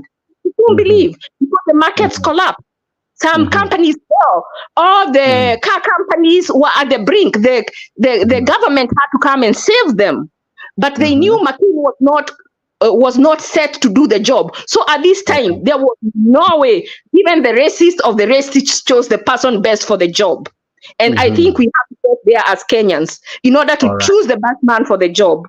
And even in 2012, again, there was a tornado. He was not going to win. What his name was going to win. And then the tornado happened in New Jersey. And the picture that saved Obama then was him hugging Chris Christie. And that made the change, and that made him elected twice. He was elected by supernatural intervention of a calamity that made people change their mind. So even in Kenya, I think we will need that in order to get out of our cocoons to elect the right person. All right. Well, you make me have so many questions for you. I'll come to you with them. But before I do that, I want to welcome Richie Makiadi. Makiadi, good to see you. Hope you're well. Happy New Year, my brother, to you and your family. Zaidi ya yote, I know you've been following the conversations behind the scenes. Now, what do you make of the president's sentiments, especially concerning the judges? And as you make your opening remarks, before I even ask you any question. But zaidi ya yote, karibu sana kwa show, Bwana Makiadi. Hope you are well.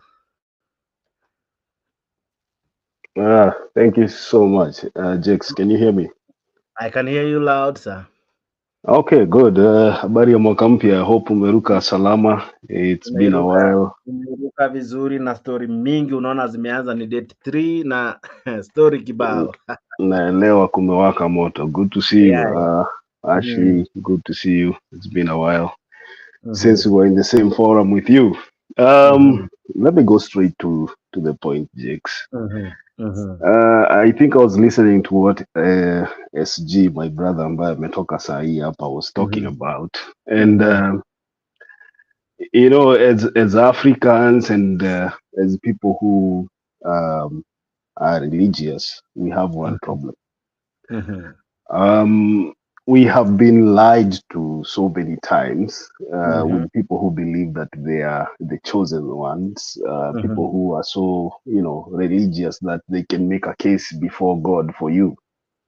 2022 elections, people had a choice. I think SG made it very clear here.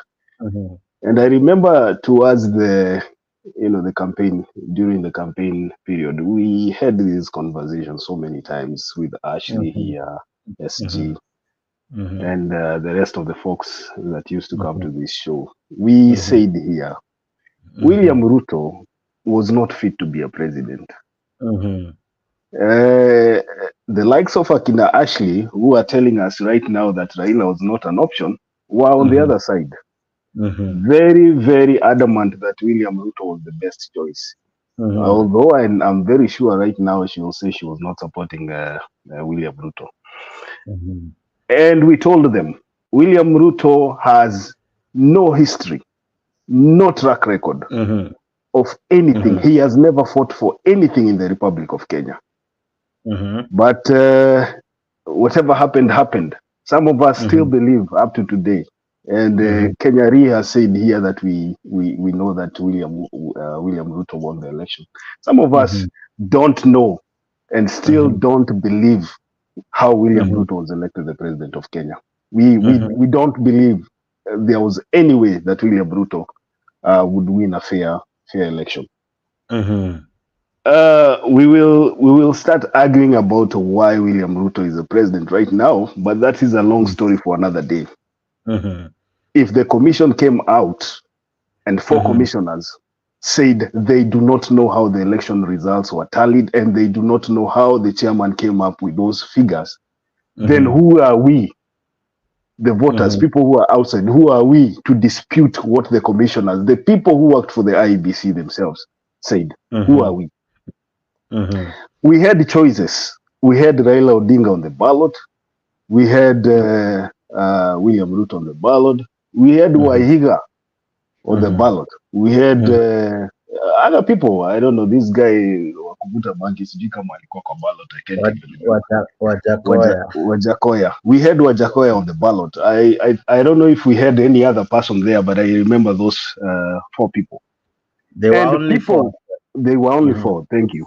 And people went out straight, looked at the ballot paper, those people who voted, and voted for William Ruto to be their president. Now, we are looking at 1 year plus a few months down the line, and the country is in a disarray. The country is disastrous. Things are not going the way anyone on our side expected them to go, because we felt like now that William Ruto is the person who has been crying, you know, from morning to evening, that he is the person who held Uhuru's government in place. We said maybe they had a plan. Maybe it was the plan of God, like they said that yao ilikuwa ni maombi. Maybe it was not the will of God for Raila Odinga to be the president, or Wajakoya or Wahiga. It was the plan of God for William Ruto to be the anointed one to lead Kenya, you know, for the next 5 years. Now, we have a government right now in place that is looking for scapegoats and blame games throughout. This guy was the sweetheart of the judiciary. He came in, alikuja na mbwembwe. Kitu ya kwanza alifanya ni kuappoint the sijui ni 7 judges ama ni ngapi. And people, the judiciary was happy. The 6 judges. The judiciary was happy. Wakapewa ile walikuwa naita judicial sijui nini fund. Bilioni sijui 4. They were very happy. Now that the judiciary is making decisions against William Ruto, it is no longer the honeymoon period. They are back to fighting each other again. And we are sitting on the side and saying, wacha kimlambe, because we cannot have double standards. Actually, you said it very clearly. We cannot have double standards that when it happens to favor William Ruto, it is okay. But when it goes against him, it is not okay. So, Martha Koome and the team celebrated William Ruto's win. I remember even there's a video that went viral where Martha Koome was in Meru and was talking about the bottom-up agenda. You know, the Chief Justice of the Republic of Kenya, after giving us the hot air ruling, went to Meru to tell us that the bottom-up agenda is what is required for the country to lift the status of Kenyans. And, you know, we now see a judiciary that is, you know, caught between a stone and is it called a rock and a hard place. They are no longer the darling of the executive. Mwananchi has lost confidence in the judiciary. Now it is up to them to redeem themselves. They will either decide to follow what William Ruto is telling them to do, or they will listen to mwananchi wa kawaida. From where I sit, the issue of the housing project, the housing project did not start with William Ruto. Uhuru Kenyatta was the initiator of this mijengo yenye tunaona ikiwa kila county. It is Uhuru Kenyatta. And Uhuru Kenyatta built these houses without taxing anybody. Easy 2.5, 2.75% kwa paycheck, kwa payslip. Uhuru Kenyatta hakufanya hivyo na alijenga nyumba. In fact, to be honest, if you go to Nairobi right now, the houses that William Ruto is claiming that he built were started by Uhuru Kenyatta. In fact, most of them right now are almost to the point whereby ziko karibu kuisha. And Kenyans remember very well that Uhuru Kenyatta hakukukata mshahara yako kwa lazima ndiye ajenge hizo gorofa. Uhuru Kenyatta did not force Kenyans to accept that it is only the housing project that is going to change the lives of the common mwananchi. No. So what William Ruto is propagating, that without the housing project then there's no economy, is a big lie. It's a fallacy. We should not agree to tax the people by force to raise an economy. This economy is in tatters not because of Uhuru Kenyatta alone, but because of William Ruto and Uhuru Kenyatta. We must all agree that these people were in government for 10 years. There's nothing new that William Ruto is telling us here. When you try to push this blame to Uhuru Kenyatta alone, then people of logic will tell you that you are daydreaming. William Ruto was part of the Jubilee government. He's part of the failures that we have seen in our country for the past 10 years. He has added another 1.5 years right now of disastrous management of our economy. And I can tell you today, Jake, hakuna kitu mpya William Ruto atafanyia watu ambayo hangefanya akiwa na Uhuru Kenyatta. With Uhuru Kenyatta, you had stability. With Uhuru Kenyatta, you had confidence of the investors. William Ruto is too much hype, too much talk, and no work. Let me come to what Penny Nyagaka I see is here, and Ashley are telling us here that Raila Odinga and his team would not have been an option in our country. Let me tell you something. I don't know, Ashley, if you remember very well that Kalonzo Musyoka has been in a government where he was the Minister for Foreign Affairs. Kalonzo Musyoka is not Gachagua. Kalonzo Musyoka is a diplomat. He has done more for the Republic of Kenya in those capacities whereby he represented the country outside. So mimi nikisikia unasema mambo ya kucompare Kalonzo Musyoka ati na wazungu, I mean, where do you live? When did you know Kalonzo Musyoka? Kalonzo Musyoka has represented the Republic of Kenya even in Moi's government. He represented the Republic of Kenya in Mwai Kibaki's government. We Jake, sijui kama unajua sisi ile jitumekaa, sisi tuliona Kalonzo Musyoka akitembea huko nje kama Minister of Foreign Affairs. Wachana na hizi vitu zenye ziko saa hii, CS ni walevi tupu na watu ya kupotea room kwa lodging. Wachana na hizi vitu za CS. We lived in Kenya when CSs, they were called ministers. Alikuwa anapita na bendera, unajua huyo ni president anapita. I mean ni minister wa serikali anapita. Hawa watu wenye wako saa hii ni jokers tupu. And I can tell you, Jakes, hii serikali hata haitaki maombi. Hii serikali hata haitaki maandamano. This is a government that is going to disintegrate in the next few months. It is a government that is killing itself. It does not need anybody to help it down the valley. This is something that is on a free fall. Hii ni kitu ambayo inateremka yenyewe. Usisukume na maandamano because they will look for someone to blame. That is what they do best. If right now we let William Ruto do his job the way he's doing it, then we should be very, very sure that in the next couple of months, like he normally tells us, next couple of months, in 6 months' time, we will not have a government. And I'm telling you this. For those that believe very well that William Ruto has a plan for our country, you should go back to his history. Alituambia kwamba kuanzia tarehe moja utakuwa unaenda kutibiwa bure. Jex, enda kwa hospitali yenye iko karibu na wewe saa hii. Enda useme unataka check up ya kwa daktari hapo, na usitoe kadi ya NHIF ama kadi yote ya insurance yenye uko nayo. Tuone ni nani atakutibu, because this guy watu wanajua ni mkora na hakuna kitu ambayo anaambianga watu inakuwa true. Number 2, alisema ya kwamba kuanzia mwaka huu ikianza Kenya itakuwa visa free country. Mimi nataka nikuambie saa hii, go look at the statement yenye imetolewa na the same government kuhusu maneno ya visa, so that you can draw a parallel between those people that were in government in those days, NAC government, you know, when ministers were ministers, and what we have right now. The kind of crop of leaders that we have right now at the helm, the likes of Ruto, Gachagua, Moses Kuria, Kipchumba Murkomen, you know, the people who cannot even fix a generator. The likes of you know, the government spoke. I don't even know who speaks for this government.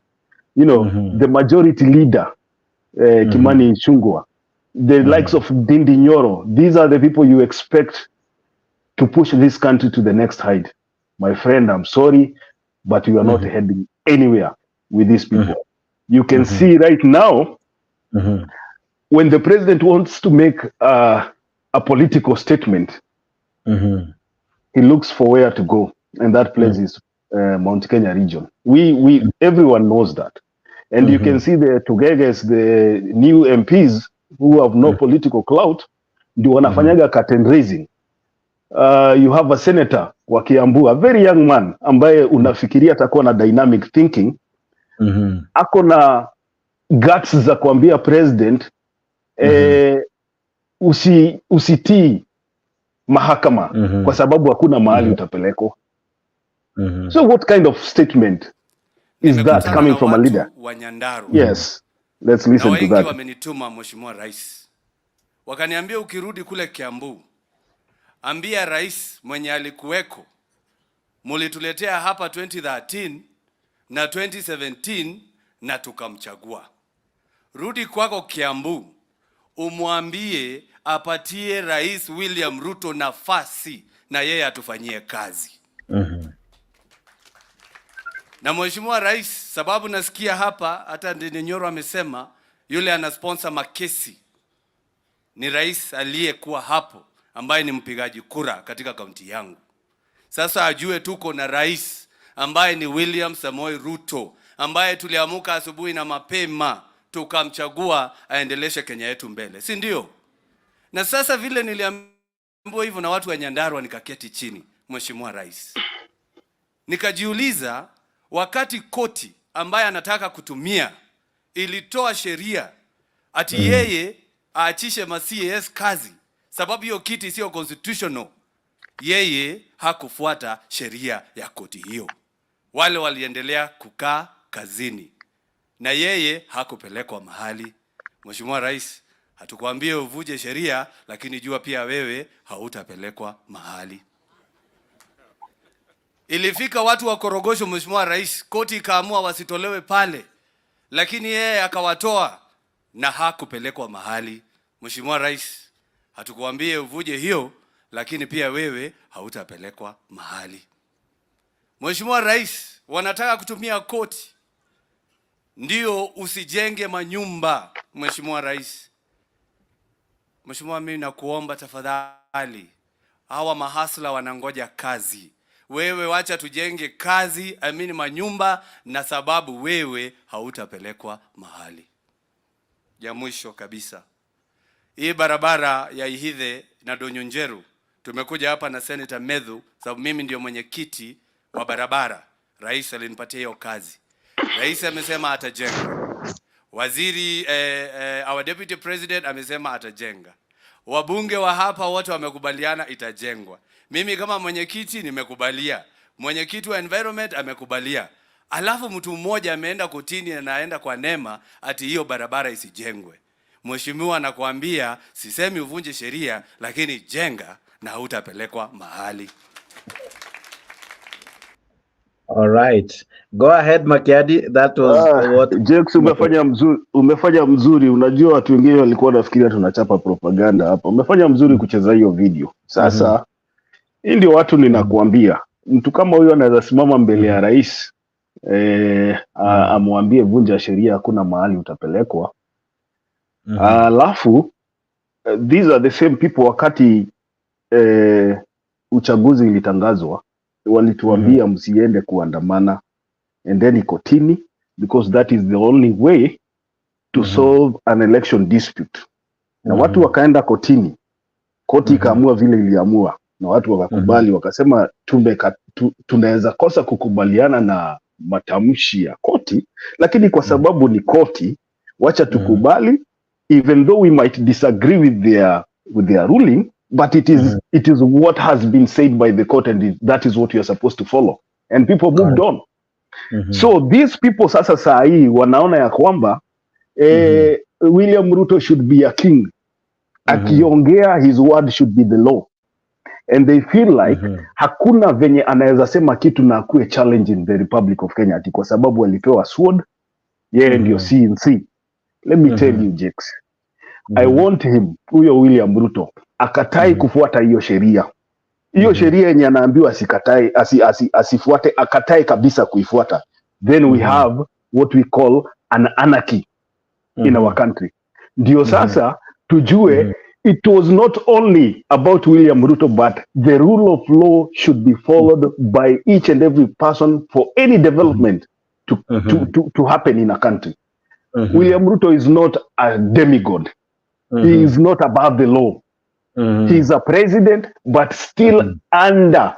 It is the Constitution itself that puts William Ruto in that office. So if we want William Ruto that does not heed to the Constitution, then let him be that person ambaye hatii mahakama. Then tuone kama tutakuwa na nchi. You see these people, ukiona wanasimama hapo wanaongea, unakumbuka jamaa moja alikuwa anaitwa Kamodho. Kamodho was the guy in Moi's government ambaye alikuwa analetewa hata kiatu number 10 na mguu yake ni number 6. Anasema kama hii kiatu ni wewe baba umeniletea, hii kiatu itanitosha. These are the kind of people. And you can look at this guy. This is a very young man. These are the kind of people unatarajia wakuwe na vibrant thinking, dynamic, watu ambao wanajua maana ya sheria. Kumbe we are looking at inaitango reincarnate, kitu gani hiyo kizungu inapotea, another Kamodho being born out of Mount Kenya region. And I can tell you we are heading in a wrong direction. Tumekuwa tukisema hapa kila wakati ya kwamba the country is headed in a wrong direction economically, but if we start disobeying the court, we might not agree with the court, but if we decide to tell the president ya kwamba disobey the court because hakuna mahali utapelekwa, then we are setting a bad president. More and more people will follow that president, and I can tell you that, looking at what we have right now and the anger that is in people's hearts right now and how people are suffering right now, we are likely to have chaos in our country. I will relax there kwanza nisikie Penyagaka na nini ya kusema. Kidogo tu hata before nilete Penyagaka, nina jamaa anaitwa Defi. Defi, how are you? Good to see you. Hope you're well, my brother. Nakwambia wewe mambo imechemuka. Walai nakwambia mambo imembaya. Yaani nasikia maji imechemuka. Nasikia boiling point. We are very much disappointed by this man called Ruto. Unajua Jackson, kwambie kweli. At this era, someone want to decolonize us. Imagine. Yaani unashindwa mtu mpaka unasema ati judiciary. Judiciary yenye ilikupatia power. Ukiangalia kama huyu jamaa mweupe huyu wa Kiambu huyu jamaa unajua mwenye ilimsaidia ni koti yenye nasema leo hii eti huyu jamaa adify koti. Nakwambia kimeumana. Na nakwambia mimi nataka kuambia wananchi wote wa Kenya, hii maandamano inaletwa na hii ni ya lawyers. Tuandamane sisi sote tukomboe hii nchi kwa sababu atuelekee pazuri. Already email imezama. Acha nikwambie jamaa lawyers mtuharibia wamesema nchi. watavaa ribbons tu. Lawyers wamesema ni ribbons watavaa. Tunaingia ndani. Unajua maloya ukikuwa katikati ya maloya polisi ni ngumu kupiga tear gas. Kwa sababu polisi wanaogopa maloya sana. Na hii itakuwa very good chance. Na hata nikwambie huyu Martha Koome kimemramba mbaya sana. Na this time kama sisi kama wananchi tunataka kumsaidia. Na siku yenye wananchi tutamuhitaji pia asaidie wananchi. Nakwambia Jex, hata niseme asante, mimi napiga simu kutoka Nakuru. Tuko mahali hapa na best yangu mkuu, asalimie jamaa. Best yangu ako hapa, tunasema hii nchi tumechoka nayo. Acha kila kitu. Huyu unajua Ruto aliamua kumwaga ugali. Na yeye Martha Koome acha amwage mboga. Kila mtu tukae njaa. Asante sana Jex. Thank you so much. Asante sana bwana Defi. Mkenya mkora vipi? Happy New Year. Happy New Year to you, my brother. How are you? It's good. It's good. I haven't seen you this year to Jongea. You've been running away from me. Ni kama ulienda ukapewa nini CS. I was looking what CS you were given. Ni venye sitaki kusema jina yako on public, but you know me, si unanijua tu. Najua wewe, unajua nilisikia mlikuwa huko hivyo ulienda ukapewa CS government. I see tuko hivyo with no portfolio. Sawa. Endelea kuni lakini labda nitaangukia. But what do you make of Ruto sentiment? Na kuona hapo kwa comment section umechafua. But maoni yako ni yapi? Is the president almost turning dictatorial kwa sababu now ameshindwa what to do? Now he says I'm now going to defy the courts. No, the thing is that Jake, when you look at the society and even psychological part of even when you go back into what you call Ruto's since he got independence, and I think Mr. Raila Odinga stopped very shy of saying some things that he didn't want to say when he said that his whole political career has been brought in by the judicial system. He stayed very short of saying some things because Raila is becoming very economical in what he says nowadays. Nile tu, kama ni mjanja jishikilie, I mean, get what you're doing. And understand what is going on. So this guy, the biggest thing, and I don't want people to be lied to by this guy, he's not fighting judiciary. The guy knows he has not done anything for a whole year. The guy understands that the counter suits are off. You've seen him nowadays, he's not wearing the counter suits. You've seen him. Lately, he's reverted back to his, the real suits of a public servant. Why? Because the darlings are no longer darlings anymore. There's a divorce happening with the international community. The people that he was running, they now understanding this guy is not even bringing anything to us. He's just getting stuff from us. And that is why you see now the visa-free thing is going away. The Haiti thing is going away. Nobody's now believing him. You can see the Musevenis now even suing him. You can see everything just with the international that he had become a Pan-Africanist darling or whatever the South Africans talking about, and even the Westerners talking about this guy is a Pan-Africanist. We need to listen to him. Right now, I don't think he can get a stand ovation on what we call the UN like he used to do, or EU. So what is happening right now, like Ruto has always been, everything has always been a blame game. If something doesn't work, he always blames somebody. We can even go down to where he blamed Muteshi, saying that Muteshi never went to, lands and whatever, but he did lose that case. Ruto never akoseagi kitu yoyote. So now somebody has to take that blame game. And I think the guy is so smart in his ukora, the con, a con man knows how to con.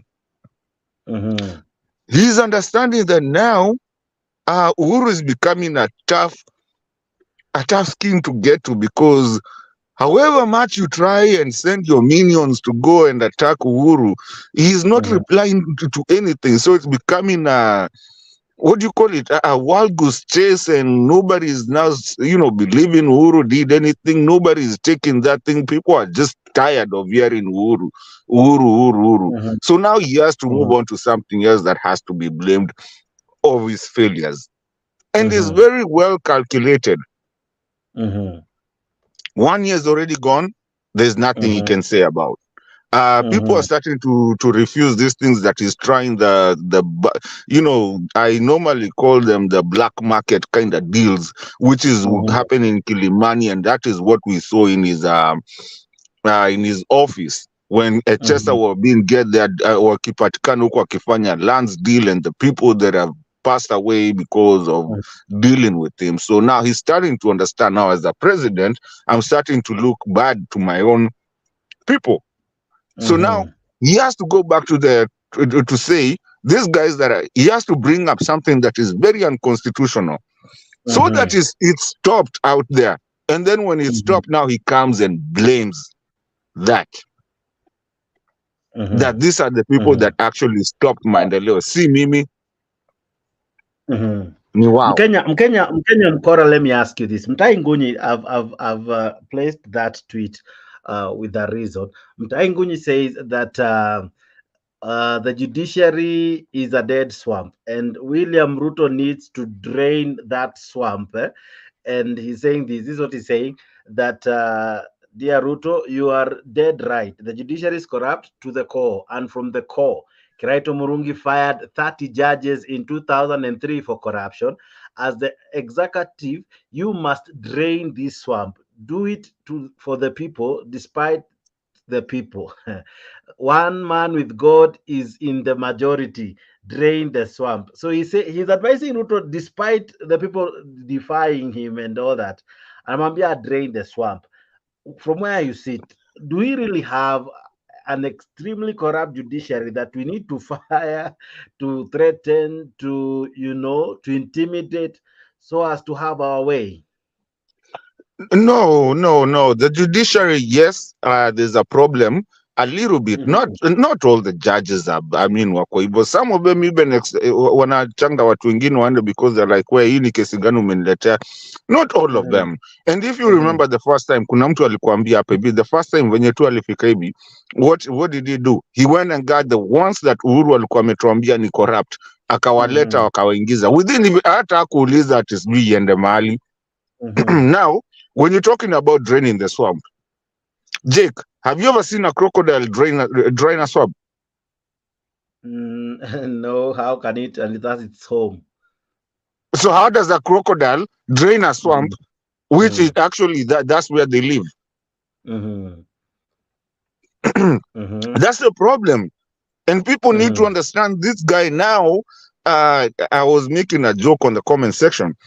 We don't even care about Mother Koome. We don't care. We are not going to defend anyone right now. Waende wafungiwe kwa room moja, wachapane huko, mwenye atashinda atoke atuambie okay, sasa nimejua.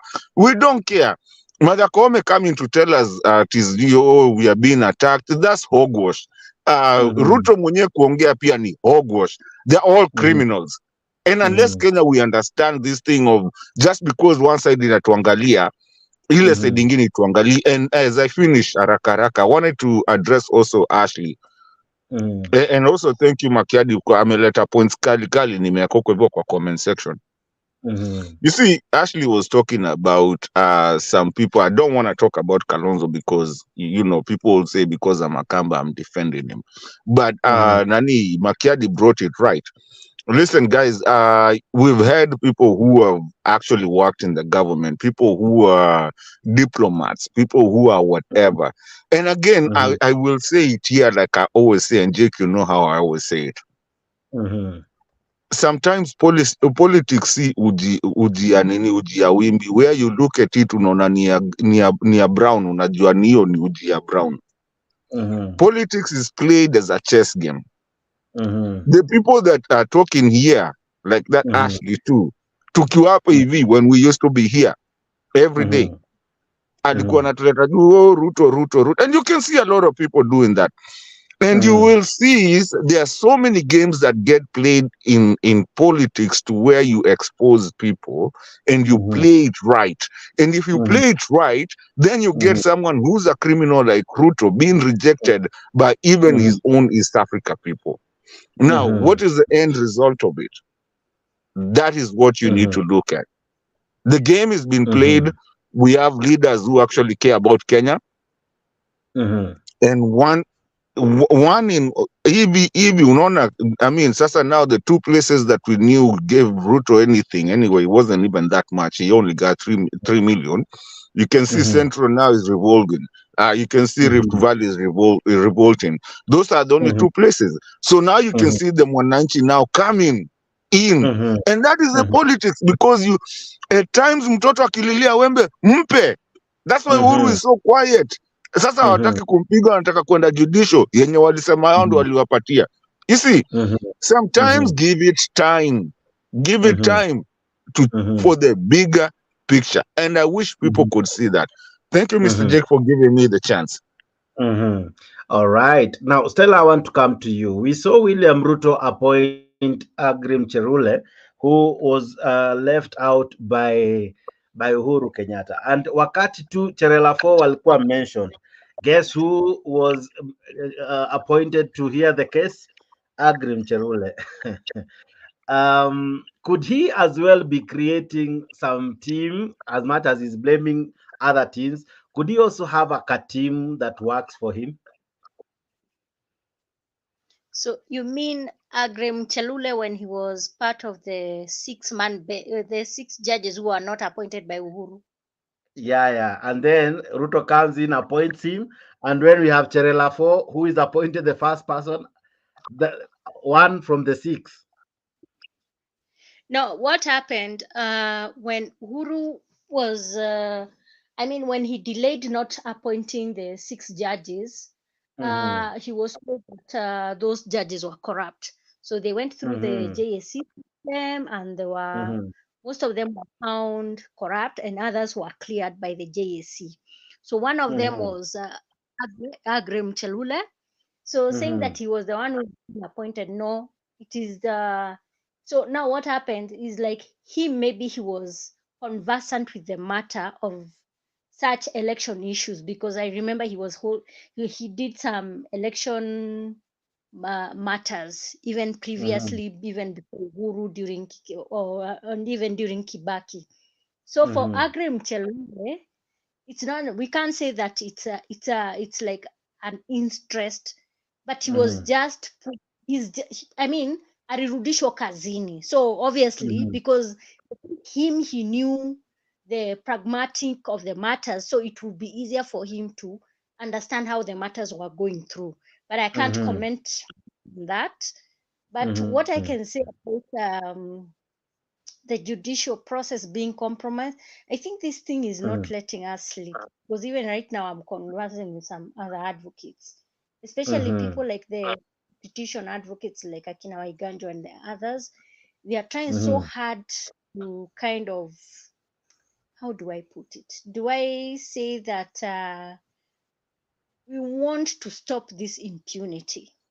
You see, this impunity is becoming too much, because even if it means like the judges will sit down and discuss even them to be protected, because you see, if a matter like the one for the housing and the other one for the NHIF or any other matter, the thing is, Jakes, mtu atakuwa na uoga aseme, me, I don't want to deal with this file, me, give me another matter. So you remember, justice delayed, justice denied.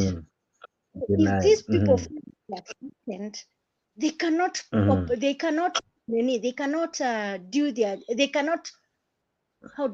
cannot perform, because the thing is, they will be at duress, and we don't want to have that. If a judge gives a bad decision or gives a compromised judgment, remember there are other people who courts are there, like in a civil society, they'll come and fault the judge. That's why the Court of Appeal is there. And I'm telling you, it will be raining men and women of the judiciary during that Court of Appeal. I'm telling you, it's going to be BBI. So I think what I can say is, because now Ruto, the person, and I've told you again, I am going to fault the AG. The AG didn't do his due diligence. And if you see people like some civil society and other groups went to court, that means the government were not listening.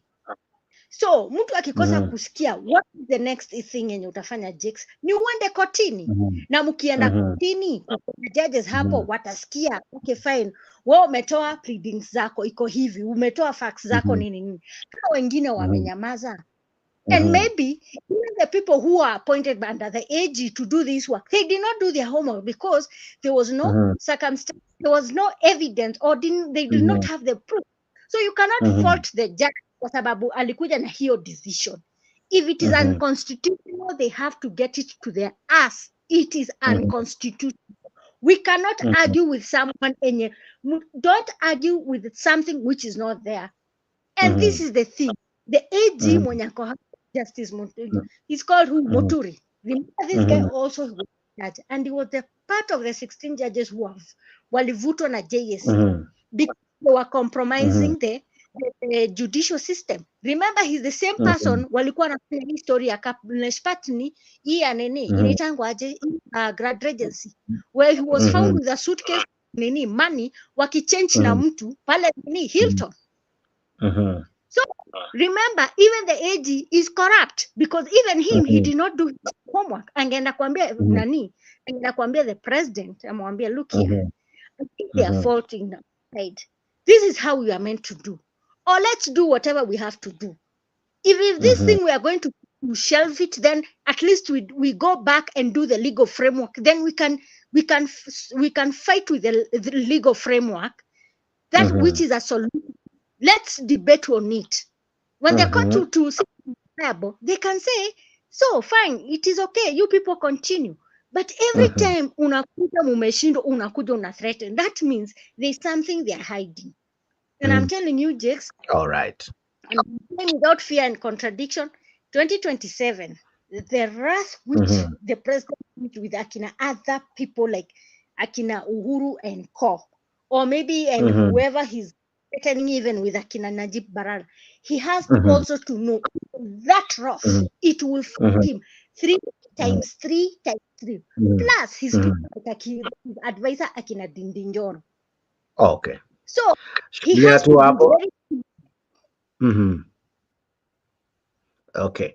Fantastic. I'll be coming to you, Stella, and as well Makiadi and Ashley. But let me have Penya Gaka Kidogo, then Kenya Rebel, and then I come to Akina Ashley and Makiadi.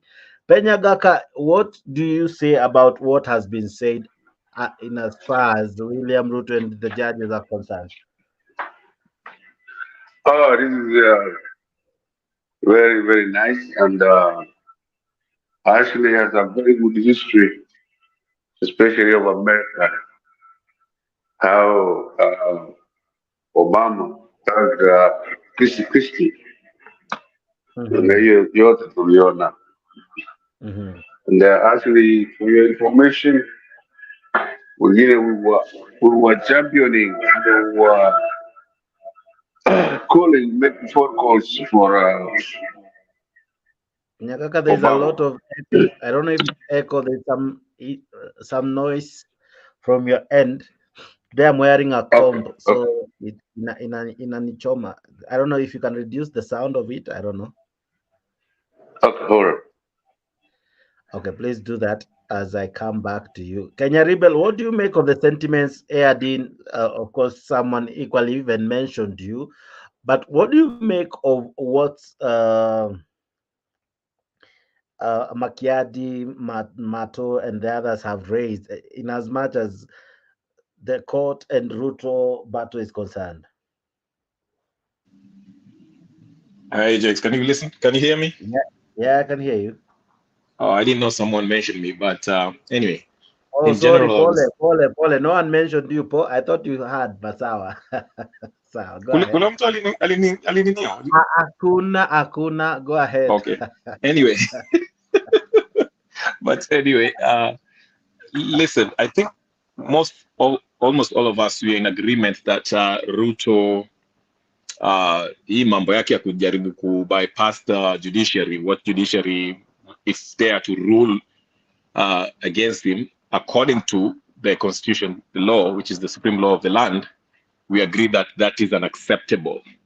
What we cannot do is to do exactly what Ruto is doing, is pick and choose. We all know Kenyatta did the same thing. Uhuru Kenyatta did the same thing.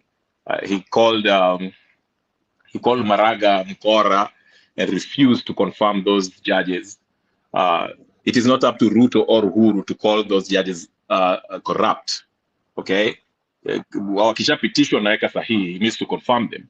So while we agree when it's Ruto that he shouldn't try to call this Miniwa Kora because they're not ruling against in his favor, let's not play politics here. Ndio maana nasemanga, the problem with us Kenyans, we're not honest with ourselves. When Uhuru was doing these things, now we can, since he's Azimio, the Azimio side are saying, no, it was okay, not to this extent. Then when Ruto is doing this thing, we are very quick to say, huyu jamaa anataka kupeleka sijui siku za Moi. Let's be very, very fair. Uhuru did these things, and also Ruto is doing it. It's both wrong. Hakuna ati hii ni mbaya na ile ni ilikuwa nzuri. They were wrong, and we should equally condemn both of them in doing so. So let us not be pick and choose. But generally, I agree with everyone's sentiments as far as not accepting, finding these pronouncements by the president troubling. It is troubling for a president to say that. So I'm in agreement in general. Now, actually, many have opined that this is how a dictator begins. He begins by saying, oh, this is not right. This is not right. He fights all institutions. Eventually, he rules by an iron fist and doesn't consider any rule of law. Could we be headed to a form of dictatorship in the name of William Ruto? Actually, I think we are already in it. When someone thinks that what they were given wasn't for cutting vegetables, it was for slashing people. What exactly does he mean by slashing people with a sword? Any other person would have been taken to court for threatening. I think that's a crime. So we actually are in the beginning of a dictatorship, and that is why I think that if we let it go on, not be able to remove him. So those people who are laughing seem to be like in a Titanic, and they are laughing. So you wonder, how can you be sinking and you're laughing? Now you're laughing at us. We were not angels to know then. We were by another liar that this person was bad, but they had no credibility. If you go to and you have a checkered past, you most likely your testimony is thrown out. So Uhuru wasn't a credible person to give the information. He was telling the truth. Unfortunately, because of his checkered past, he was not big. So we cannot say that. And me, I followed him up to a point. I remember Jakes one time, we were in a group and you asked me, oh, where did you go? Because I left the group. When I joined that group is when I left. But even today, I will still say, at that time, okay, the two people, I wasn't like a fan follower of his. I just preferred him over Raila. And I still say, okay, I don't think there's any need to remove Uhuru to put Raila. It is, they are both have their weaknesses, a lot of them, and they both won't serve Kenyans.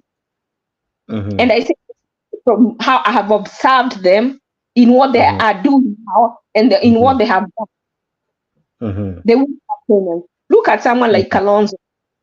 He is dependable.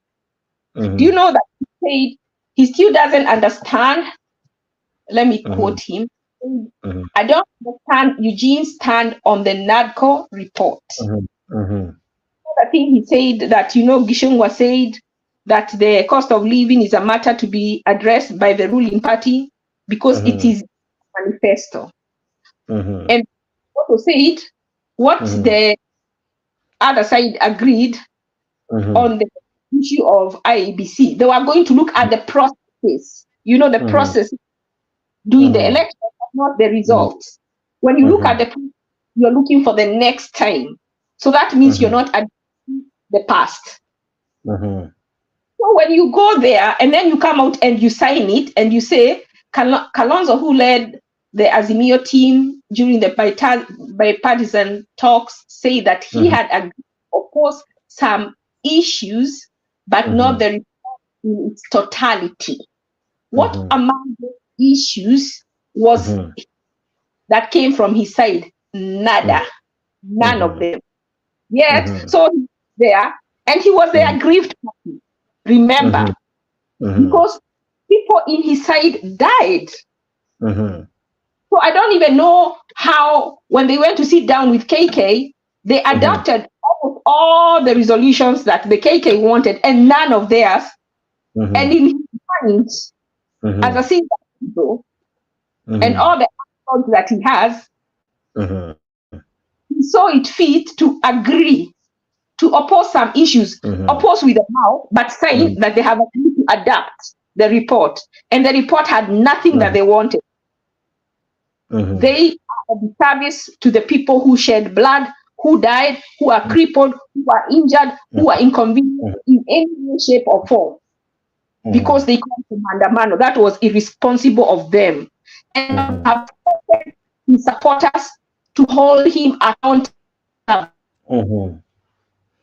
How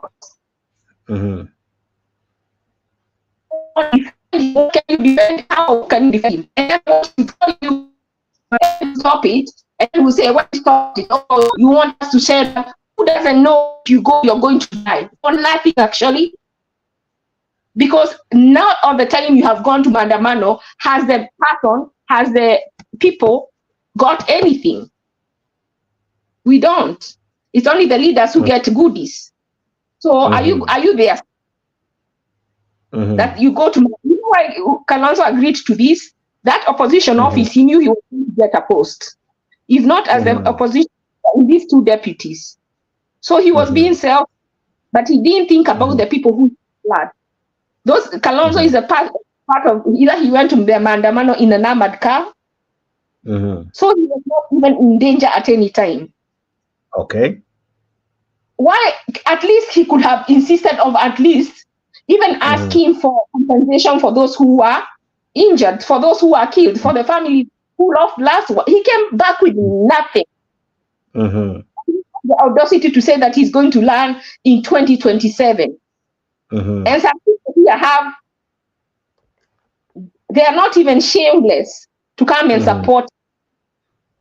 That is our, the issues we have today are our problems. It is us that are putting garbage and what we are putting is garbage out.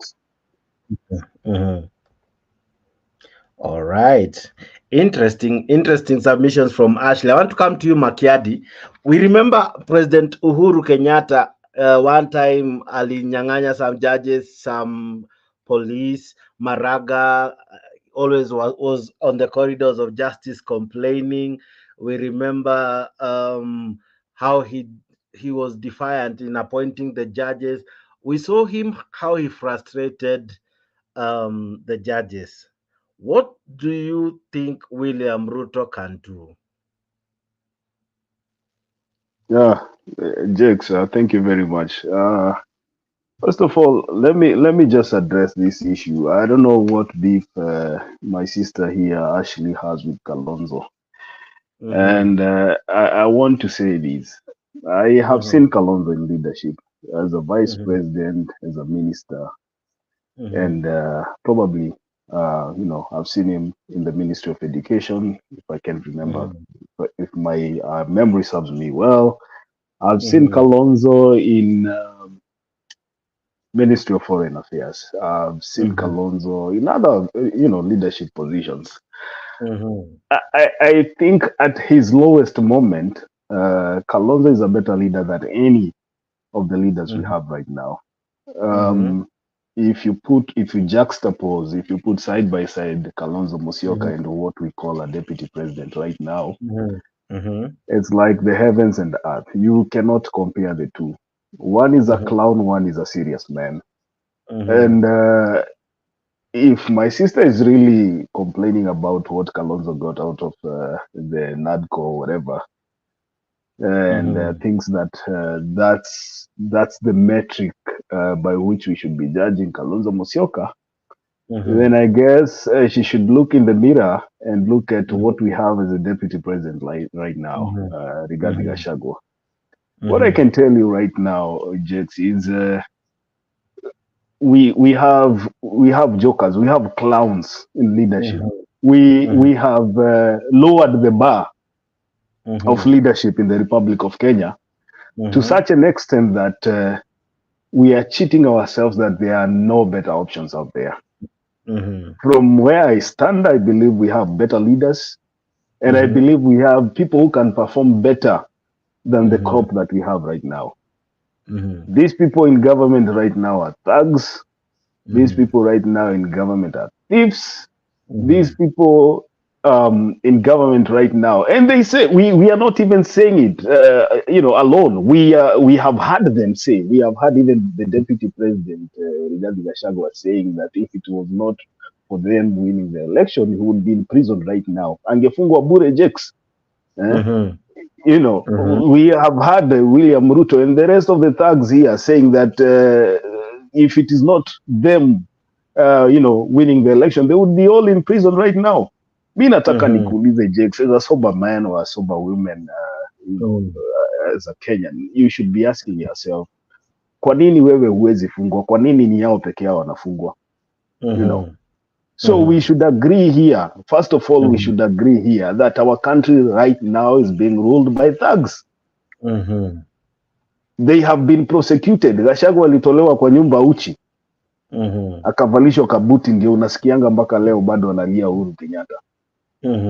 Na ile vitu walikuwa wanashtakiwa ni vitu ya ukweli. Aliiba shamba, inajulikana ako na shamba ya kugrab hapo Nairobi, sijui ya bilioni ngapi. Mpaka saa hii bado anang'ang'ania hiyo shamba. Shamba iko na sijui title ngapi. That is a thug. He is known very well for corruption cases za kusupply hot air kwa counties, Bungoma, sijui wapi nini. Alisupply vitu mingi sana zenye hazikuwahi onekana. He is a thug. William Ruto is a thug. He has been prosecuted in a court of law for grabbing somebody's land. Right now, as we speak, his hotel is sitting on public property. He's a thug. These other guys, akina agricultural minister, CS wa agriculture, Mithika Linturi tulimuona kwa video hapa Jex, akiwa amepotea hoteli, akiwa uchi kwa kitanda ya wengine. We have seen these people. We know their character. So when somebody tells me that we do not have, better leadership out there, mimi nashangaa. Is it that as Kenyans tumefika mahali, we have no hope to such an extent that we have lowered our leadership bar, so that we are comparing what we have right now with Kenyans who have never been tested? There are better leaders out there. The only thing is they have not been given a chance. These people that we have given a chance for the past 10 years have had their weaknesses, have had their strengths. You have seen what they can do and what they have done.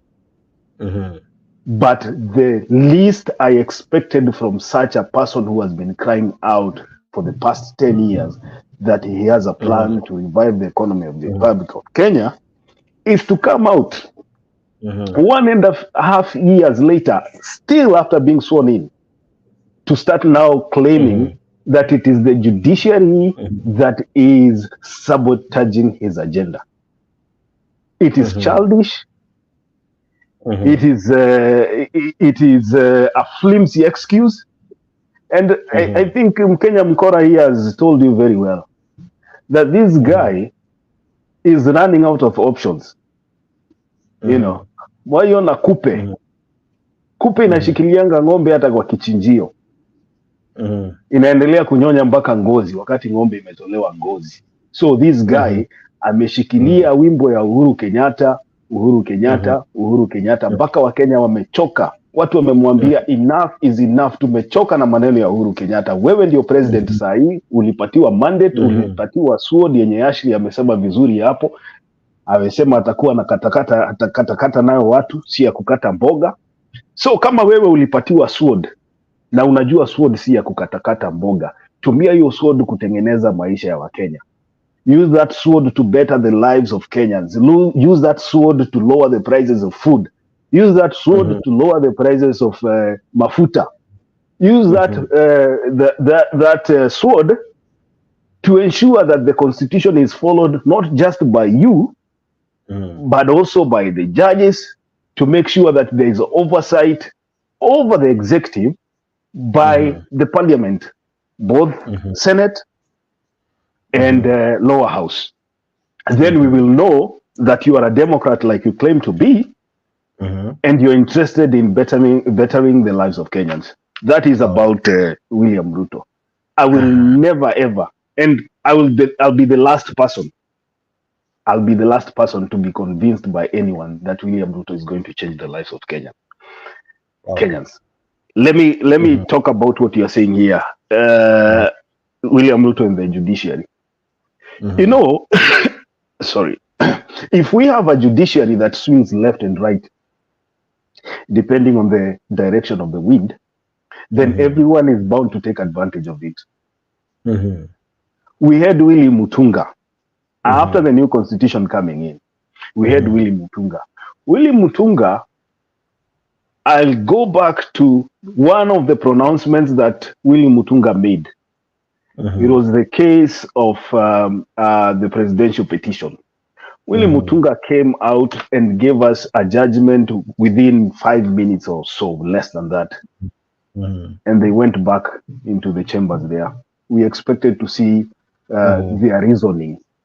Why did you decide the way you decided? Up to today, Jakes, can you go and show me any document that has been produced by the judiciary, led by Willy Mutunga, that tells us their reasoning of that judgment? Hakuna mahali popote.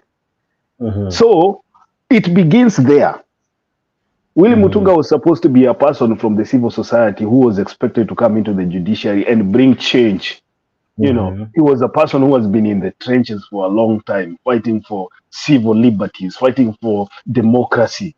Many people had a lot of faith in him. He failed. Willy Mutunga did not change the judiciary. He tried his best, but maybe his best was not enough. And then from there, it was a slide down. Maraga came in. Maraga fought hard. He did his thing. He had his encounters with the executive. At some point, he decided to go with the executive to political meetings. And so at that particular point, he became a darling of the executive. These are the head of, the heads of independent branches of government, And he went home, having changed nothing. Now comes here, Martha Koome, who many of us thought maybe, just like her, her predecessor, who was like also, not the immediate predecessor, the other one, Mutunga, a person who was raised through the civil society. We also had some faith. At least I had some faith in what she was going to do in the judiciary. Now, these two have become even worse than we thought. We are seeing, in fact, after the swearing in of the current guy, we saw these people, welcoming even the president in political rallies.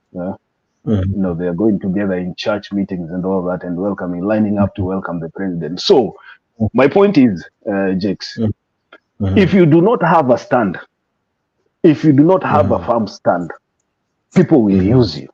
You will utatumika na watu kama wanajua ya kwamba you cannot say no. Na tuache kutishana hapa, tunaambiana kabisa hapa ati sijui judge ataambiwa ati file if you don't do this we are going to threaten your life sijui nini. Let me tell you something. Judiciary inajuana vizuri kabisa.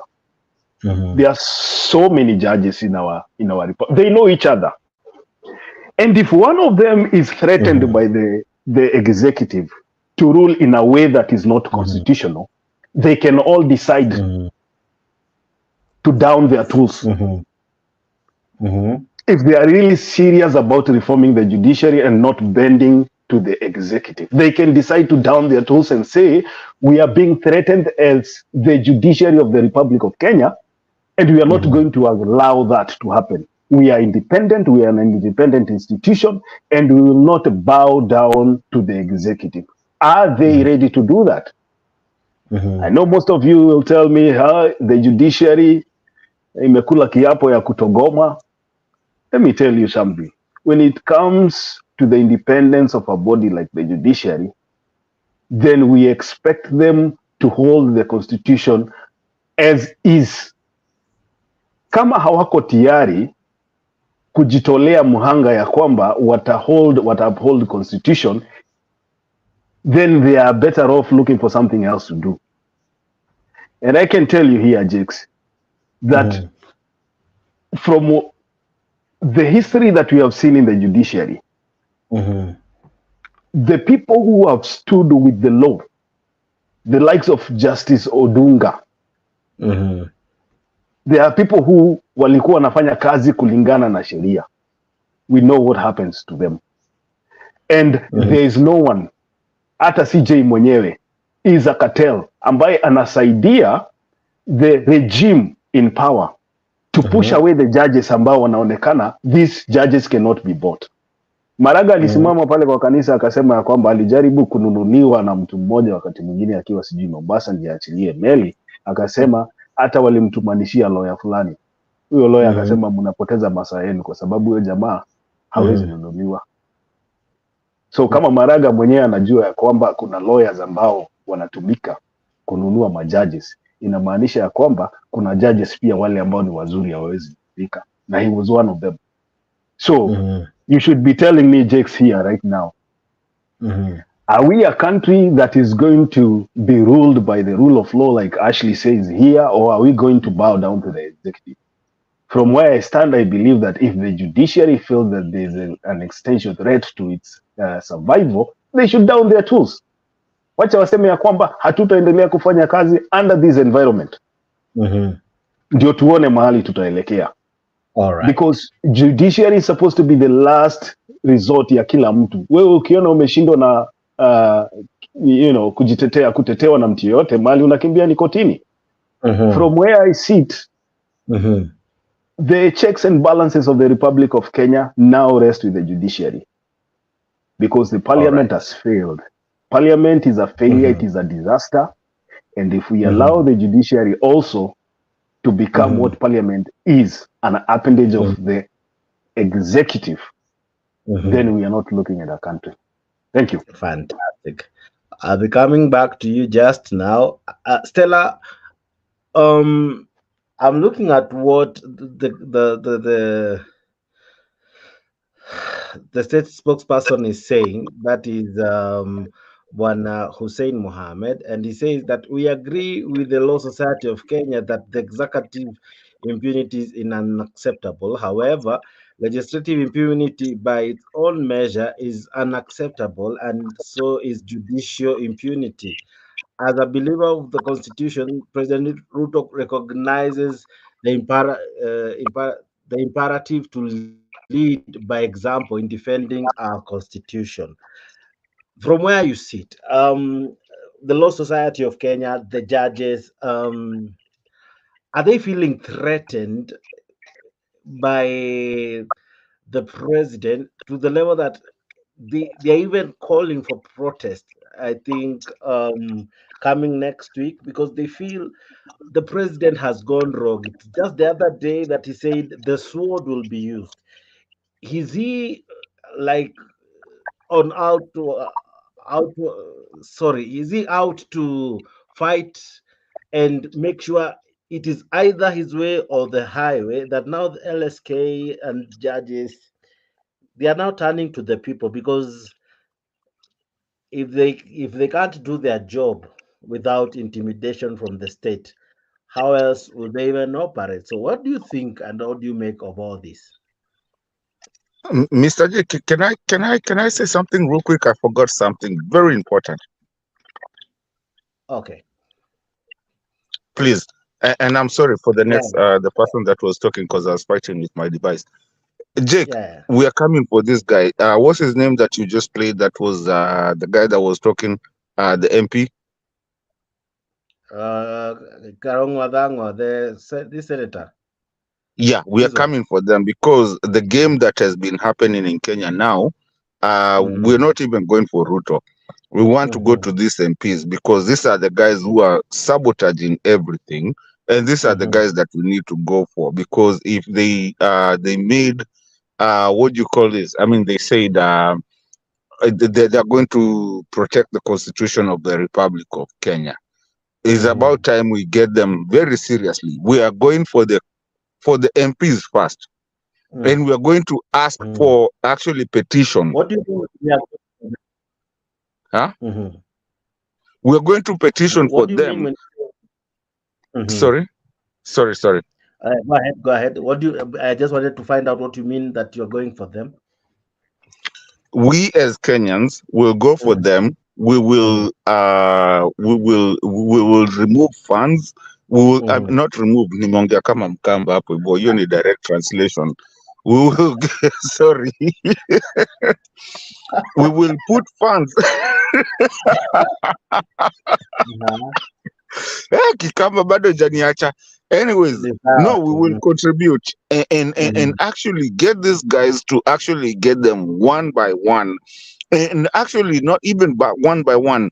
We want to get these MPs that actually go somewhere and tell us that hakuna mtu atakufanyia kitu, like our constitution is just a BS, like it's like a storybook, like ni kama Roadrunner. That is not what it is. A constitution is what we have as what we call the covenant of how we are going to live together. So if someone can come and tell us that a president is above the law, hakuna mtu atakufanyia kitu.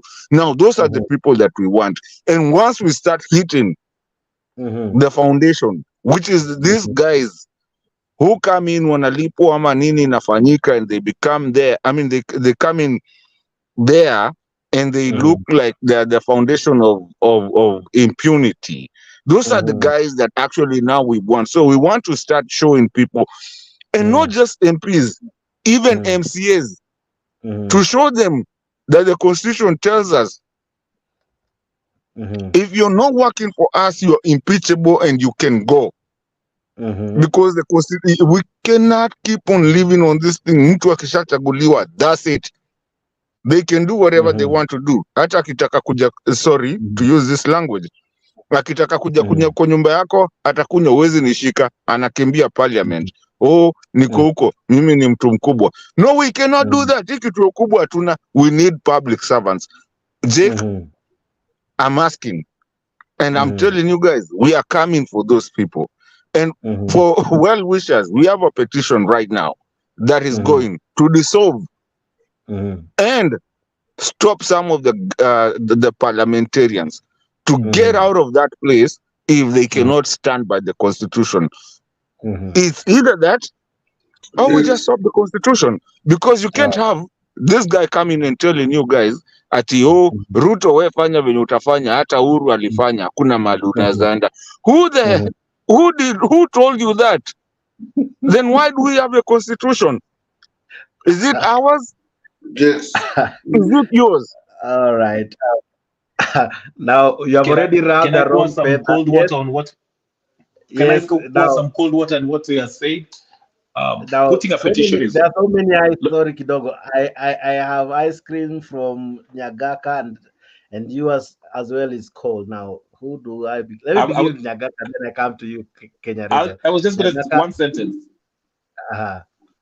One sentence. I was just going to tell my friend, I don't want to say his name, I can't see it, who was saying about the petition. Again, Jake, earlier we discussed about the Mkora Election Act. In order to remove an MP, recall an MP under the Section 45, you have to do it 24 months after the elections or 24 months before the next election, which gives you one year window to remove them. And before you remove them, they have to be removed based on Chapter 6 if they have failed. So it's very difficult to remove these people. The only thing you can do is if you try to get your MPs to change that law, Election Act, in the Election Act, which will be very difficult because the very MPs cannot vote for a bill to actually make it easier for them to be recalled. So good luck with that, Mkora. Okay, but Jake, I have to give a right of reply. Right of reply. Listen, the Constitution, first of all, Chapter 6 has never been amended. Let's start with there. Chapter 1 of our Constitution has never been amended. Chapter 147 has never been amended. Chapter 37 has never been amended. Chapter 36 have never been amended. There's no amendment on that. What the chapters are there, they are just as they came. So now, hizi zingine hizo zinakwaga vitu zingine mnaendanga huko kwa parliament wanasema you shouldn't even talk away from the parliament, you're immune in parliament. There's nothing called immune. I remember Babu Owino alikaa kwa parliament for almost if anybody remembers, almost 3 weeks akiogopa kushikwa because you cannot arrest an MP in parliament buildings. Listen, there is nothing in the Constitution that says that. We are going for that Constitution. We cannot have a Constitution that actually inafanyanga ati watu wakuwe immune. Who said you're immune? The president is not even immune. The president, what it is that when he's a sitting president, you can make a case for him, but it cannot be prosecuted while he's still sitting. As soon as he gets out, whatever you had filed will be there because he's still a citizen of the Republic of Kenya. Now, we're going for the Constitution. This time tunacheza na Constitution, because if we don't have a Constitution, then we don't even have to live together. And there's no reason for us to live in together because it's the covenant of how we are going to live together. Hakuna mtu ako above the Constitution, including the president. Ni venye tu ame-immuniziwa ndio because of matters national security. That's what it is. Akishatoka hapo tunaweza mshika, hata saizi naweza suhuru. Mkora, I wasn't saying he's immune, but I was saying that the laws that are there to remove these MPs is what makes it difficult to be removed. I'm not saying they are immune. The laws in place. It's in 7 chapters. A way of removing the president is in 7 chapters of our Constitution. People don't read the Constitution. Read the Constitution. Yes, but there's a law that is also spells out the terms in which you can take them out. That's under the Election Act. In 45, the Election Act, my brother, Election Act is not a constitution. That is just an act. That is why it's called that. Yes, it's just an act. Law. Listen, I'm helping you. It is a law that is subservient to the Constitution. Yes. So it spells out the process in which you can remove the MPs. So while the Constitution, the articles says that you can remove them. Kibuda Kibwana did it. Kibuda Kibwana just kila mtu alinyamaza. Because they knew he was going through the Constitution. No, listen, Mato, I'm saying this. I'm agreeing with you. I'm just saying this. Constitution inasema, yes, you can recall these people. But the Election Act, and that's why I was referring to Mbadi, he said, Mbadi alisema hivi, we MPs, we are very clever tuliweka hiyo Election Act, tukaificha kwa Election Act, so that it makes it hard for us to be recalled. And the Election Act is a law which spells out how this process of recalling an MP is to be done. Yes, the Constitution says these people can be recalled, but the Election Act actually spells it out. And that's why I'm saying in the act itself is what is difficult. The process makes it very difficult for them to be called. It's not about immunity. So I agree with you, but I'm just saying... Nyagaka, 1 minute for you before I go to Stella. Nyagaka, 1 minute. Yeah, mimi nilikuwa nasema thank you very much, Stella. for the historical facts of American democracy. And even the courts are a work in progress. After 200 years in America, for example, in the year 2000, Al Gore was defeated by Bush through the High Court that 4 of the judges were elected, were put there by his dad.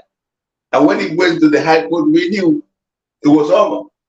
So that revolutionary, ambia wananchi ya kwamba bring it on, because there is even in the next presidential candidate 2027 is not there. They are saying, they are already complaining about everything that UDA is doing. Yes, we know it is hard, but where is your stuff? What can you talk about so that ile mtu ya kwetu huko Kisii atawaonea kwamba mnaleta good luck for us so that we can vote for you next time, even if you don't have a candidate.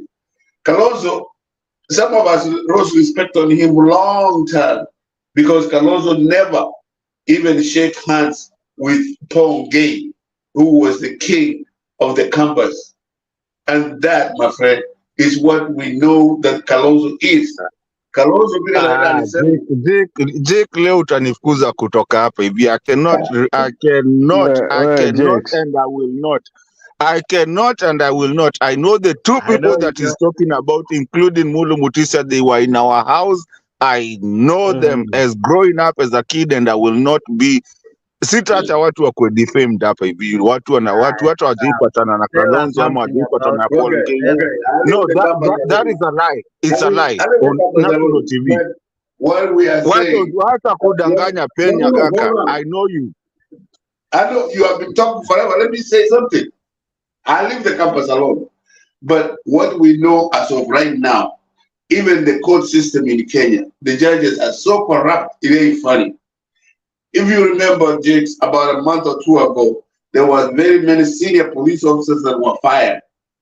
Na mmoja alikuwa rafiki yangu, nikamuuliza what is this going on? Wanasema hiyo tu ni kuona vile jaji atachaguliwa and you go work with him.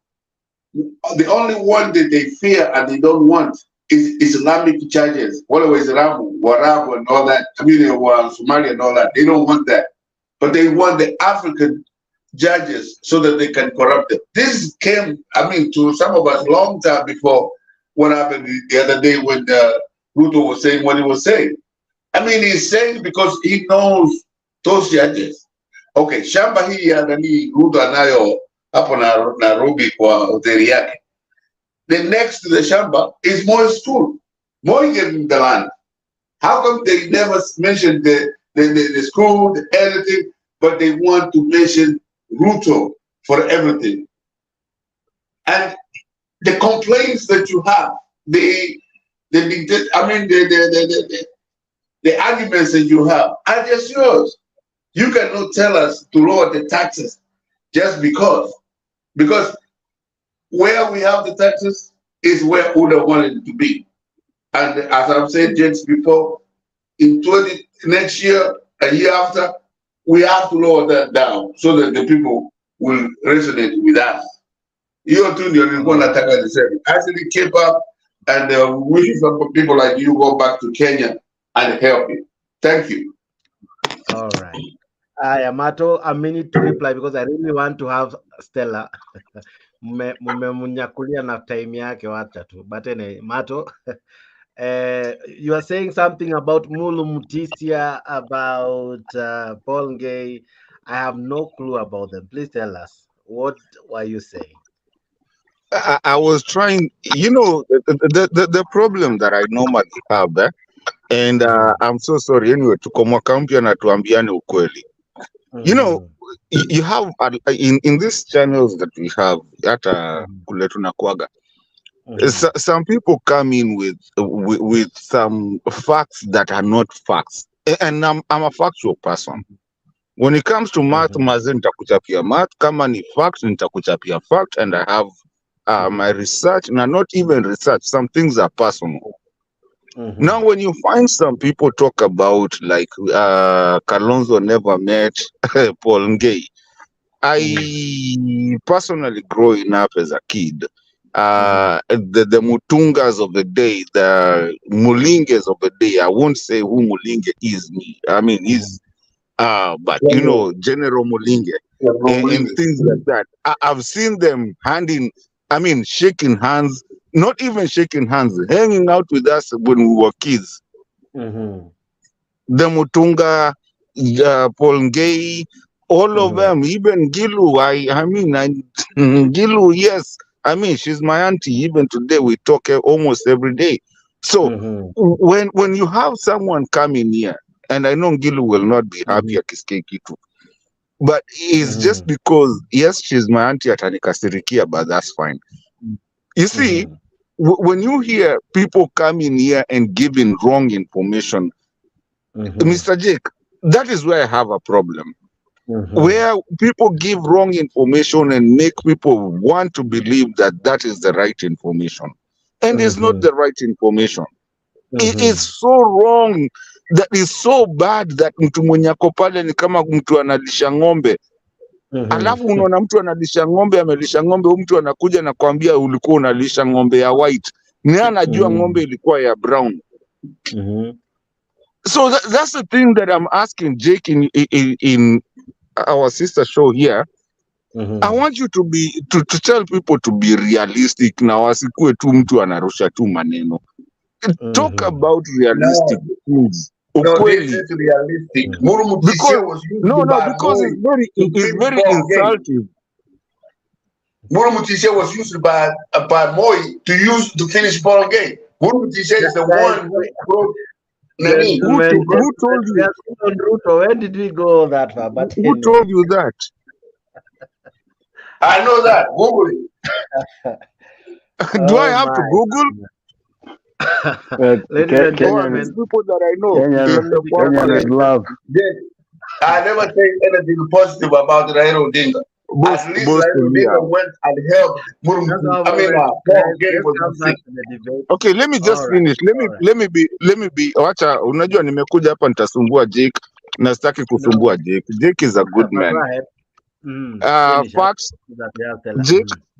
Jake, let's talk about facts. Let's not just talk about vitu mtu alisikia kutoka mahali. And I love coming here. This is our channel within here. Lakini vitu kama unataka kupata kitu ya ukweli, you can go with your dreams and everything and what you've dreamt in your night ukiwa umelala and find whatever you think you found. But the right things and the true things, Jake, is what we need to do. All of us. Mimi nasemanga heri Jake, kama najua mama yako anaitwa Edith ama anaitwa nani, sasa mimi sifai kuingilia hiyo story. Unaona? Hiyo ni story yako. So let's research. By the time hata tunakuja kwa show, unajua tunapenda hizi show zote. Hata mimi nikikuja hapa napendanga kuja sasa, at least na educate mtu, pia mimi na educatiwa. Lakini tuache propaganda za itumbi bwana, tuachane nazo. Thank you. Sawa. All right. Now, Stella Pole, I had posed a question to you, and these guys wametifuana kiasi. But my question to you, I don't know if you remember, but with all this, where does LSK sit and the judges? Despite them calling for protest and maandamano, are they afraid?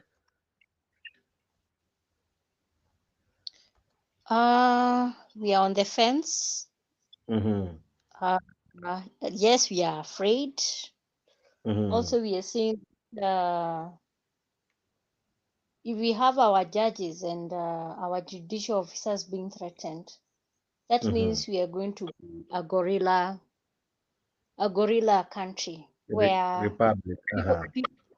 Republic, yes, or we can be a banana republic like Haiti. We can be a banana republic like Libya, where laws, where people can to put laws. We'll have people intimidating SARS, we'll have even us wananchi being kind of, you see, like this tax regime. And I told you, Jakes, every time us in Kenya here, we sleep tomorrow morning, the first thing you see in your Twitter, the thing you see in your LinkedIn, the first thing you see in the newspaper is a tax here, tax there, tax here. Remember, Jakes, this tax when they are being raised, remember this money is not even developing our country. It goes to these tumbocrats, and you know who the tumbocrats is. We cannot have a president where you have laws being put, then you cannot even defend your own citizens who put you in that office. Where you have people like CS, you have poor people, they put every time we'll see it's a legal notice from here to there to, it is tax from everywhere. Now, if we have people like the judiciary, we see even that will be in fear, because let's assume like right now, this matter by Jan 26, it is going to the appeal. So what happens? Remember, when it goes to appeal, it sits with a 5-man bench. Now you see, because you see it should have an odd number. You see others, they would say that we agree, others they will say they will not agree. Like you see that even number. Then let's assume that the judiciary goes through that process of the appeal, then it goes to the favor of a mwananchi. What happens to that judge? That judge will have a phone call, and I told you, Jakes, this thing is about a phone call. This thing is a phone call. Because this judge atakuwa compromised, aulizwe aje, yani ilifika umeniruka hivyo nini. So there is a way atakuwa inaitwa aje, witch hunt. And there is an example I can give you, the one for the Aror Kimwerel issue, the one for Henry K. He was thrown under the bus during the past regime. Then what happens when Ruto goes to the state? It's called what? The time when he was addressing the state, he was asked by some Gituko. The Aror Kimwerel issue, all of a sudden it has been there for 3 years. Then it went silent. Why? Do you know what he said? This matter was a fraud. Jake, remember Nani was vice president. When the Aror Kimwerel issue, he's the one, he was there saying that there is impunity at the CSs in the finance. These people have to go through, they have to be arrested. Remember, by that time, he was the deputy president. Jake, sebu jiulize, after 3 years, leo ndo umejua hiyo ni nini, hiyo ndio ilikuwa fraud. And I told you at the time when the judiciary was giving out the ruling or the judgment of the day, what did the judge say? That she's very disappointed that the process of the judiciary has been abused and time being wasted and taxpayers' money being misused. Why? Because the parameters in the government, from the DPP, the DCI, and the EACC, never even bothered to come up with their proof or to never even come up with their findings. So that means even parameters akina DCI, EACC, also them, they are being threatened. Remember, even then, they will need the support of the judiciary. If someone like Nurdin Hadi was removed from his office, being given another office, because someone knew that if Nurdin Hadi would have gone deeper, the people who are in this team right now, there is so much scam. There's so much scam that the DPP can anika watu. This guy anaitangwa na huyu wa EACC, this general, what's his name, whatever. He was a former army, and he said that he cannot be intimidated, and he has very strong files of showing how institution, how high-end corrupt people in this government till to date, they're still extorting money from investors so that they can certify themselves. Remember, even the EACC will need the support of the judiciary. But you see, someone has a phone call, threatens this guy. He's being told, you know, you have only remained with 1 year. If you don't make my wishes to be fulfilled before your retirement, I am going to do what? I am going to destroy you. He said it like that. So let me ask you, Jake. Karangi? If LSK, no, it was not Karangi. There was this ruthless guy. He was called who? I've forgotten. Alikuanga wa polisi. Before Nani, anaitwa, who is our IG? Koome. Before Nani, before there was a certain IG. I can't remember his name. Actually, I'm not good with the names. He threatened. Wachana na Mtiambayo. No, there's this one when there was a Nini, there was a terrorist on your Lingia Westgate. Oh, sorry. Sieke, the governor. Sieke guy. That this person also threatened. He also threatened his own people in the National Police Service, where it has even this parameter kama DCI, EACC, Interpol. Even there was this issue for the drug issue, where a certain MP was implicated with the drug issue. And this drug issue ndio ilituma akina someone like Saitoti and Ojode wakufe. Anyway, I don't want to go to that story because I don't want to deviate. Sasa Jakes, ona sasa kwenye judiciary imefikia. If they can threaten people like LSK, and you need such people, even the civil society, so that you can default the government, so that the rules of law which have been made in this land, it has to be followed by the book. Yeah? Okay. And I don't understand why we should have illiterates who are almost 300 or 400 making stupid laws which do not pass. If you check some other laws which are so very paramount from mwananchi mwenyewe. For example, kama ni for issue about two-third gender, hiyo kitu ijawahi pitishwa. Okay, tuangalie maneno, kulikuwa na kitu ilikuwa inatangwa UHC. That thing has never been put. But these people, they come with stupid laws. And yet they are not even checking their 3 things in the lives of a hustler or a mwananchi. Hierarchy of needs, from food, shelter, and clothing. Because if one certain MP would go and raise that thing, what happens? We have someone who Watengula will say that thing is not in the order paper. Jake, wacha nikwambie, I have friends in parliament na wanakuanga wanafanya kazi ya legal drafting. Ikifika legal drafting na wakati kuna kitu inaitangwa Hansard. So Hansard today, Jakes, today we are going to talk about what? How to control maybe inaitagwaje? Maybe healthy inaitagwaje kama hii anakumicha. Hii health. SHIF. No, there is this one for UHC, universal health care. So now universal, it comes with very whatever. Now, if we come with that issue, a certain MP somewhere comes with that because he knows that you need a healthy nation to run this country. The person when you get your Hansard ama order paper, he's given 10,000 or 5,000 shillings anaambia ati usiweke hiyo kitu kwa Hansard, iweke huko nyuma. So, Jakes, everything from this government is threaten.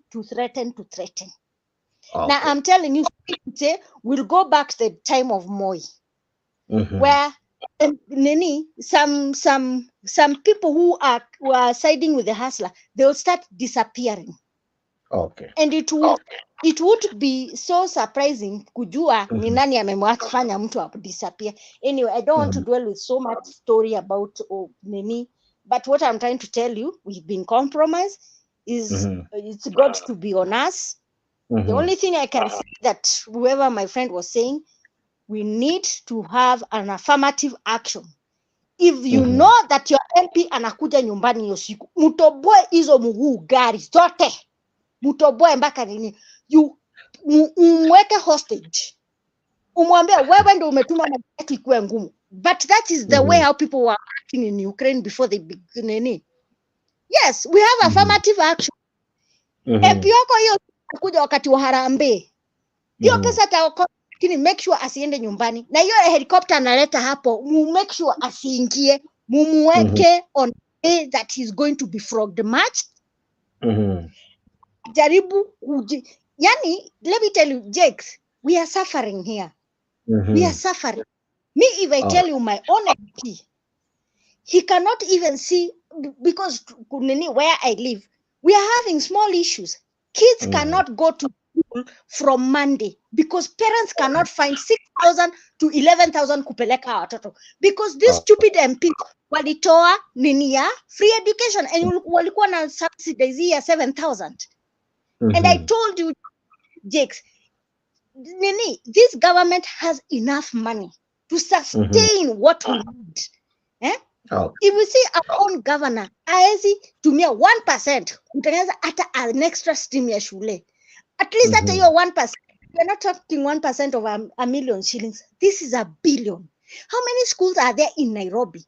And make sure that each and every child kwa hii constituency, at least ameenda amepatiana hiyo pesa ya hata kama ni 3,000, alafu mzazi aende atafute 4,000. I am telling you, we need to hold affirmative action. When your MP comes on your constituency, hold him on the ground. Make sure asirudi Nairobi. Arudi Nairobi akiogopa. Sawa, shikilia hapo kidogo. You see, Jake, kidogo tu, brother. Unajua, unaona sasa mali nilikuwa nikisema, umeona sister yangu mali ameenda. Even though hatukuwa tunakubaliana in the first time, umesikia mali ameenda. Hiyo ndio mali wa Kenya wako. Let me tell you, Jake, people are not playing games with the MPs. Ati mnaenda pale mnatuambia umeka laws na nini. That is what my sister is telling you, and she's coming hard. And she's telling you exactly what it is as our biggest moderator for EV. She's telling you that Wakenya hataki mchezo. Ulioneo tingatinga ilifukuzwa leo Nyeri na zile zingine zilichomwa. Watu hataki mchezo bwana. Tumechoka. Na haijalishi kama wewe ni UDA ama wewe ni Azimio. Round hii watu wanasema, unajua nini, we are not going to play that, we are going to play as Kenyans. We don't even care about if we are kama mimi ni Mkamba, mwingine ni nini. We don't even care about that. Right now mali imefika, Jake, we have bad governance.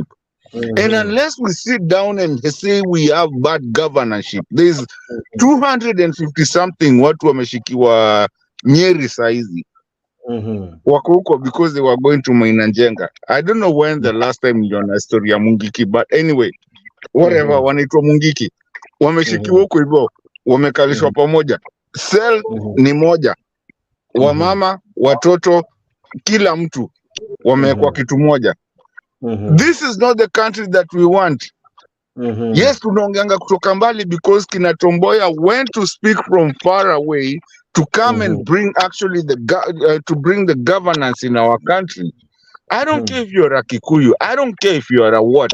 Jake, but that is Jake uliza we ni kabila gani, hata sijaijua. You're my friend. You see, it never matters. It's just mina kuitaga tu bro. And that's the whole thing that our sister is trying to tell you here. That there's come a time that we don't care about if you are a Kamba, if you are a whatever, but and we don't care about if you like the law of the land or you don't like the law of the land. We're going to take the law of the land na tutatembea sisi wote. If I don't need to speed kutoka Kirinyaga ama kutoka Kisumu, I don't need to be doing 80 miles an hour or 80 kilometers an hour. That is the law of the land. That is what we have to do. Now, if Mother Koome and you're the president, and Mother Koome is telling people, you don't have to do, you cannot do this. This is the law and this is the constitution. This is what the constitution says. So now, sasa tunaanza kupigana hapa ati kwa sababu wewe ukubaliani na sisi, hii constitution yetu tunaweka kando, ni venye tutakubaliana. Then, si turudi tu ushago. twende. Kama ni mtu wa kuua mtu, mimi ukikanyaga kwa land yangu mimi nitakuchapa, nikuchape hapo, na please usinipeleke koti. Basically, that is where we are. Do we have strategic and do we have where that hata ukipelekwa koti, like most of the people that are rotting in the in the courts, kama sasa now the Nyaga, Nyeri guys, kama hao unaweza waambia wamefanya makosa gani? Kama mtu hawezi tembea, you have no freedom of association, which is actually in our chapter 6 and chapter 1. So you see where we are having a problem with our country, where we find a dictator wanting to do everything, and Uhuru never did those things, even though yes, Uhuru was not perfect. And so Kenyans need to understand that. Hata ndio maana dola imepotea. Well, Makiadi, let me come to you, then I'll come to Ashley. Makiadi. Wait, Jex, man. Jex, what hata mimi niseme kitu. Wacha kidogo. Hold on. Pause it. Hold on.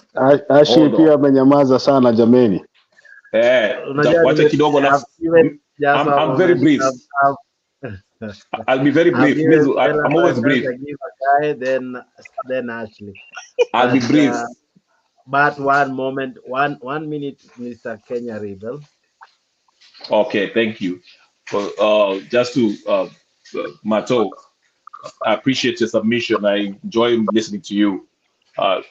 Please stop saying that Kenyatta was not this bad. Kenyatta was worse. Worse, and I mean it. WORSE. Worse than Ruto. Ruto had just begun. Kenyatta actually, if you remember, before the re-election, his coronation actually, Justice Mwita's bodyguard died, was shot.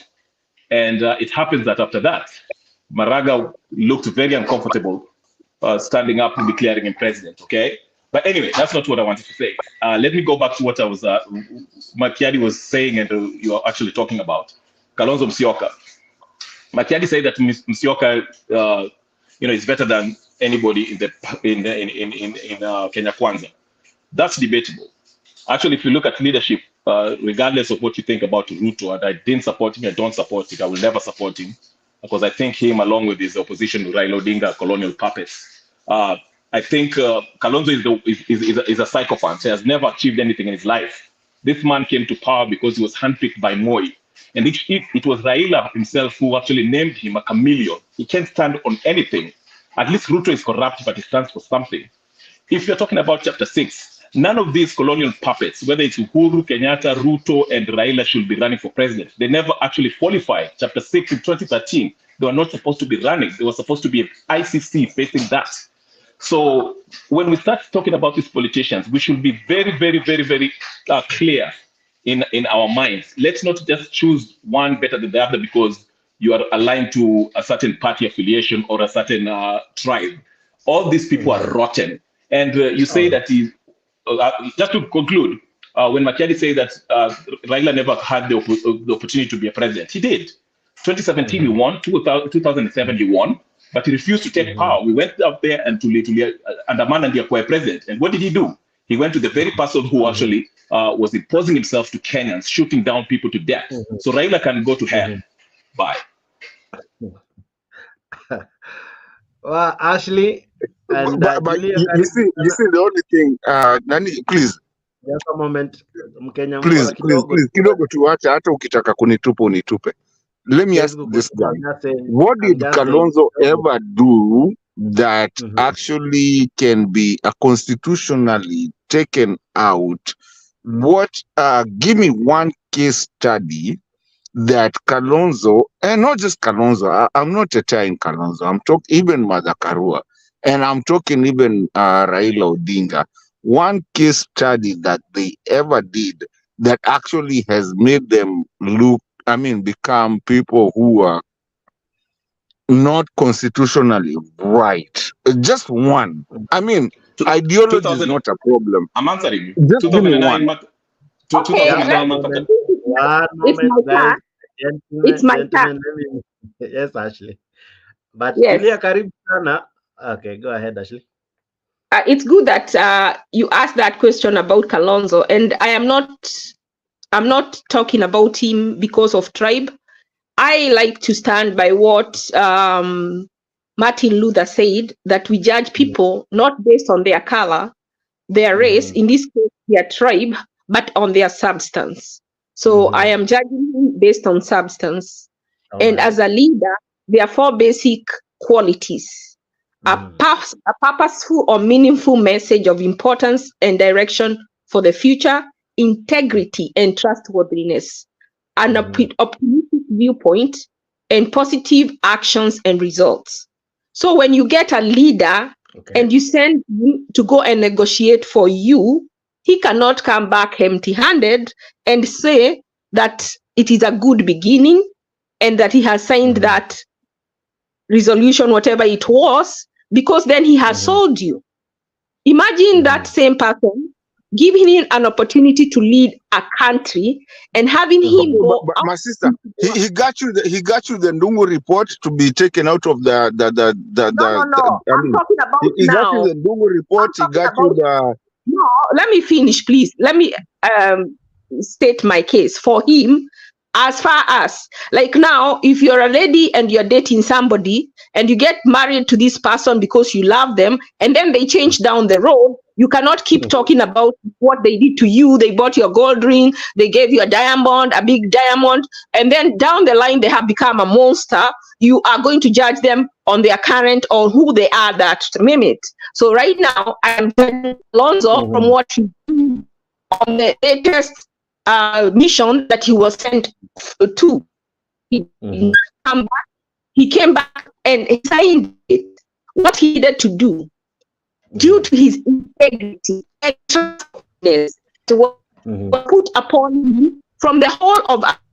He wasn't to lead. You cannot come back empty-handed. And you had people.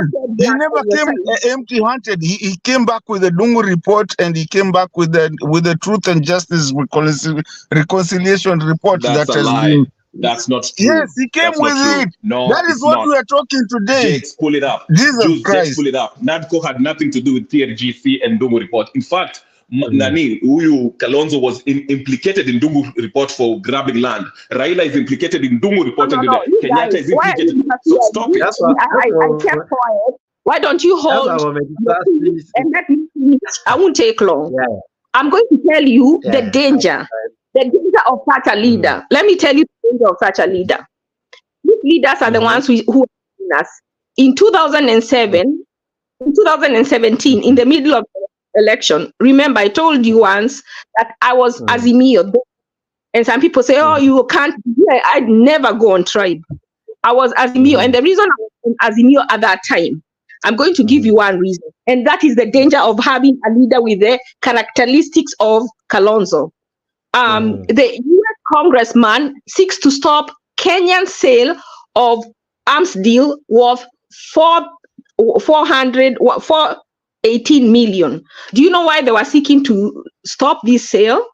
If you go online and read it, you will find that they were making a deal where Kenya was being told to arms at twice the amount that another company could have sold them for less.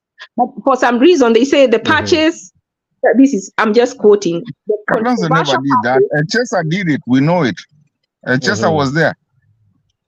I don't know what deal, but I'm just saying a deal. What I'm saying is that if you choose people who can sell you out in local politics, when they go on the national scene, these are the people who are costing us money that we are losing, and that's where it is not going to our people. So let us not try. How comes by coincidence the person who is protecting Kalonzo happens to be from his tribe? How? Just come out of your cocoon. Think. Don't just think. Like I'm saying that character is not my dear. I believe that's why.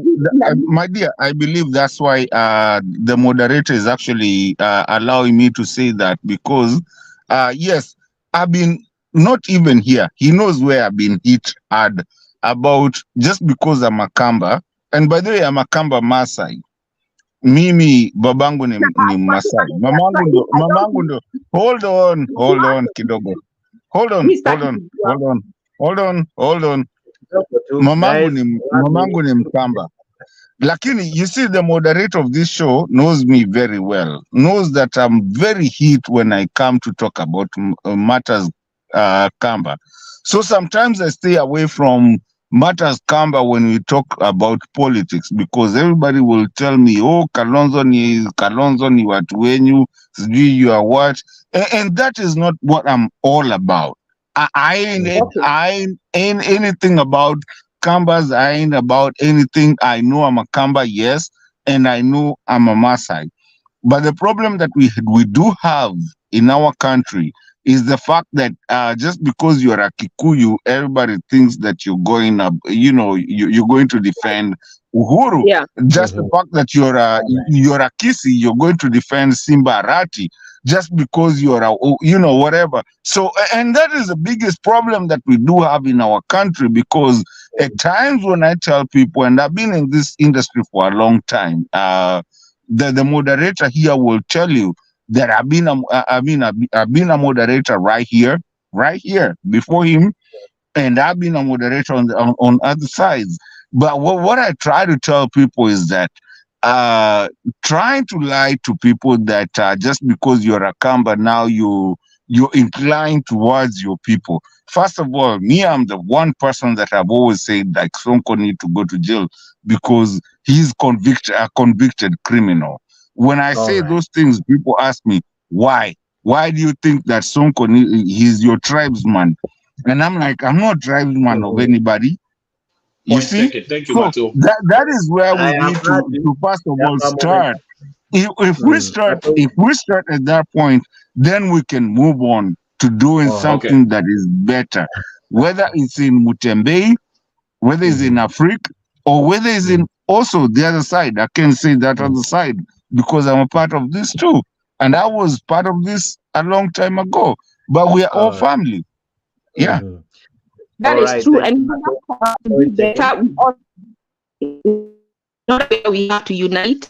And I think the reason we find a common ground, because I think all people on this show, most of them, if not all, have country find a common ground. Leaders who make up 1% are not going to take advantage of us and misuse us. I don't know. Sauti yako inangorota. Sijui kama ni net ama ni what could be the challenge? You're breaking. But anyway, I want to give you a minute to summarize. Then I'll have Julia come in. Are you okay now? Yeah, it's unfair because I have been interrupted, so I have barely said anything. But summarize so that I can have more, and because you could have done around 6 hours of the show. But go ahead. So I was going to say that I'm not attacking him as a person. I'm attacking that character of giving in and accepting less than. If we look at Niger, the reason they were able to overcome the French, when the French say they are not leaving, they held their ground. They said, okay, if you're not leaving, they surrounded the place, they let them stay in there, they knew the food was going to run out and they were going to leave. And that is exactly what happened. They did not give in, they did not come halfway. When something is very substantial, I think we need to hold our ground. And we need leaders that have the character to go all the way through. When we have maandamano, we cannot do them halfway, stop and lose people, and then it doesn't make sense that maandamano, and at the end of the day, it doesn't make sense that we did it, because all the things that Kalonzo came back with are things that Ruto had offered to them even before the maandamano. So what was the need of losing those people? Why couldn't they just take it at the beginning? So what was the need of the maandamano? What is the need of this maandamano if they are going to go, and then once 2 or 3 people or 10 people or 15 or 20 or 100 are killed, they say now we have to go back, we can't continue because people are getting killed. If every time you go people get killed, why do you keep going? How can you keep hitting your head on the wall expecting a different outcome if you're not changing anything about what you're doing? Who's Ruto to give me anything if I have the Constitution? Who's Ruto to give me anything? Do I have to bow to Ruto? I don't know what you're asking, but I'm saying if they are doing the wrong thing, we have to come together, we have to unite, and we have to use our power to demand service from them and to make them fear us. As Stella said, they have to fear us. If we need to, they need to be afraid of us. Until they are afraid of us, they will not do what they are supposed to do for us. All right. Fantastic. You guys mnawasha moto mpaka kuna venye kiti changu kenye nimekalia chenyewe pia ni kimoto. Julia, good to see you. I hope you're well. Happy New Year to you. Welcome to this show. I don't know what is your take on what we have discussed. I saw you earlier. I know you have been listening in. But what do you make of Ruto's stand with judiciary and among many other topics we have discussed? What is your remark? I'm sure you have a lot to equally say. Okay, asante Jake. Good to see everyone. Happy New Year. Naona watu wale wamehamia hapa. Nimeona Mato. I had Makiadi was here. I'm using my phone, so is Makiadi still here? And everybody else. Makiadi is in. Yeah, everyone else is in. Makiadi, hapa ndio ulihamia nimekuona. My sister Julia, Happy New Year to you. Habari yako Juri. Hata Penny wewe ndio unatetea, bado unatetea Ruto. Huko nyumba yako ulinifungia. Ukutaka niingie nyumbani. Mimi sijafungia kwa sinanga tuache vita tuendelee kidogo. Yes Julia, go ahead. I think Ruto I'm not surprised. I'm even wondering why sometimes we find ourselves whining. In Mount Kenya, we say that maembe hayanguki mbali na mti wa muembe. Now, that is character of Ruto. He's a fruit of Moi. He's Moi like kind of a character. And those dictatorial tendencies zimetoka kwa Moi. Hata nimeshangaa kuna mtu na compare Baba na Ruto. Who is that guy who was comparing Baba and Ruto here? And he even said that Uhuru's reign was worse. Listen, hata wewe mwenye amesema sijui anaitwa nani mwenye amesema hivyo. Raila is a con man. He has been calling you for a long time. Can you allow her to submit? I'll give you time to battle. It is a bad manners to disrupt somebody when they are talking. Now, I want to say that all of us here, tukichunguzana, I'm not sure that everybody here will pass the integrity test. Hata kuna watu wamekuwa kibiana huko nyumbani. So when we look at all these politicians, I think each one of them, there is something we can say about them that is not positive, or a lot we can say. But if you ask Kenyans what they have gone through in the reign of Jomo Kenyatta, in the reign of Moi, in the reign of Kibaki, in the reign of Uhuru Kenyatta, and what they are going through now, it is not even 2 years, and Kenyans want to kill themselves. Because of the style of leadership that Ruto is perpetrating in the country. So doesn't hata kama wewe ni baba mzuri hata ama umeokoka mkaokokea binguni na watoto wako hawakuli wakashiba na bibi yako hajavaa, we don't care how righteous you are. That person was talking about Uhuru and Raila. What we care is how you benefit your country.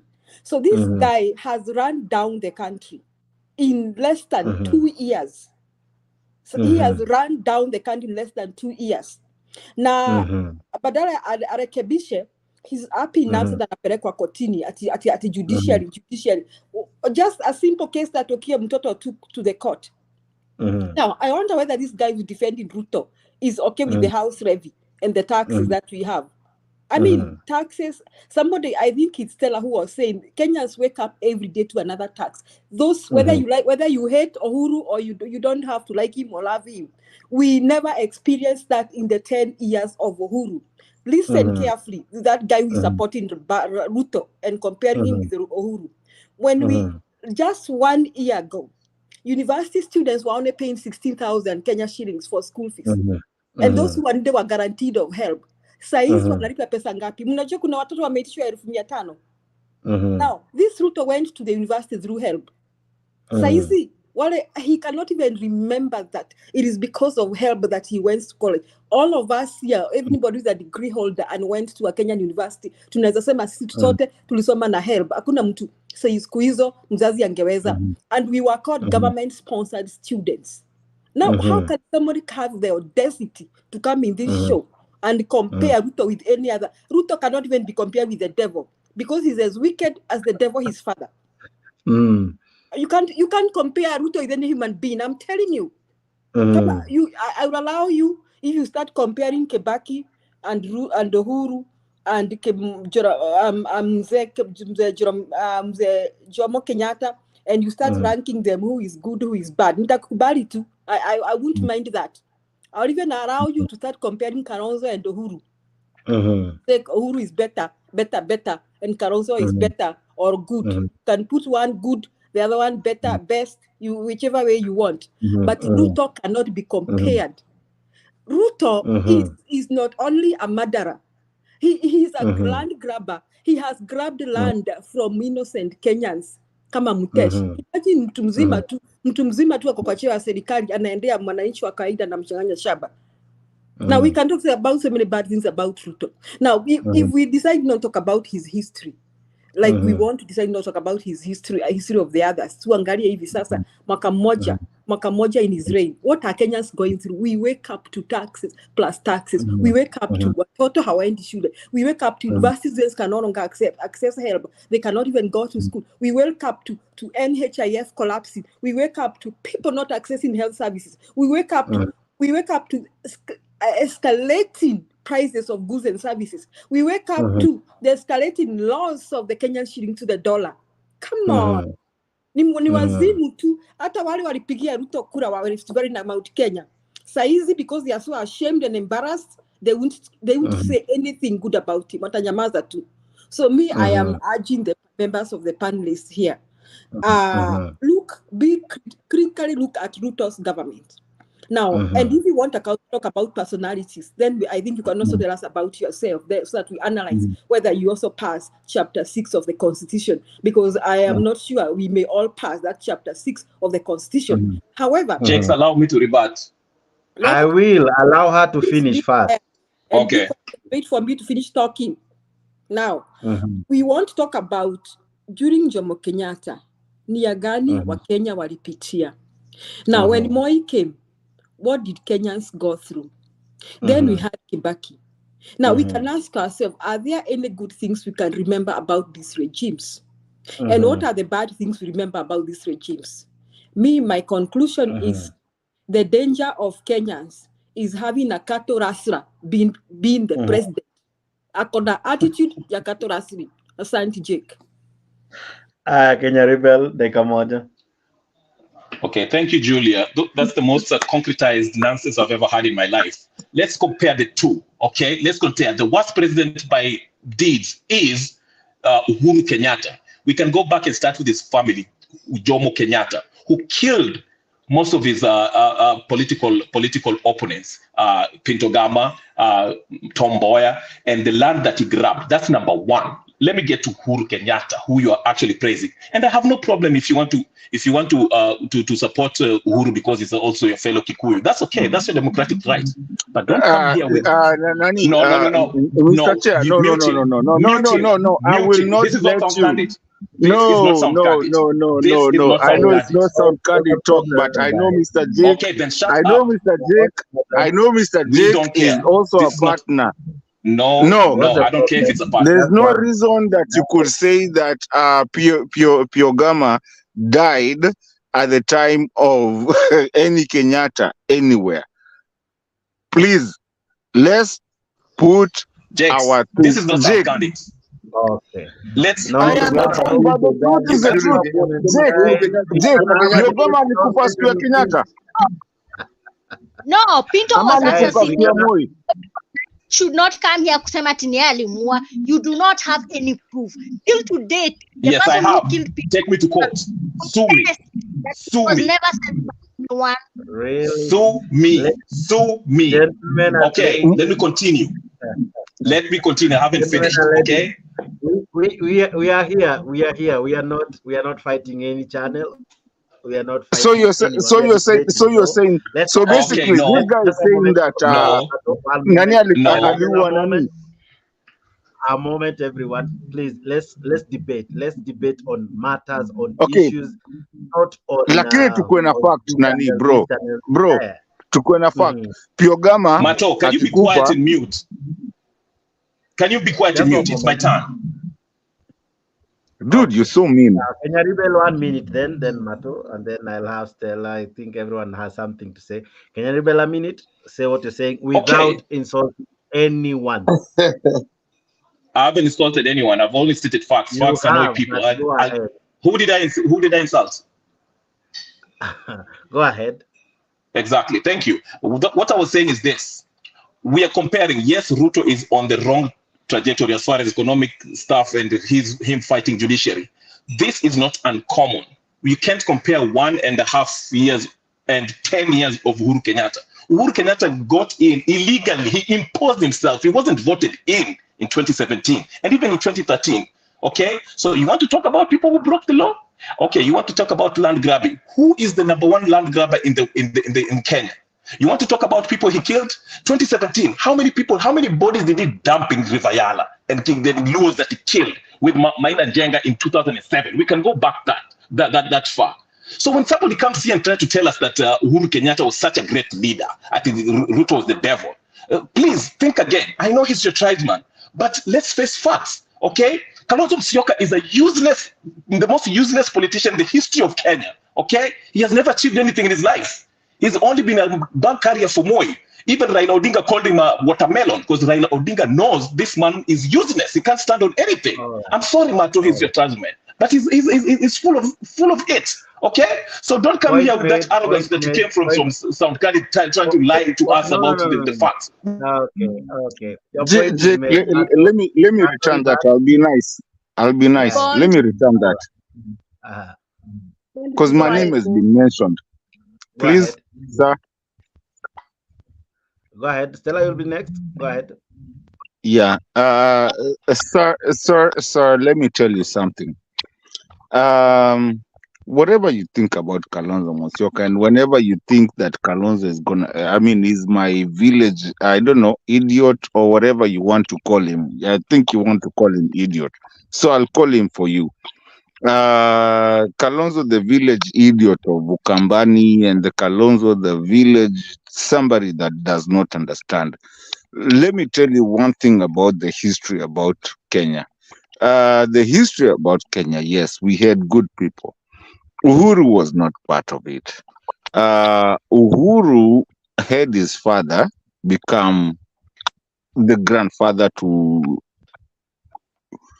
the kids of his people. Now, I'm talking about Jomo Kenyatta. Jomo Kenyatta became the grandfather to the kids and everything. Kalonzo did his own thing, and Kalonzo is just Kalonzo. He's done his thing, but at least he's been a very diplomatical person. He's done his thing. He doesn't have to be. Even Raila today doesn't have to be. Raila can walk away. And no one will ever, he's walked away today and everybody wants to find him. Where is he? Why is he not talking? Uhuru is also doing the same thing. Staying away from everything. I mean, he can talk. Yes. He can do whatever he wants to do. He can do whatever he wants to do. But the problem is, the messed up problem that you guys do not understand is that there's a problem here that we're not even looking at it as Africans, and especially Kenyans from Africa. We're not looking at it as, and sometimes I brought this thing somewhere else. I won't say where it is, but where I did that. But here's the thing. It doesn't matter what tribe that you are from, and it doesn't matter anything. What really matters is, where are we going? Now you find someone like Uhuru who just really, hata sijui mnamsumbulianga nini. You know, I never liked Uhuru. I think there was a problem. And the biggest problem I can tell you, He needs to he be in was about to community be jail, slapped. then No, tortured hold for his on. natural life. Daddy, hold on. It's my time. Respect my time. The guy was actually threatened to be slapped if he wanted to go to Ishaweri. And actually, that is not a reported thing. That was something that actually, Mr. Jake, you know, we normally have these videos due to the way we do our things. You know, I can get that video right now and send it to you, and you can play it we over have here.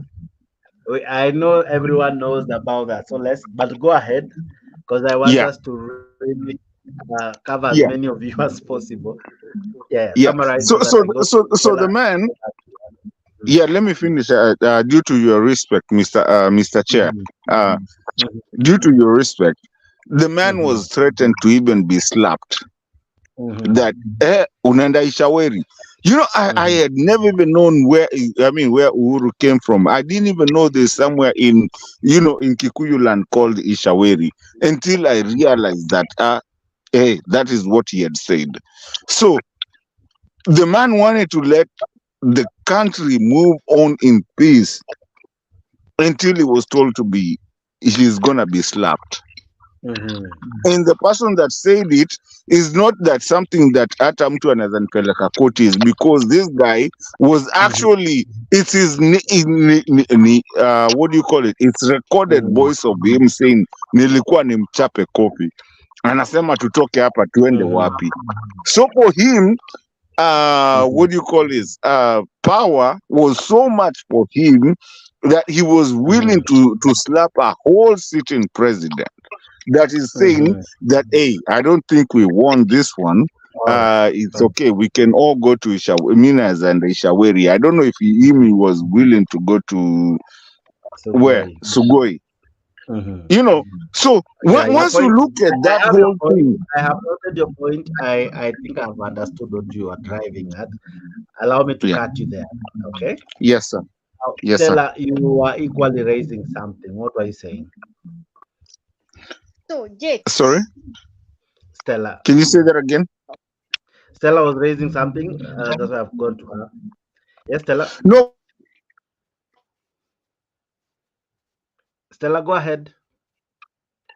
Oh, okay, Jakes.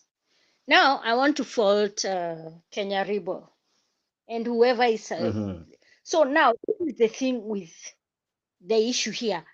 I don't know why we are going back from Jomo Kenyatta, from Uhuru, from whoever. That is not the issue we are discussing here. Fine, if you want to talk about Pitongama, he was killed by Uhuru, you do not have the proof. We need to see that proof. We know that the person who killed Pinto Gama, that guy died, and dead man tell no tales. So Kenya come and tell us, oh, he killed. You do not have any proof. If there are any proof of that, it should be a dose showing that these people were killed under the government of who, and there was instructions. Same as Moi, same as Uhuru. And these things are not there. Let's not speak out of speculations, because we are driving this thing on another level. Saying that the guys who were killed in Ilivayala and what, I've emphasized and I said, if you have that proof, and if you have that proof, take it to court so that a dossier can be opened to show that these people were killed under instruction. But don't come here and try and deviate the topic of the day about Ruto and mismanaging the country. I have the proof and I'm working on it. It doesn't matter. But wait on that. Just one moment. We need to go back to the conversation. Ladies and beautiful gentlemen and beautiful ladies. Under the influence of the certain government, you must go and report so that a dossier can be opened so that they can see who was under whose instruction. Let's stick to the government of the day. The government of the day, it is threat to the judiciary, and there is also, we need to talk about how this government is taking us for a ride. collecting taxes and one Well said, waste. Stella. We cannot even get even simple things from our households. You cannot afford unga. During those days of Uhuru, Kibaki, and more, yes, there was taxes which were being raised, but those taxes, they made us to be comfortable in the house. We were eating 3 meals a day, and we were having our business end of the day, which was running and making our livelihood be better. But now what we are having right now, or under the Ruto government, the Ruto regime, I cannot call it a government, a regime. This regime is oppressing even the most of the poorest. Even the middle class cannot even afford basic things. All right. We cannot afford basic things. Even house rent is becoming difficult. Landlords are even trying to make sure that you don't pay their rent using their bank. They are telling you, send it with M-Pesa or give me cash, because they are being oppressed. All right. We cannot even. Kidogo to Stella, I'll be coming back to you. I'll be coming back to you in your closing remarks, because I have like 30 minutes to wind up. You guys, Leo mechapa 7 hours. But before I do that, I want to come to Makiadi. Makiadi, there is a point that was raised in this show that now that he will not have his way in parliament, Jake, lakini sikuwa nimemaliza. Sote tu nimalize na nini moja. I'll come to you to give your submissions and your closing remarks. Allow me kidogo tu Mato, kidogo tu, so that we make, yeah. So to you Makiadi, parliament ashaiteka nyara, akishindwa na judiciary. There's someone who said we saw murders happening left, right, and center, kina Kene and the likes. Should we be worried that very soon anyone who opposes this regime, just like we saw the sniper, the guy in Meru, killed mysteriously, should we be worried that soon tutaanza kusikia a justice somewhere amekuwa shot, a lawyer somewhere amekuwa shot, someone has been kidnapped? You remember what happened to Sarai? You know, if you oppose him, do we expect to see such happening? Bwana Makiadi. Sijui kama unanisikia, kwa hii nimechange gadget hapa. Endelea nakusikia vizuri. Okay, sawa. Jets, I just want, before I go to your issue threats and you know, mambo watu kupigwa risasi, I just want to respond to what Kenyari has said here. I think Kenyari, we have been on this show for a while, and I find it a bit disrespectful for you to trash somebody's views. I believe we have no monopoly of facts, and I believe if we are debating here, we have different opinions, and Jakes or me or whoever is debating here is not like a dictionary of facts. So it is always objective to debate and argue with the facts, but not to get personal. You know, the reason why I'm saying that is because of I think it was a bit rude to Julia to say that whatever she has spoken is concreted nonsense you've ever had. I think that's a bit rude. Anyway, Jakes, we come to this platform to debate, and we don't care whether you go to the other platforms. When we feel like there's need for us to congregate here and talk about the issues that are affecting our country, we are not here because there's preference of any station or any forum for that matter. We come here because we know I'll find Penyagaka who supports UDA, and I want to argue with him on facts and issues that affect our country. Let me say this. The issue of people being threatened goes back to the previous regimes. It has been used as a tool by the executive to twist other arms of government and individuals who seem to be going against the will of the executive. It's something that we have seen before. Now, my question would be, who currently in Kenya is capable of stopping the executive from using unorthodox means to implement or to push its agenda? Number one, we have the judiciary. Number two, we have the executive. We have parliament, and number three, we have common mwananchi wa kawaida. If you look at the judiciary is already in bed with the executive. If you look at the legislature, legislature is like a mouthpiece. It's a mouthpiece of the executive. So what now would prevent the executive from silencing the common mwananchi, the Okiya Mtata, the Jakes, and the I'll come to you, Nyagaka. Go ahead. Nyagaka, let me finish. I'm almost done. I'll give you an opportunity to rebut. So, I don't think, Jakes, I don't think there's anything that can stop this current regime from using unorthodox means to try and push its agenda. It can. And what I know is when it comes a time whereby you see the president threatening people openly, if you hold the president's office, there are some languages unaweza tumia ambayo it cannot be taken lightly. And I'm saying this specifically saying that this guy said hiyo panga alipatiwa, hiyo soda alipatiwa ni ya kukatakata watu. You know, when you have you or I, Jakes, using such language, I mean, watu watakuchukulia like, they'll try to see if akili yako iko tiari ama there's something wrong.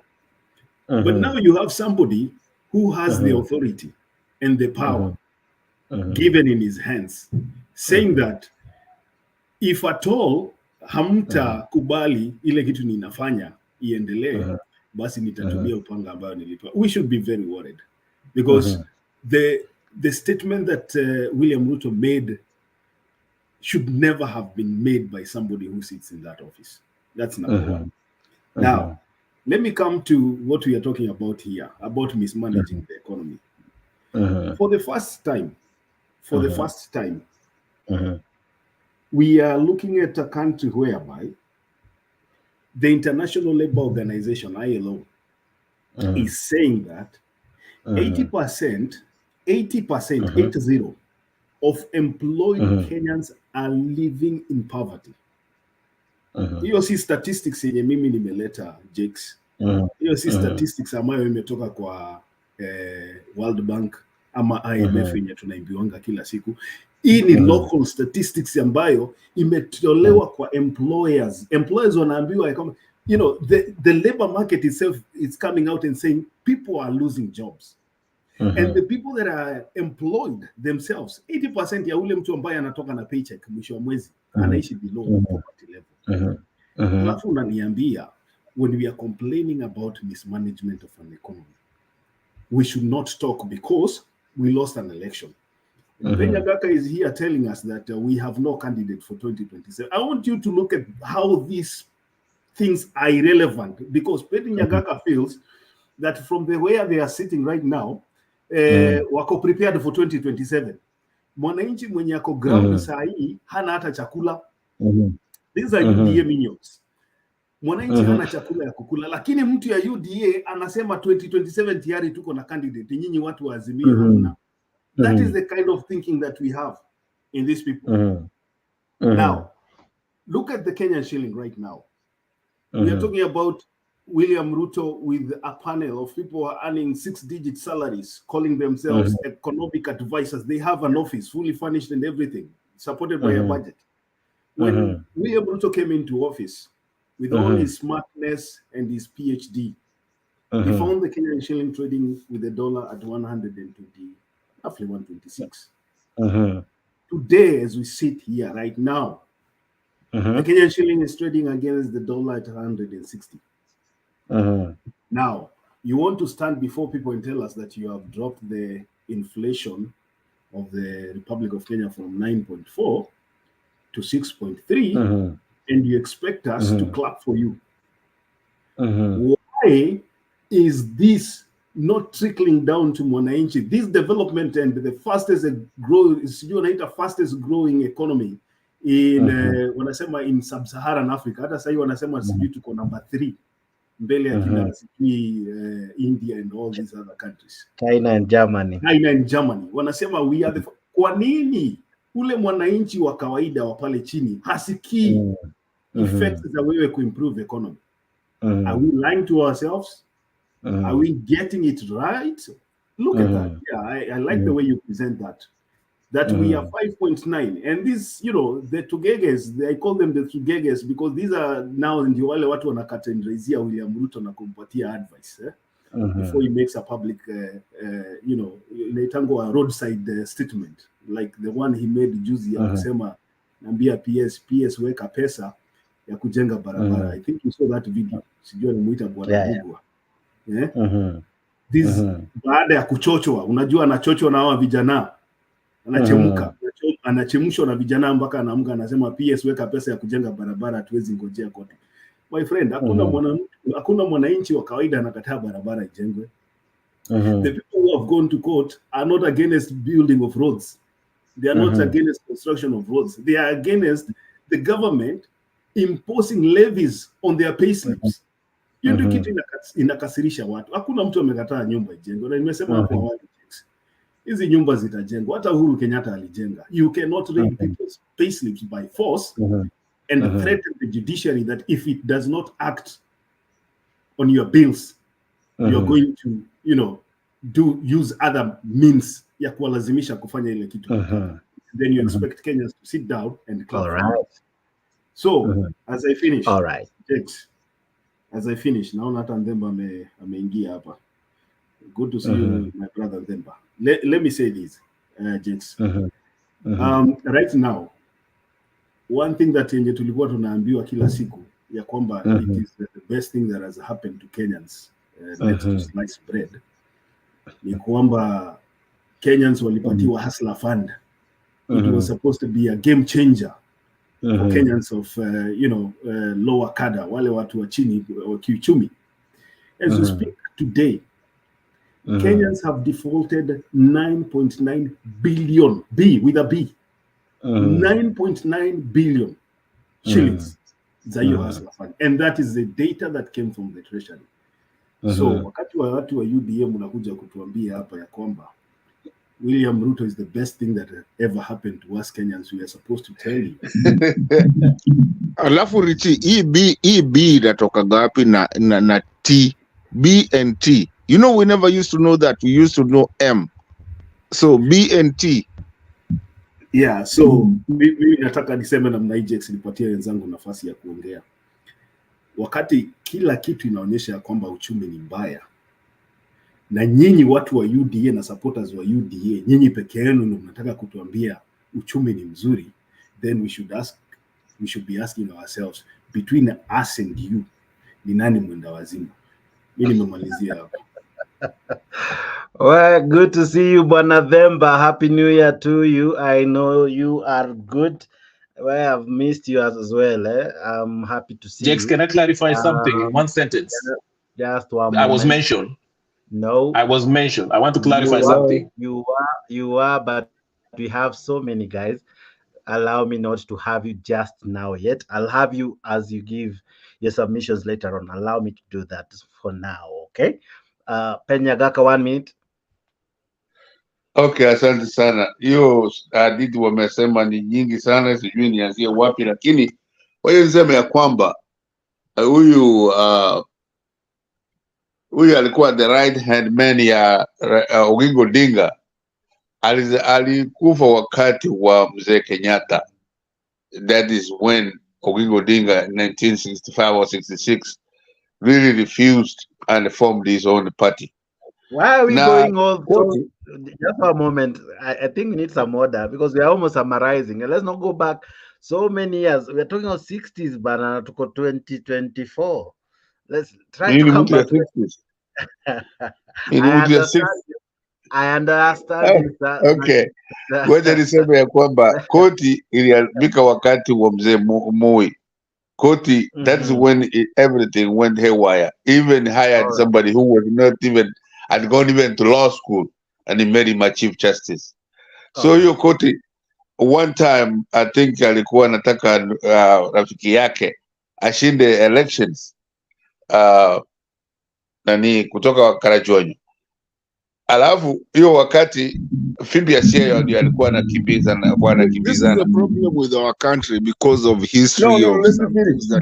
You talk forever and I listen. I mean, no, we are past that bwana. Wengine tunaishi US, wengine tunaishi wapi? Let me finish what I was saying. Wameenda nini? Now we cannot keep on going back to. You had to. Let me finish. No, we're done with you guys. We can come to this year. No, we don't care about what you guys used to do. We can come to this year. I can leave those alone. We can come to this year. Wacha nikwambie ya kwamba this year, when I don't care what you did in 1963. No. We have left that alone. I don't care.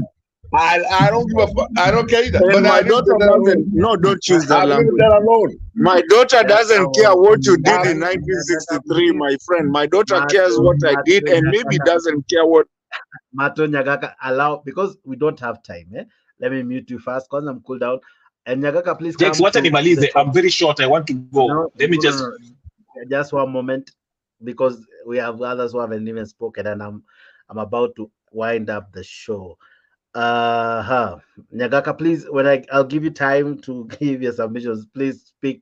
Okay. I come to the 20th. Vile dada yangu Stella amesema ni kweli kwa sababu Ruto ambaye ni president sasa ataendelea. Vile nilimwambia wale wa jamaa hawana mtu hata mmoja. Kwa hivyo kuja hapa kutuambia ati, I mean, Stella said it very clearly. You have to have evidence. Hiyo ndio nilikuwa nataka niende backwards. Lakini even right now, it's all bogus and rumors. Ruto ni mwizi, Ruto ni wazimu, Ruto ni nini. Stella just told you. What evidence do you have? Kwa hivyo, msikuja hapa kutuambia maneno ambayo mnazungumza huko ambao muuliziwe maswali. Hapa tunauliza maswali na tunataka ukweli. Ni kwamba, what are you saying? What evidence do you have to prove that? Thank you. Fantastic. Yes. Bwana Themba, I want to come to after Themba, I'll have you Kenya Rebel, if that's okay. So I want to give Themba, who hasn't spoken a single word, then I'll come to you because you'll be rebutting what has been said. We'll go on back and forth, and Themba will be waiting. But let's have him first before we rebut anyone. Bwana Themba, Happy New Year. Hope you're well. Happy New Year, Jex, and Happy New Year all. Can you hear me clear and fine? Yeah, we can hear you. Nice to see everyone. Nice to hear everyone. Richie Makiadi, Kansim Kenya, and Pen Nyagaka. Nice to see you again, 2024. Happy New Year, first of all. Secondly, I've listened to a few submissions, and that's why I thought it a little pushed and motivated to come in because of the brains and the people that are here speaking. So it's quite impressive. Positively, again, this great engagement from Kenyans, and I really like it that we are able to engage openly and also, go through some catharsis, explore emotions, disappointments, hopes. And clearly, let's say right now, both divides, both the Kenya Kwanza and Azimio, there's a clear sense of hopelessness. The UDA guys, I'm sure they hope that things would not have to be hitting them hard as it is right now. They hope that they didn't have to go through a lot of sometimes self-inflicted injuries that they are actually suffering right now. So I'm imagining that there's a lot of a sense of despair on both sides. However, on Azimio's side, the reasons are that we told you. On UDA side, their disappointment is that probably as the image that had been created by them is not forming up as fast as they hoped it would. So those are some of the demarcations that we are noting from what is going on, the discourse right now. Now, I would want to urge us to fight the right battles. The person that you're having across is not the enemy. These are just people who expressed their appreciation of the freedom of provided for by the Constitution to choose which side they want to belong to. So they are not necessarily the enemies. They are just we are not necessarily enemies across divide. If we believe in Constitution and constitutionalism, we would appreciate, as much as I would not agree with Jex, but I would appreciate his right to exercise his constitutional provision that he needs to choose a side that he wants to belong to. Right now, our criticism, I appreciate when Nyagaka is saying that there will be more, political parties and politics is about power. So in his side, he will be more interested in discussing on how he's going to remain in power. But we need to appreciate that there is a population that is not so much, if you ask them, they wouldn't care who comes in. They will be more concerned about their life every day. That if I go to the market, to the shops, am I able to afford the food? Am I able to pay my rent? Am I able to take my kids to school? At the end of the day, the excitement about it and about elections ends at the time when the next day starts. Is that going to happen now? We need to ask ourselves not whether Ruto will remain in power or not. Those are political discourse that will take place sometime in 2026, 2027. We need to start asking ourselves, what is this regime bringing to us realistically? Is it achieving what we want to see? Whether they are going to remain in power or not, how they use the means they use to get to power, that is a debate that, in my view, will still come. And we'll still judge regimes based on their deliverables within the time that they were there. That's a political process. That's a constitutional provision. Those are things that will always have a debate. Now, I want to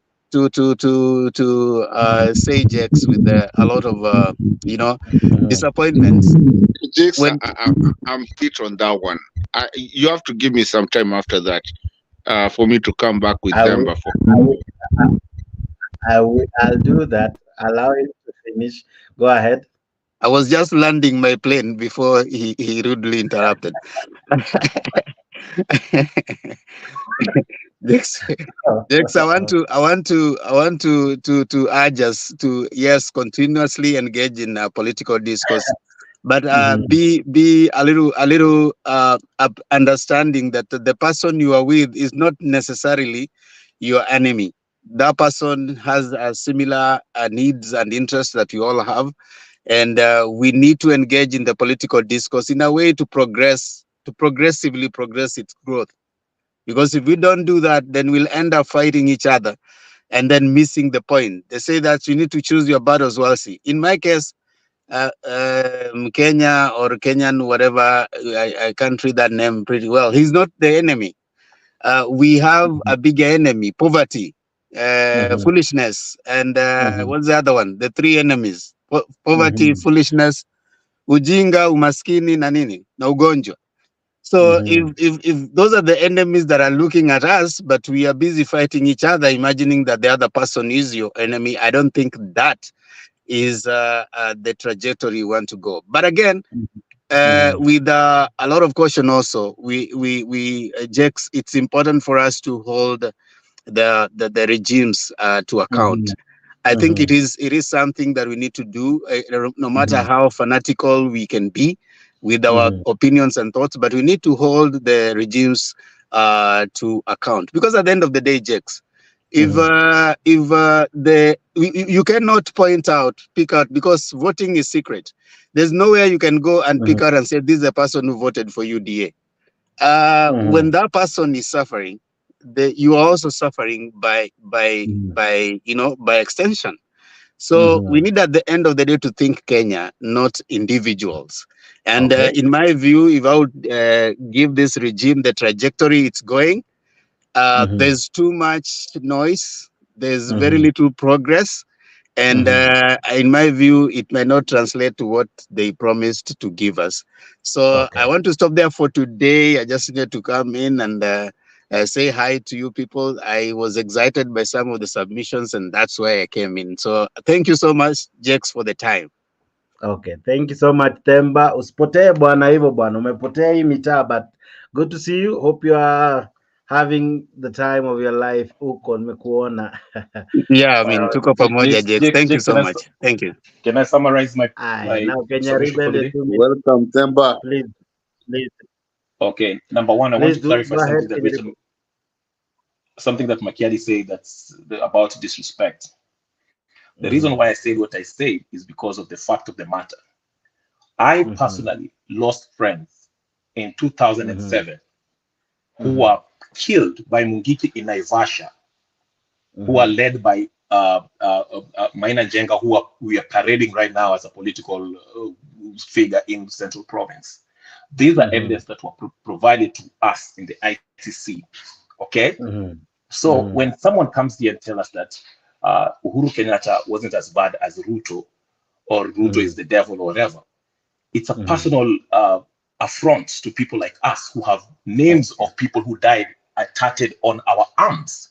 That's why I went so hard on Julia. It wasn't meant to be personal. That's why I said concretized nonsense. It wasn't on her personally, but what she said. Okay? Now we can agree that Ruto is not doing well. We can debate on that. I'm all open for that. But let's be fair. Let's bet. You can't say somebody who has been in power for 1.5 years, and somebody who has been 10 or whatever is the same. And lastly, the reason why I brought back the whole issue of Jomo Kenyatta and Peter Gama, whatever, the problems which we are facing in Ruto government did not start yesterday.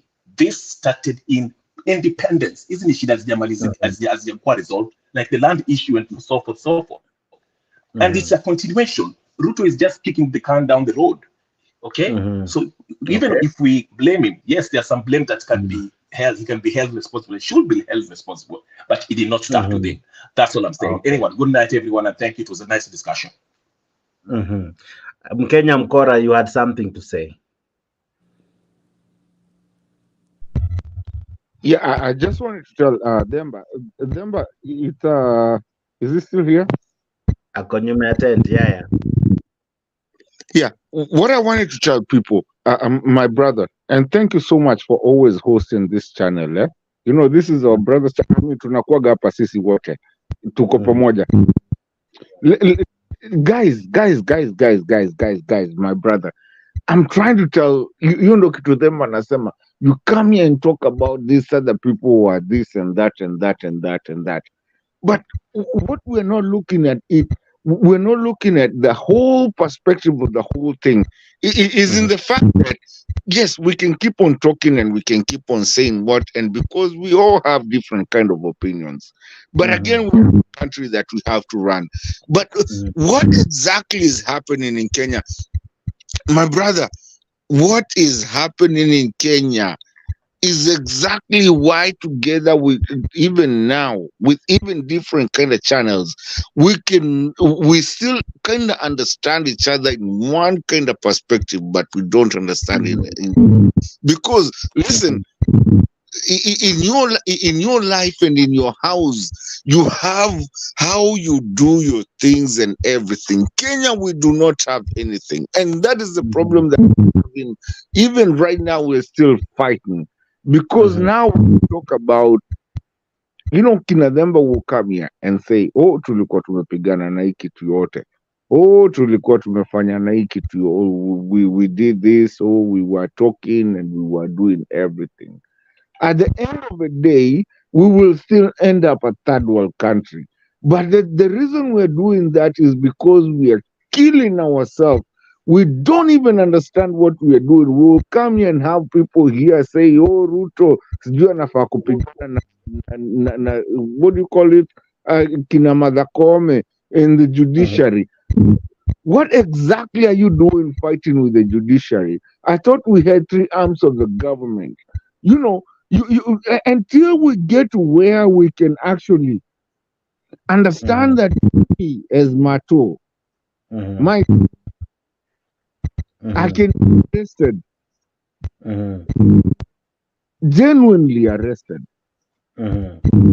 in the streets of Nairobi, and not run and not be called Mungiki. And just follow the law.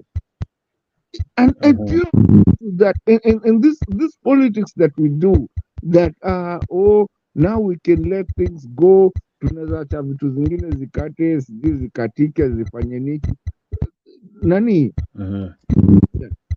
There's nothing called letting anything go as long as we have a constitution. If we don't follow the constitution, I'm telling you, Mr. Chair, 2 years from today, we were here last yote tulichapa hapa. In this time, not that a siku kwenye tunakuwa tulikuwa hapa. I was mimi nilikuwaga mtu mmoja. I was hata huo jambo mwenye unasikia, we were moderators here, we were everything here. We fought it. But as long as Kenya and Africa in general, we don't fight to get into this thing of not being a third world country, because the third world country is brought unto our own self. Hizi ndo vitu unaona tukipigana hapa hivi, mtu ananiambia sijui lakini kina Ruto sijui kina Koome sijui what. No, stick on the constitution, stick on that. If we need to change something, let's change that needs to be changed, and let's follow it, all of us. Then we will go somewhere. All right. Wajinga wenye wanakuja hapa hivi wanakimbia wanavaa makaunda sutuko hivyo wanajifanya wamefanya Kenya ikakuwa, Moi yako hajafanya kitu, Kibaki yako hajafanya kitu. I mean, all the presidents that hata Uhuru mwenye mnaita mjinga never did it. Hii ujinga yenye inafanyika hapa hivi unapata kina people who are convicted, and the funny thing, let me say it, Mr. Chair, for the all these guys are convicted criminal. Tumeona wakiwa wamevalishwa pingu, na unapata mtu anakuja kudefend. If you're going to defend Ruto, defend Gachagua, defend the people that have seen kama wamevalishwa pingu, because mtu avalishangu pingu bure. Please do not address me when I come to the show. Kama nitakujanga hapo hivi ama nitakuwa huko kule tunakuaga, do not address me because you're such an idiot and so down to earth that you don't even understand what being convicted is, and maybe you've never gone to look for a certificate of good conduct. So please, Mimi, on your show, I'll be here. Nitakuja, unajua tunachokozanaga hata usedi nyingine. Lakini Mr. Chair, mimi mtu mwenye hata niongelesha intellectual na niongelesha niambie kwa nini mtu anaanza kuorota.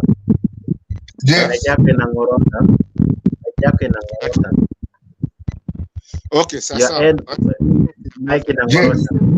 wacha nikwambie Mr. Chair, mimi kama kuna mtu hapa atakuja hapa hivi kuniambia ati sijui nini kuniambia ati nikubalie mtu, na mtu ni mtu asivalishwa hizo pingu as a criminal, akuja niongeleshe. Lakini hao wengine sitaki story bwana. Mimi nitakuwa nakuja tukumbua. I know you will let me. Hata unajua kule tunapataniaga. But that's my closing remark. Sawa, beautiful Mato. Julie, your remarks, even as we now literally wrap up the show. But Julia, are you there? Yes, Julia? yes. I just nisikia kuna mtu alikuwa ananitaja. Huyu jamaa ameenda wapi? Ukweli Jake, that guy is so disrespectful. You got to do Achana some and Hmm? He's so disrespectful. I mean he lacks decorum. I mean wacha tu nimwache ameenda. Lakini I came and nimesikia them talking. I like the way he spoke. And the point I was trying to drive Jake is that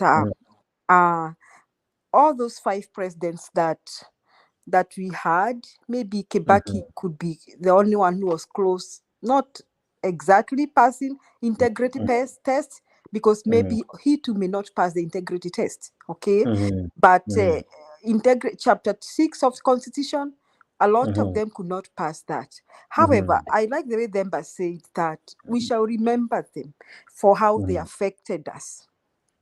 So we may not, as Kenyans, we may not go into the details of the things they do it or their personal lives, but we shall remember them of how they affected us. So somebody comparing Ruto with the other presidents, I think is somebody who is trying to just, or somebody is very ignorant or choosing to be ignorant because it is only 1 year down the line and Ruto has turned the country upside down. And I think Mother Koome, who supported Ruto, said that Ruto is inviting anarchy. For Mother to say that, I think tumeenda mbali. Na mimi, I'm not a prophet of doom, but either Ruto will be kicked out by the army or he'll just quit. I don't see him going for 5 years. Because I'm asking myself, Jake, hii tax anakamua watu. For how long can he do that? Mtu tu mwenye ako Kenya niambie. For how long? And Kenya is a subsistence economy and Kenya depends on the businessmen now to raise any money for recurrent expenditure. Because hata saizi niliona watu wa kahawa Meru wakilia wamesema wajalipwa. They were so mad. They were saying that the government will reduce the licenses of the middlemen. And now since then hawajalipwa kahawa na watoto wanarudi shule Monday. Mimi nikashanga kahawa wajalipa. The macadamia, they have brought it down. I don't know how tea is doing, but I've seen people very complaining. Now, we are a subsistence economy, and we don't even export processed products. We export primary products.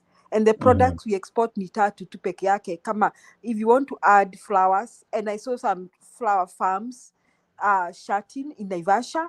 So this guy now increasing tax, how does that grow the economy? Now, people are laying off the workers. And some of them are also converting the permanent employees to cashiers. Wana cancel contract, wanaambia renew contract. Renew contract, unaambia sasa wewe ni cashier. Kwa sababu hataki kulipa NSSF, hataki kulipa house levy, hataki kulipa NHIF or whatever they are paying. So they are avoiding all that. Now, it means even the level of production, I mean, cash flow, Kenya itakwama. Now, if people don't have money to spend, then how will the economy? So I'm just trying to say that Ruto is really the worst president. Looking at the things he has done and how he's running he's the worst of the worst. I think he's the worst in Africa. And this guy was yelling at me and calling names here. I would like to meet him after 6 months. And I want to hear him praise Ruto again. And ningetaka kusikia chenye atasema after 6 months, Jake. Kama ataendelea kusifu hiyo Ruto akisema ati Kenyatta was rude for 10 years. We didn't even care what he was doing. Why? Because one, our children were going to school. NHIF was working. We didn't have skyrocketing prices of goods and services. The Kenyan shilling was not going down. So we may not even have cared to hear what Ruto what Kenyatta was doing, because our lives were running. Same with Kibaki. In fact, Kibaki, we can say a lot of good things. The only other time that we experienced such kind of downfall in the economy is when Moi was the president. That is why I have a problem with a cattle rustler becoming president. I am sorry for using that. I'm not being tribal. Lakini nasema natamatisha nikisema Ruto akona cattle rustling attitude. yenye kwamba ukipora kila mtu, ukinyang'anya mtu ng'ombe, mama yako anaku-congratulate. He's used to stealing people's cows and goats. Ukifika nyumbani, the mother congratulates him. So he has brought that cattle rustling attitude to the government. That is what we are suffering. Asante Jake. And thank you for your show. Unaona umeleta watu wote hapa Makiadi, Penny. I was supposed to go for your son's graduation. You didn't invite me. So hiyo ni deni. Hata nimeona Domi. 2 more years, Julie. 2 more years. Oh, 2 more years. Bado nangoja. Yeah, they are my friends over there in North Carolina. Ni wabeberu wanataka nikwende huku kuwatembelea na nitakutembelea that time. I told them that I have to drive to South Carolina. I said, come on. Please, Penny. I'm waiting. I'm patiently waiting for that graduation. Asante. All right. Sasa nimeona jamaa rafiki yangu Domi. Domi, how are you? Good to see you. Naona leo imekuwa reunion eh? I'm good. Leo imekuwa reunion. I've seen guys nimekaa sana bila kuona. But good to see you. I'll have you just now. Makiadi, what do you make of what Themba said?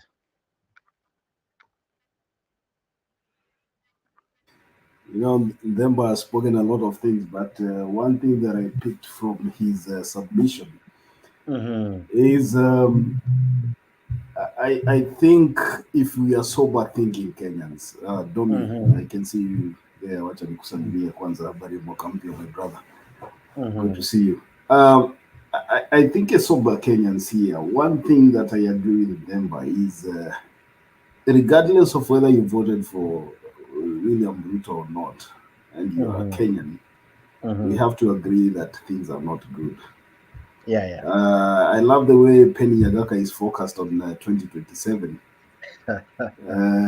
not remembering that there are people who do not have a meal on the table at the end of the day. There are people who are losing jobs. There are people who have a pay slip, but at the end of the month, they have nothing to show for it. There are people who are being evicted all over, left, right, and center. There are extrajudicial killings that are happening right now. The judiciary is under attack. So with all these shenanigans that are happening in our country, it looks like UDA is focused on winning 2027. Having said that, I want to say this, and I said this many months ago. Right now, as we sit as a country, we have no IEBC. I keep on reminding people that to have a credible election, you must have a credible body that runs the elections. This discussion that went on the NADCO thing there, I was not a supporter of that forum for the first before even they decided to sit down and started talking about these whatever they were supposed to talk about. I can't even remember the agenda of that committee. But what I'm saying here is, if we do not fix our elections, and it begins from, having a credible body, a body that will supervise the elections unbiased. If we don't do that right now, while we still have time, we are still looking at a bungled election in 2027. Now, from what I gather, I remember when Mwai Kibaki ran against Uhuru Kenyatta, I think it was 2002, 2003 election. People were so tired of the Kanu regime that it was so difficult to steal an election. And UDA wants to remind us here that William Ruto has no candidate to run against in the 2027 election. And they believe that I have heard a statement somewhere, somebody telling me that if William Ruto beat the so-called deep state and the president incumbent and became the president, what about 2027? Penyagaka, my friend and my brother, I want to remind you here, the hardship that Kenyans are passing through right now. in 2027, if nothing changes between now and 2027, I want to assure you, my brother, there will be so much anger in Kenyans' hearts that William Ruto will not be able to traverse the country even to campaign. I want to tell you here, and I want you to remember this. I know umeona hizo uchaguzi zote. Ngoja kidogo. Nyagaka, I'll give you right of response, Nyagaka. I want to remind you here that it comes a time when even the incumbent finds it difficult to win a re-election. Then William Ruto is only 1.5 years probably old in this regime, whatever, in his leadership.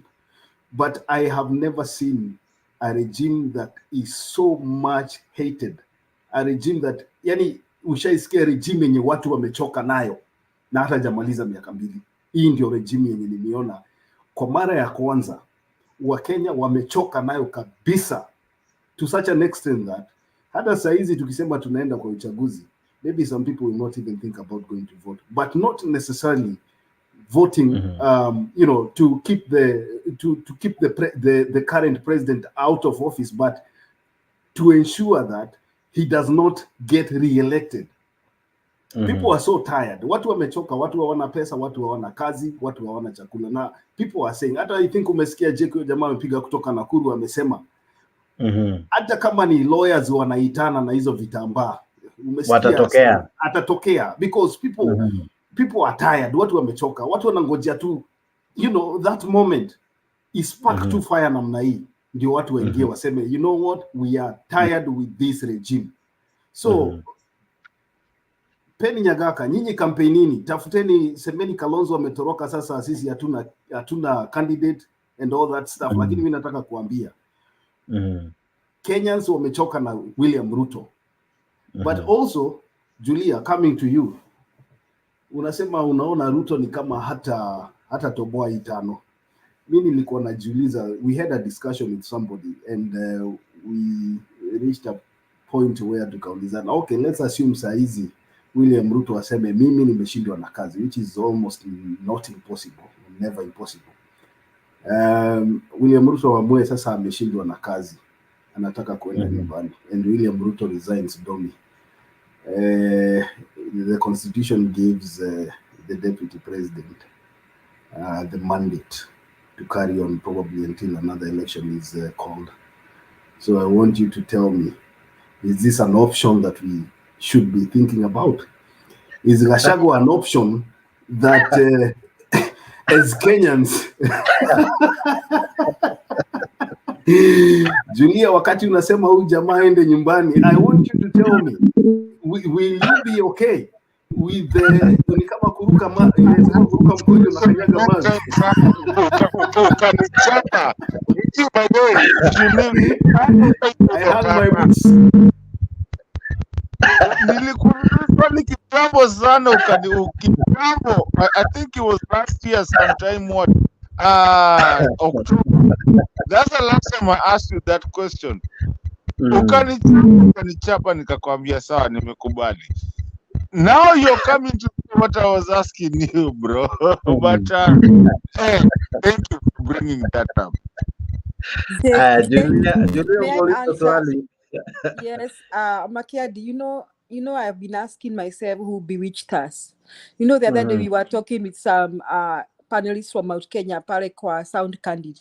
Wakasema ati Gachagua hata hajavalishwa nguo na wazee. Lakini somebody said hata akivalishwa hizo nguo atakaa kama gorilla. You know, I didn't want to use that word. But that guy, I don't know. Actually, you are right. If Ruto resigns, we are jumping from the flying pan into the fire. But may they all go to age. Let me not say this is haribu ya Jake. Asante. Wow, you guys nani nice. Wow, Domi, labda wewe utanisaidia kidogo. Niambie maoni yako ni yapi? I'm sure you have been listening in for quite some time. But what do you make of what you're discussing?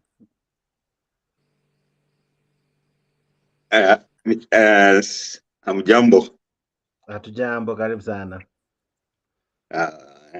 I think I had never come to this place. I think this is the first time for me coming here. Yeah. Nimeona Julia ameweka hapo hiyo, nikasema ai, wacha nisikize kunaendaje. Aha. Okay. I think let me tell you guys, the greatest problem that we are having here in Kenya is this. Kenyans,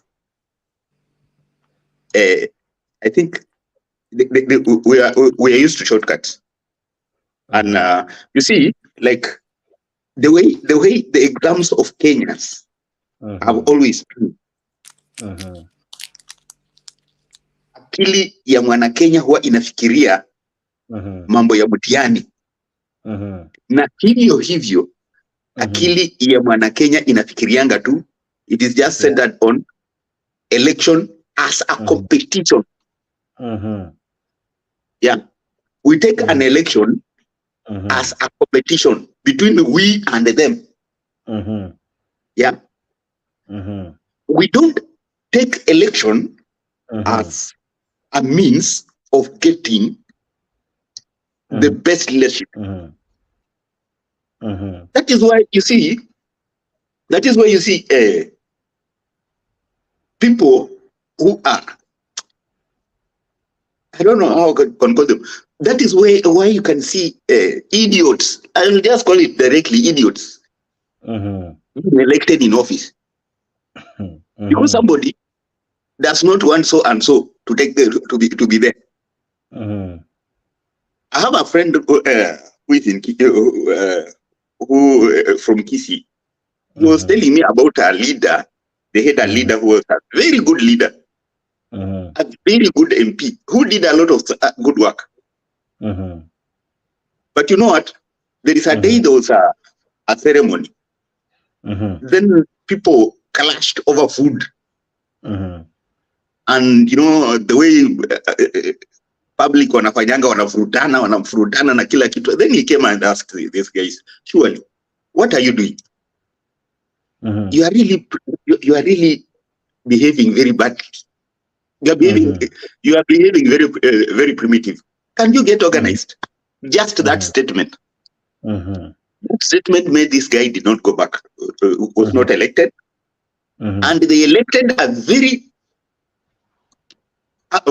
From that time, they have never gotten a better leader than that, like him. So, mentality of Kenyans is we against them. That is why people can even think of getting somebody like Gachagua, just because he's going to be there are some people who are not supposed even to appear before some election. People like Didimas Barasa. Didimas Barasa kills a person in the polling station. Everybody saw. Yeah, and they still voted that guy.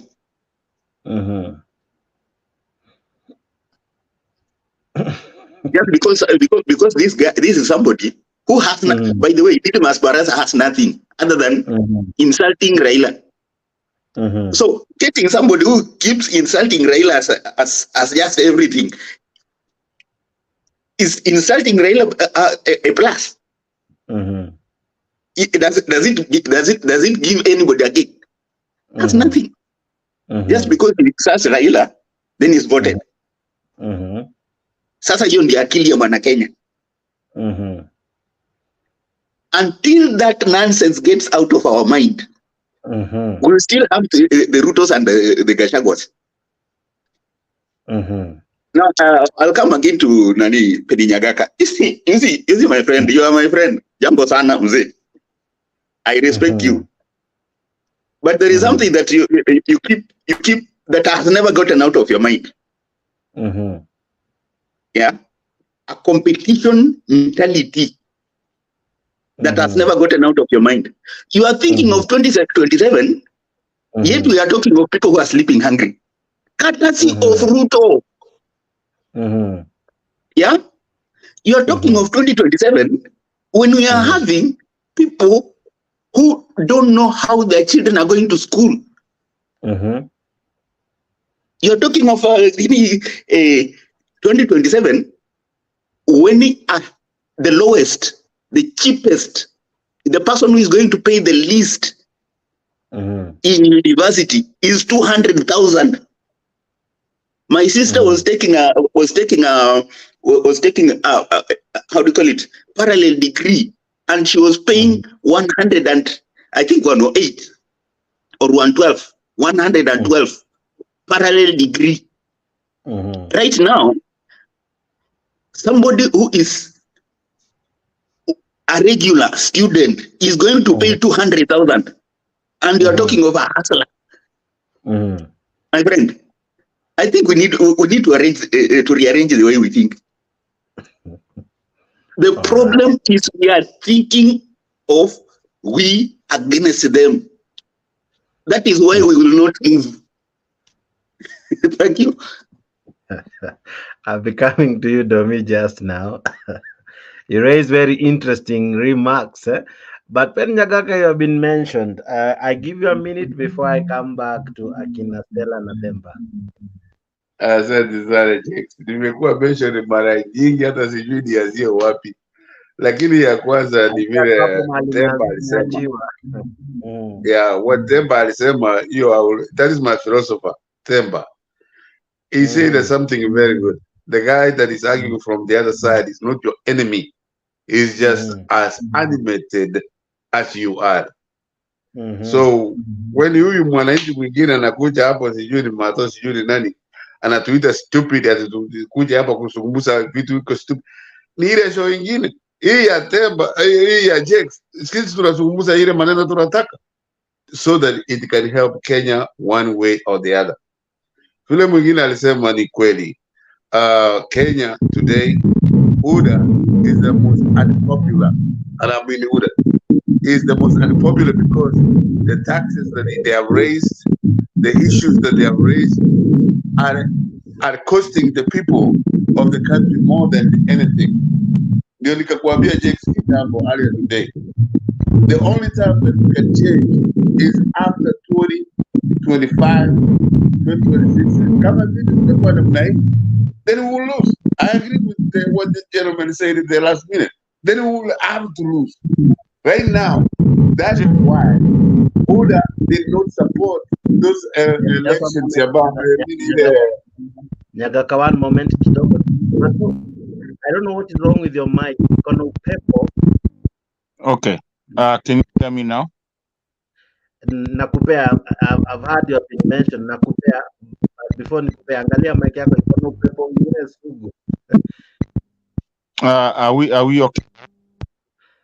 Just one moment, I'll give you immediately after Nyagaka. Work on your mic. Iko na upepo kali. Yes, Nyagaka, finish up so that I have Mato respond. Mention. Okay, that's what I was saying, that when the Julia is here, I really don't want to go very hard on politics. Lakini asiyejua atokapo ni mtumwa. He who doesn't know. Hivyo ndio Kenyatta alikuwa anatuambia. You have to know your history so that you can push ahead for the future. Julie, thank you very much. Welcome for the conversation, Themba, and everybody. Lakini kutuita wajinga is not, we can call you bad words. That's not helping anybody. Hakuna mjinga, kila mtu ni panelist na maoni yake. Asante sana Nyagaka. All right, Mato, umetajwa. I hope your mic sasa imeisha hiyo upepo. Go ahead. Yeah, can you hear me now? I can hear you. The problem was ilikuwa na Okay, let me see. Hebu endelea nione kama itaacha. Am I okay? Niko sawa? Yeah, uko sawa, endelea sasa. Okay. Jake, the one thing I've known Nyagaka for a long time. Na sidhani kama kuna mtu hapa, both Mutembei and everywhere where we are. Kama kuna mtu mmoja anijui hapa. One thing I will not take Jake. I will not take Nyagaka. I mean, it was mara kadhaa last year, this year. I will not take anything. Nyagaka, I will not take it. not from anyone. Hata Julia ni tusingi, hakuna mtu ni tusi hapa. Penyagaka ndo anapanga na matusi. Jake, if I'm coming to your show today, I don't think kuna kitu mbaya nimefanya hapa hivi isipokuwa the truth. Mato kwa comment section wanasema kuna challenge na mic yako. No, I will not take Penyagaga shenanigans. I can understand his respect. I understand you. Mato nakuelewa, anasema mic yako. The mic iko na wind. Hold on just a minute because I need to be heard. Yeah. So fix your mic. I'll give you now. Fix your mic. Mato, fix your mic. I'll give you a minute to respond. All right. Demba, you're back. What were you saying? Before Mato atengeneza thank you, Jack, for. Mato, your mic ikono pepo. I don't know if it's just me, but I can't hear you properly. Guys, can you hear him? Domi, can you hear Mato vizuri bila hiyo pepo? Mato is having a challenge with the mic. Yeah, the mic. Somebody is trying to mute me a little bit. No, it's kwa sababu iko na upepo. Hata sasa iko mbaya mpaka you know wearing a comb I can hear it like in my brain darling. Okay, can you hear me now? We can hear you. So we can't hear you, but the problem is there is some wind or some other noise apart from your own voice. Okay, how about now? I think I'm in a better place. Okay, go ahead. Yeah. What I'm trying to say, Jake, I respect you and I respect this channel, but I'm not going to let Penya come and talk my topic on me here. I don't do that even in our other channel. What I'm trying to say is that we talk, we have a good time, and I will not let Penyagaka come. He's done this numerous times in other channels, and that's the reason we can come here sometimes. I will not let Penyagaka come here to help protect me as the moderator. I am. In a minute. Because Mato, hold on. I have given you the ability to defend yourself. Because nakujua bro, uko na muscles enough, bwana.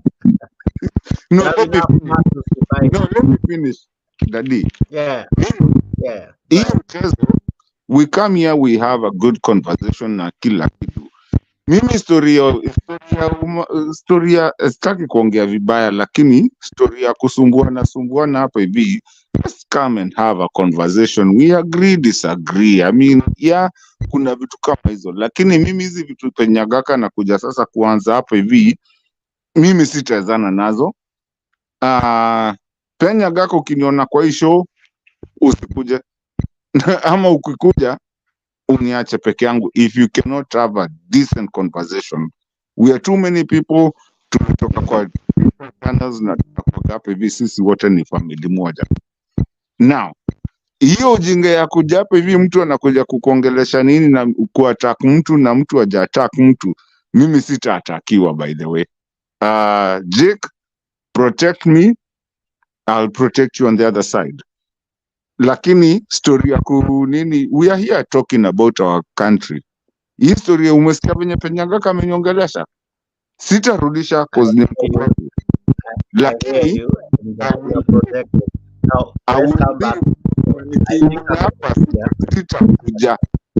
amekusikia. Now let's go ahead.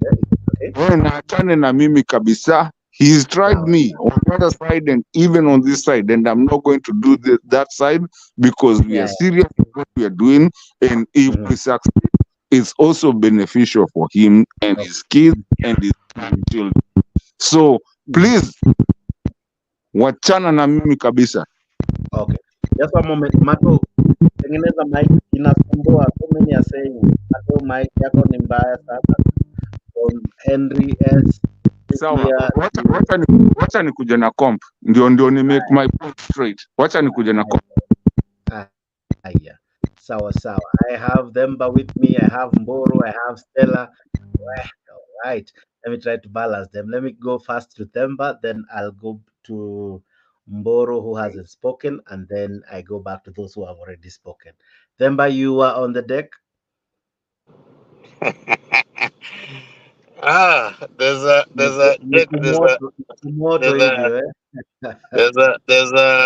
a French saying that says plus de chance, plus chalamem chance. The more things change, the more they remain. I'm so amused that way after election we are still having such very personal attacks. I wish we would be more focused about the problems that unite us. We have more things that unite us. We all do have people who are sleeping hungry. We all do have people that have to pay fees and they have to call us to contribute. We all do have people that are sometimes do not get food to eat and we have to chip in. We all do have one thing or another WhatsApp group of someone who is unwell, who is not able to pay their medical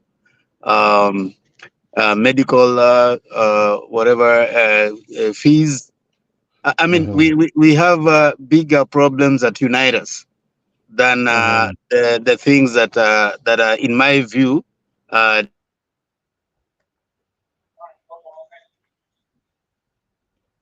Yes. Probably. Can you hear me? Yeah, go ahead.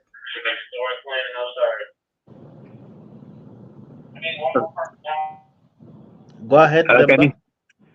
We probably need to progress beyond our individual perception of our differences and go to where we have more of things that unite us.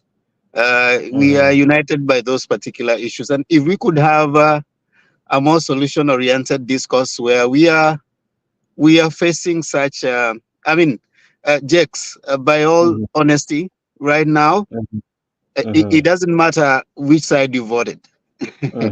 Whether you voted UDA, whether you voted Azimio. I mean, right now, in between elections, the issues that we wanted solved need to be addressed. It doesn't matter whether we say my person won, my person lost, your person won, your person lost. I mean, at the end of the day, it doesn't really help the realities of the moment.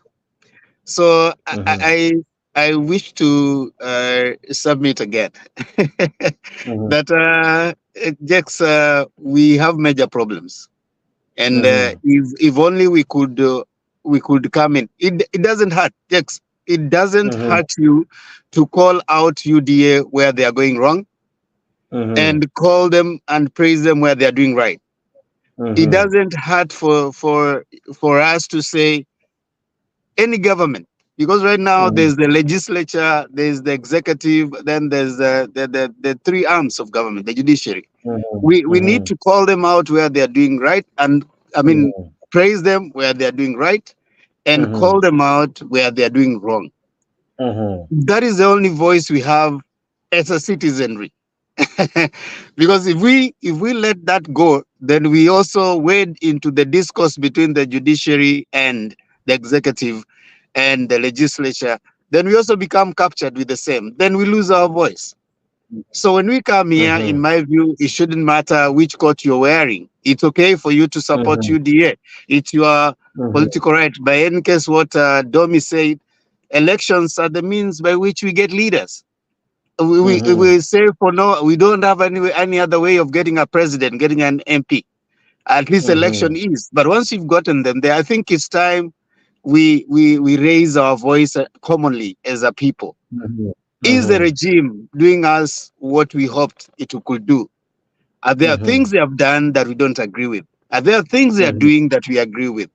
Is there something that can be improved? Then come 2026, when it's almost 2027, then we can come and have a scorecard. Has UDA done what they were supposed to do? Do they deserve a new chance? Now, if indeed, like someone says that, Makiadi suggested that electoral process is what will give us the leaders, then we can say, do we have the perfect system to give us our leaders? Then we can have that particular discourse. But for now, Jex, I'm a little disappointed when we're still personally attacking. Like I come and I attack you, you attack me, you call me names. At the end of the day, we go back. You still have to, to get into a WhatsApp group where I have to approach you, Jex, and tells you, please, can you contribute for my friend who cannot afford medical fee? You know what I mean? So we need to really pick out those policy issues and address them. Like right now, there's a problem between the judiciary and the executive. Is that good for you and me? It is not good for you and me. Whether you support UDA or not, it is not good for the state to seem to be attacking the judiciary. Wherever way you look at it, because you are losing your last hope. The state will always want to take from you anytime. So if it were for it, it will not even do away with the judiciary and the legislature. So let's just attack the issues. Let's forget about whether Penn, whether Mato, whether Jake supports UDA, whoever supports whichever team, that's fine. All right. But let's come and isolate the issues that are uniting us right now. Poverty, illness. I need to say that so that we can be able to give a more concrete solution focused that can be taken by someone else and say, okay, fine, this is what Kenyans are saying. Beyond our political divide, beyond our political differences, that these things are uniting them. Yes, this thing that we want to see. We want to see the executive perform its duty, judiciary perform its duty, legislature perform its duty. I think those are the things we want to see as a citizen. Whether you choose UDA, Kenya Kwanza, or whichever, that time will come and we'll get our leaders, Jex. That's what I can say. 1 minute, all right. Before I give you 1 minute, just one moment, Ben. Before I give you the minute, Kenya with love now. He was Kenya Mkora, now he's Kenya with love. Kenya with love. I see you raising your hand, and I wish wacha nikuchokoze na ka statement mtu amekuchokoza nako hapa, but endelea. endelea. I just I've seen it. I have a media thick skin. Mr. Jake, now can you hear me well? I can hear you quite well. No, the thing is that I've been here for a long time. Hata mwenye ameandika hiyo. Maybe they don't know me. I've been here for a very long time. We were here, we moved on na vitu zingine. What I was trying to say is that unaona Gudi ananiambia welcome back Mato Makandas. We were here. And we're always here, we never leave. What I was trying to say is that Mr. Jake, and I really respect you a lot. This is not just new things that just happen. Penyagaka has always been fighting people that some fights that do not need to be fought about. We are here, we are trying to hold tunakaa vizuri and everything, we're doing good. You come to the other side, tunakuaga pia hii side yenu. Now, what I'm trying to say, when mtu akikuja akiniita mjinga hapa hivi, my friend, mimi nilipita hiyo chapter kitambo sana. Penyagaka, I respect you as my elder. Lakini, now when you bring up something na tulikuwa tu tunaongea kitu ya kawaida, I think that needs to, because I will rebuttal, Mr. Chair. I will. I used to rebuttal when I was here. And I will still rebuttal now that I'm here and you've welcomed me here. I'm here by your masses. I will not let Penyagaka come here and call me names and then I keep quiet and go niende nikalale too. And na sasa especially ni mzee wetu. Mato umemwambia vizuri na mimi personally nimekuelewa. I'm sure with his age and all amekuelewa, so that we don't make it about anyone. Msamehe for now, I'm sure he won't do it Ana mambo again. nimemsamea mara mingi, ni rafiki yangu. Unajua ni venye si mlikuwa mnasema mnisikii. So that's the reason I went and even God, look at me on my unaona, sije kuja hapa kama Kenya ni love. Na kujanga kama Mkenya mkora. Mkenya mkora. Lakini sisi wote ni kitu moja bwana. Alright. Yeah, ile tu mtu akigongwa lazima pia mimi nigonge back. I mean, I don't do that. We are not going to do that. I am not going to do that, and I will not accept it. Na haitakuja hata upende ulie upende. Fantastic. Well, okay. A moment to respond. I hope utakuwa na apology hapo ndani, but go ahead. Thank you very much. Sasa ni apologize kwa Temba. I mean kwa huyu mwingine sio Kenya would laugh. Yeye ndiye alitukana, sio huyu mwingine. You know. Come on, Mato. I was not meaning whoever said at the beginning say that the ideas that we are saying are completely opposite to what Azimio is saying, then it is nonsense or stupid. Hiyo ndio mimi nilikuwa na react to. So Mato, I was not reacting to what anything you said. Ni vile mmoja wenu alisema alitukana sisi kwa sababu we have a very different ideas ODM, I mean na UDA. So that ngoja nimalize kusema ya kwamba hao vijana mimi nawaheshimu na wapenda. Hiyo station yenu mimi nasikiza every day. Hata sikosi hata siku moja. So there is nothing that I have a personal against mwingine. No. Don't get me there. Hata hiyo chuli hawezi kunipenda nikiwa mtu ya vitina namna hiyo. All right. Now let's go back to the show. I don't know if Geoffrey, you're ready. Geoffrey Mboro, are you ready? I know you are at work. Are you ready, Geoffrey Mboro? All right. Before I go to Geoffrey Mboro, Madam Julia, let me come to you quickly. I ask you this. Bwana Themba anasema we ought to come together because by the end of the day, hakuna shida ya mwana UDA na mwana Azimio. We are all suffering. Come next week, all our kids will be going back to school, and many have not had the opportunity to raise the fees and everything else that will be required from next week. We will suffer as Kenyans. The schools won't identify any of us as Azimio or as UDA. The problems we suffer, the hunger, the taxes we pay, they don't reflect our political affiliation. How would we come together and really showcase our frustration and our disappointment, even though many supported and many didn't support this regime? Madam Julia? Yes, that's a good question. Actually, right now, I agree with you and Themba. It no longer matters who voted for who because we are all going through the same stuff. Now, this is what I've been proposing, and I wish the political class would listen to me. Now, the only way of this, or the only way out, is a very hard way, but we can do it. I know Baba called for the demonstrations.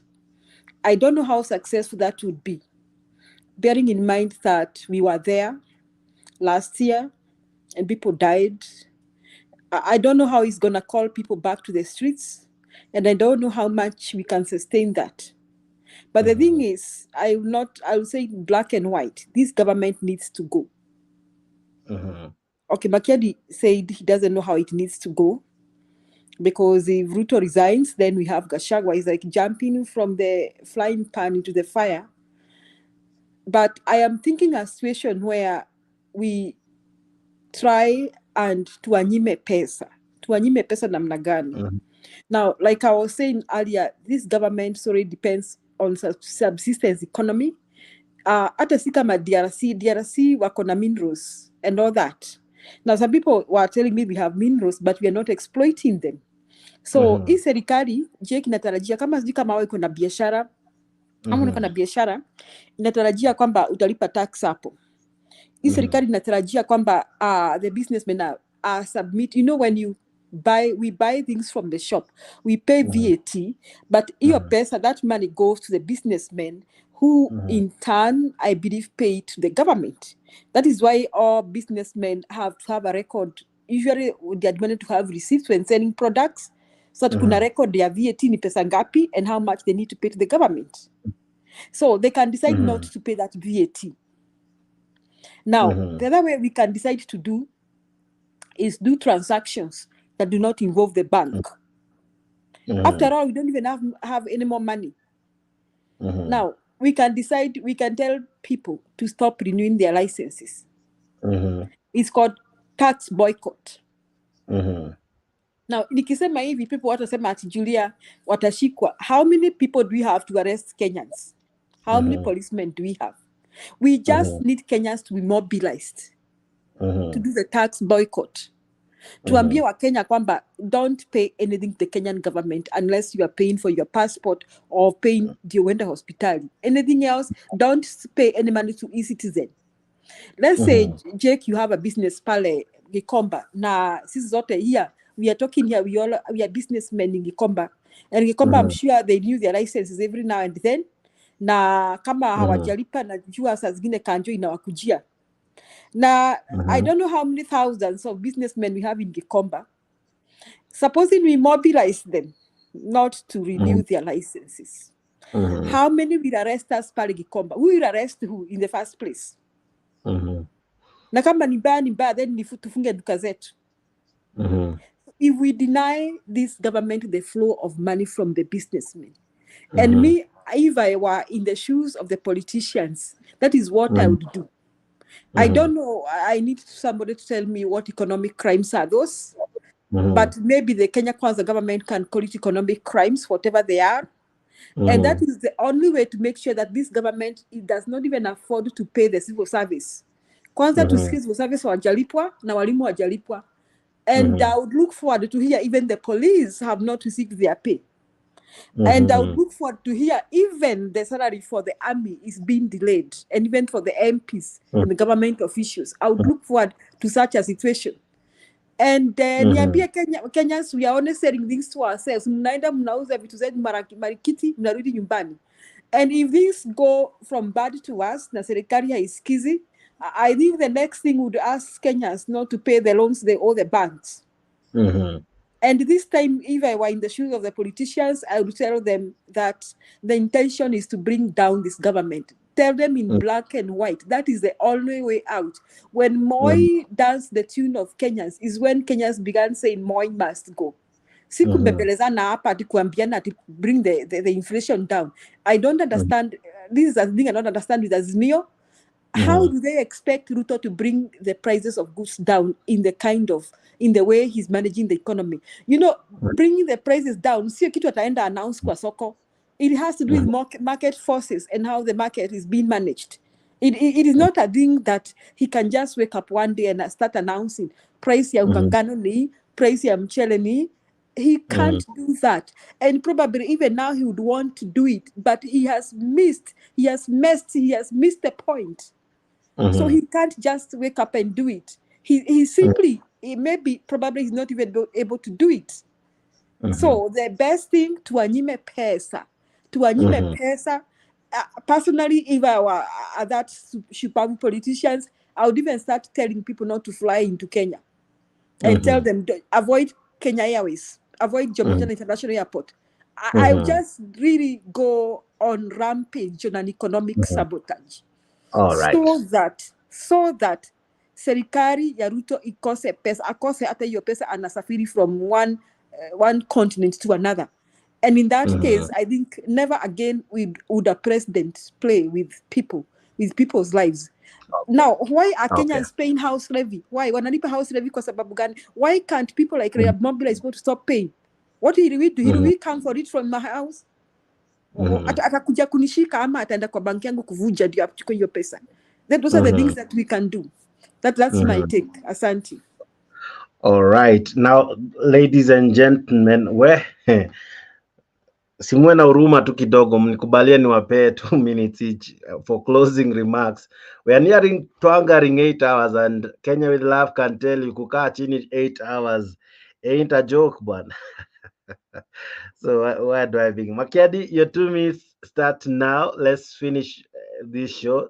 Please give us your closing remarks and sentiments as well. Yeah. Thank you, Jakes. Interesting to be here always. I just want to close my session by saying this. I have just received news here that the UDA government has released, I don't know, about 4 point something billion Kenyan shillings. That I don't know if it's 420 something billion shillings that goes towards education.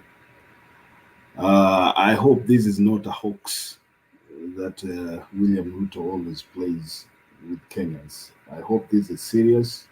I hope they understand that Kenyans are going through a hard time, and I hope they don't play politics with the education of our students and our pupils. Having said that, like Julia mentioned earlier, we know that the NHIF Edu Afia, that was a program that was initiated by Uhuru Kenyatta, came to an end. So right now, a lot of Kenyans are not able to access, healthcare because of this government terminating this Edu Afia. Let me just say this. There are things that are very important in a nation, and one of them is good health facilities, education, and food. We know that Kenya Kwanza has failed in almost all of the three.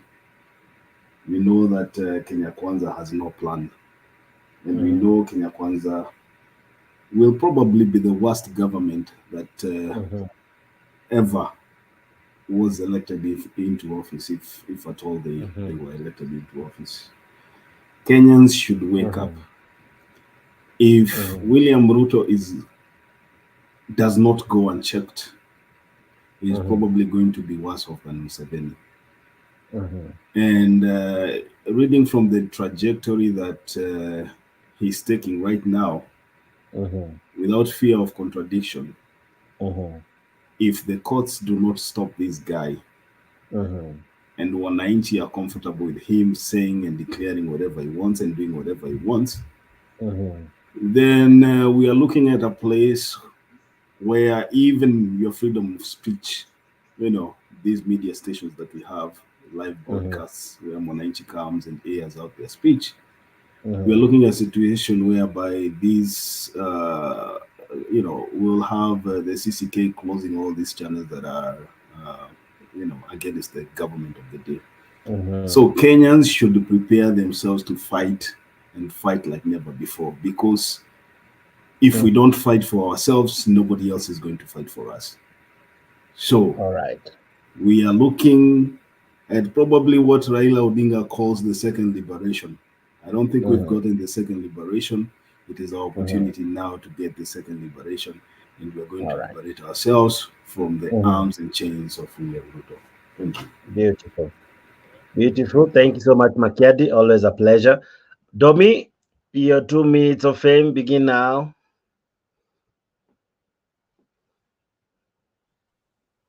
Okay. Kabla niongee sana, I want to say thanks. I'm happy to see you. Yes, Ricky, Themba, long time. And everybody. Hao wengine wote watu naonana. Okay, Penny Nyagaka, jambo mingi. Okay, there is something that has been running into my mind. Wakati unasikia, when you're hearing people crying, oh, president, like those people who are jailed, who are put in the cells and they were crying. Please, president, help us. I think that is where we are getting wrong.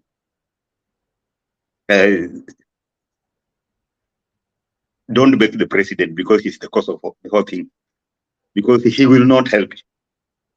And Julia, I think there's what I think that is scary, the likes of the likes of Raila to go that economic direction is probably they also fear that in case they also come to power, people may do the same to them. Okay, that's what I think. I'm not sure, but that's what I think is scaring them, and I think that's why they are not taking it very serious. Of which I agree with you.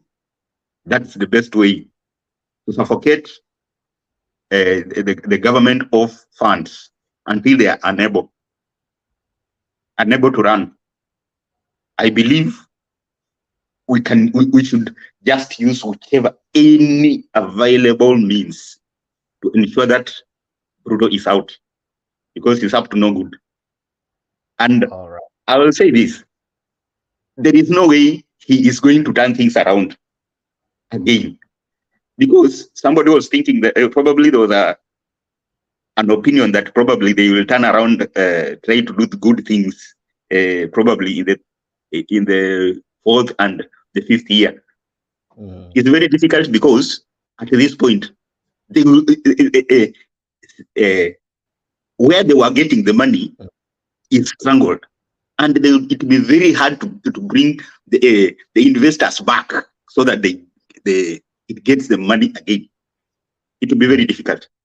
However, Kenyans use whichever means. Yeah. All right. Thank you so much. Mato, your 2 minutes begin now. One, thank you as well for being part of this. It's always a pleasure to have you. Take it home, my brother. Thank you, sir. I really do appreciate. Sometimes this life is short, eh? Very. Life is short, my brother. We now might be on the same team, but we might be on the same team without knowing that we're on the same team. And that is what I always tell people. I think, my brother, the thing that I'm gonna say today, I think leo tumekuja kushambulia huku kijogo, we know we are all together. I want to tell you, my brother, that wajinga waliisha Kenya. We're not the one that came up with that saying. That saying was brought up by somebody, and we all know who actually came up with that saying. And Kenya is bigger than anybody, and Kenya has a constitution.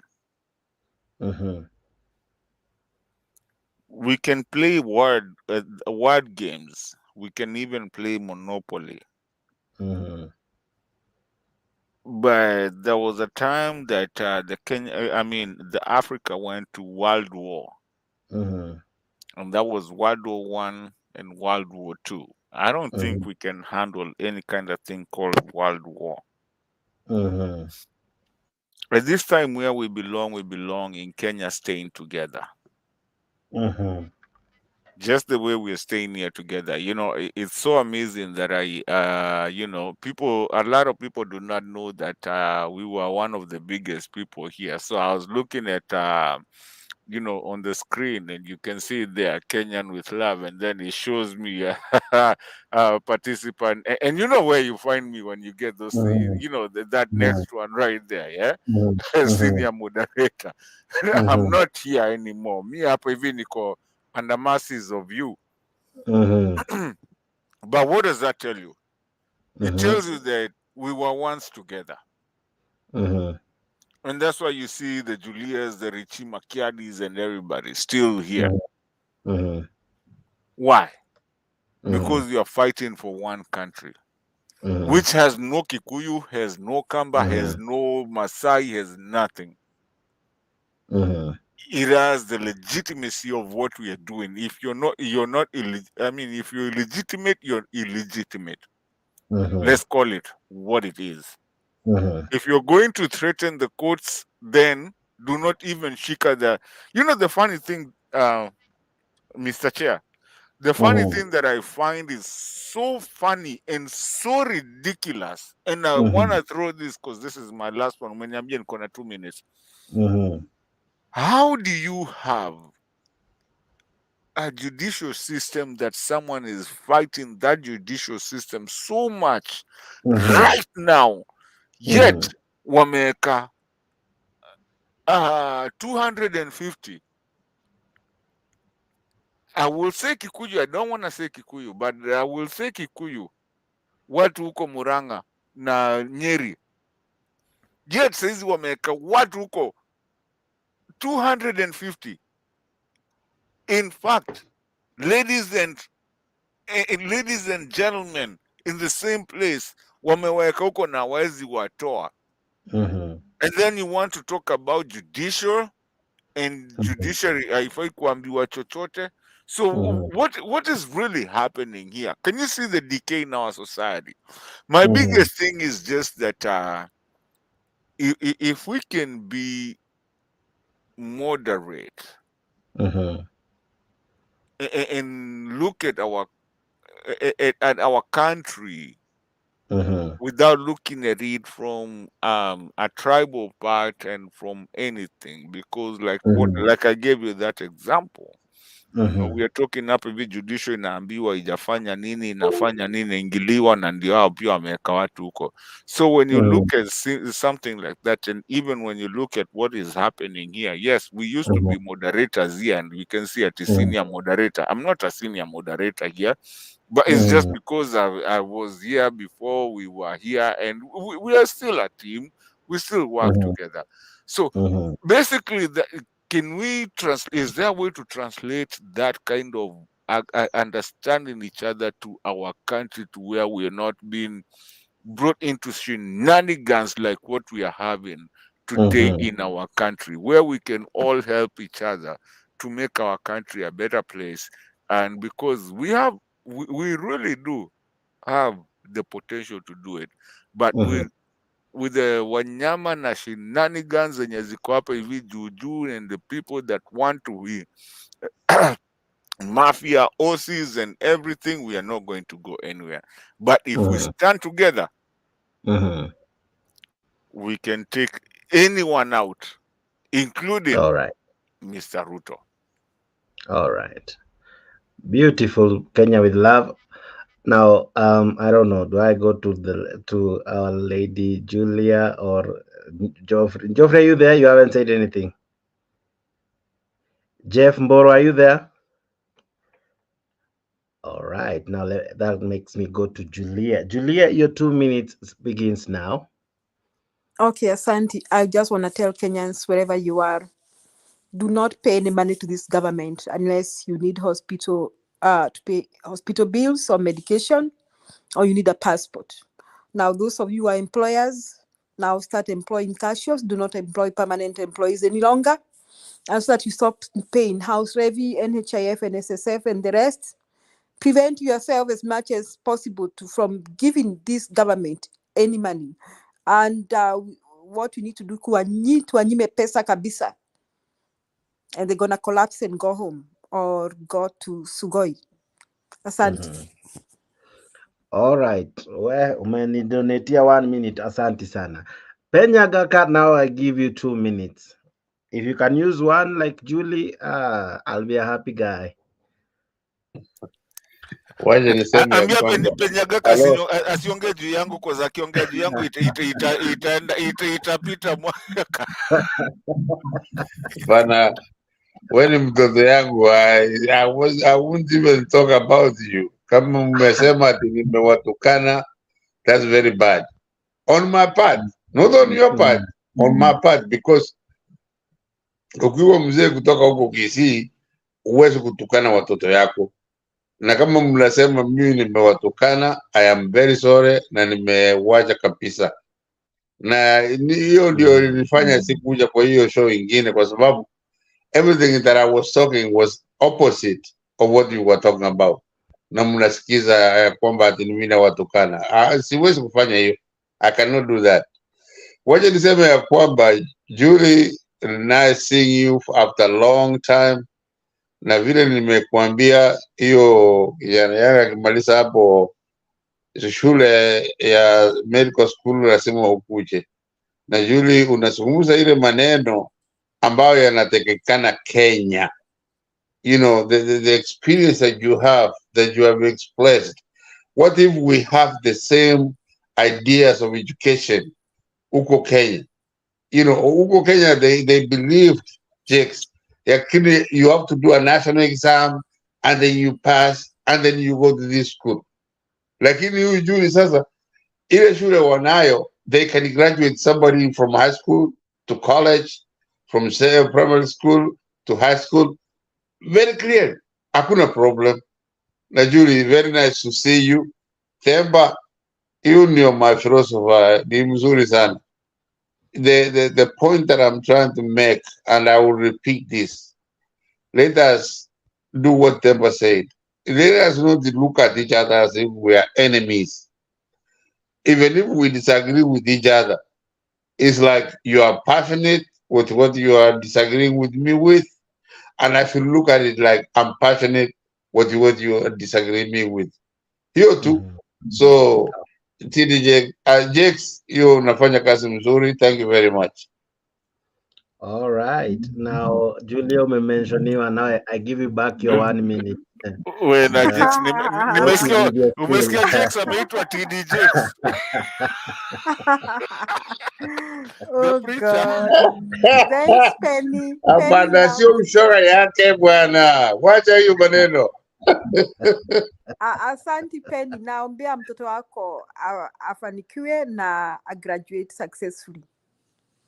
All right, beautiful. Kumbe tunaweza maliza show na upendo hivyo. Thank you so much, wonderful guys. Thank you, Julie. Asante sana, asante sana. And with that, ladies and gentlemen, today has been a long one, and we have to bring it to an end. Now, ladies and gentlemen, this is Africa 24. Thank you so much for being part of this great conversation. You guys have been quite supportive. Asante sana to the many who watch our programs and above all subscribe to Africa 24. Asante tu sana. Thank you so much. As I promised you, it will be an interesting year, and for sure it has been. But from here at Africa 24, we wish you, ladies and gentlemen, a happy new year. Enjoy it as much as siku zimesonga, siku zimekimbia, lakini bado mwaka tu ndo umeanza. It's only 4 days and it's already too hot. Happy New Year from us, Africa 24, and to all my able panelists who joined me today. They were so many. I've tried to count. Today, Kenya with Love, we have had 27 panelists.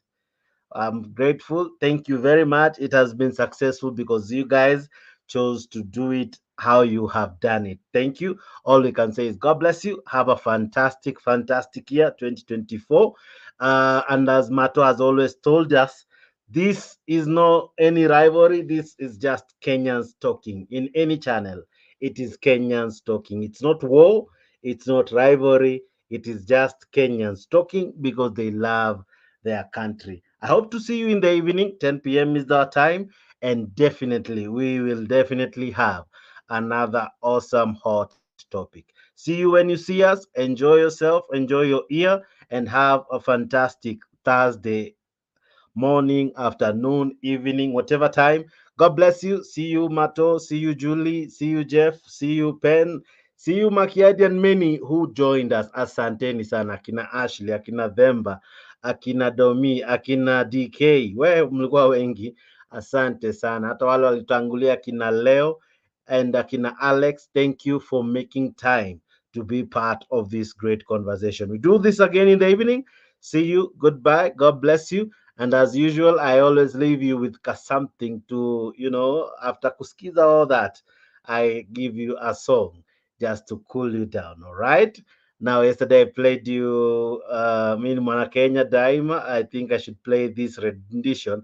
But thank you for being part of this show. See you when you see us. Goodbye, good night, good morning, good afternoon. There can only be one champion, and it is Kenya.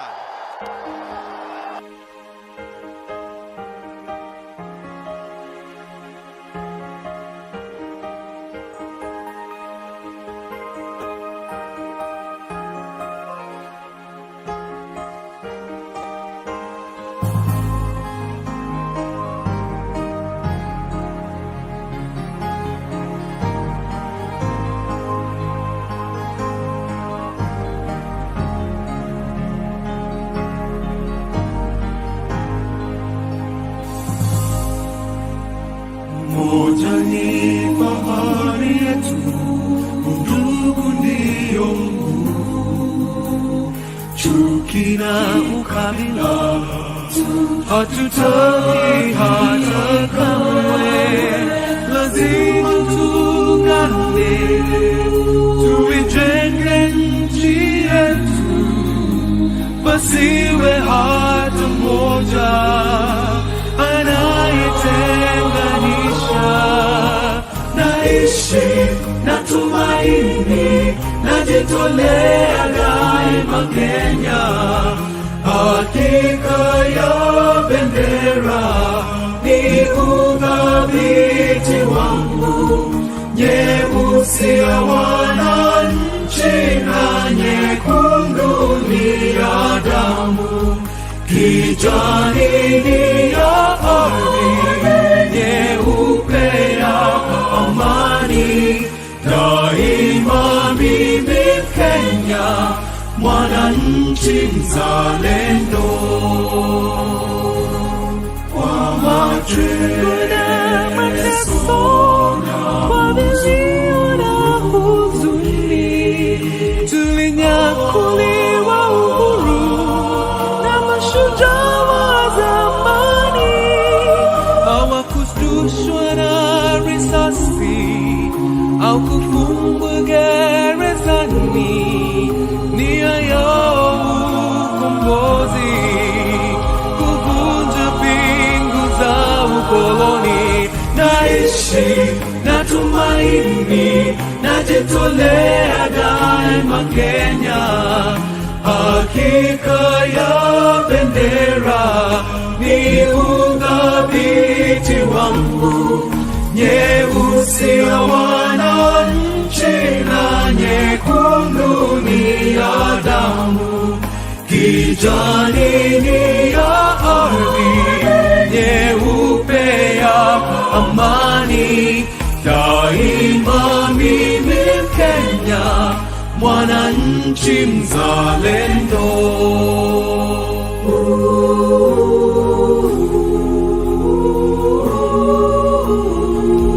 Wajibu wetu ni kuishi kwa upendo, kutoka ziwa mpaka pwani, kaskazini na kusini. Naishi na tumaini, najitolea daima Kenya. Hakika ya bendera ni udhabiti wangu, nyeusi ya wananchi na nyekundu ni ya damu, kijani ni ya ardhi, nyeupe ya amani. Daima mimi Kenya, mwananchi mzalendo.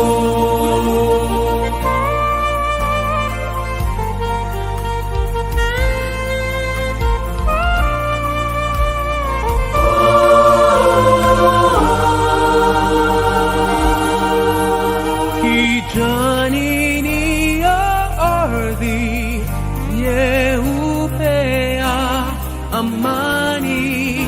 Daima mimi Kenya, mwananchi mzalendo.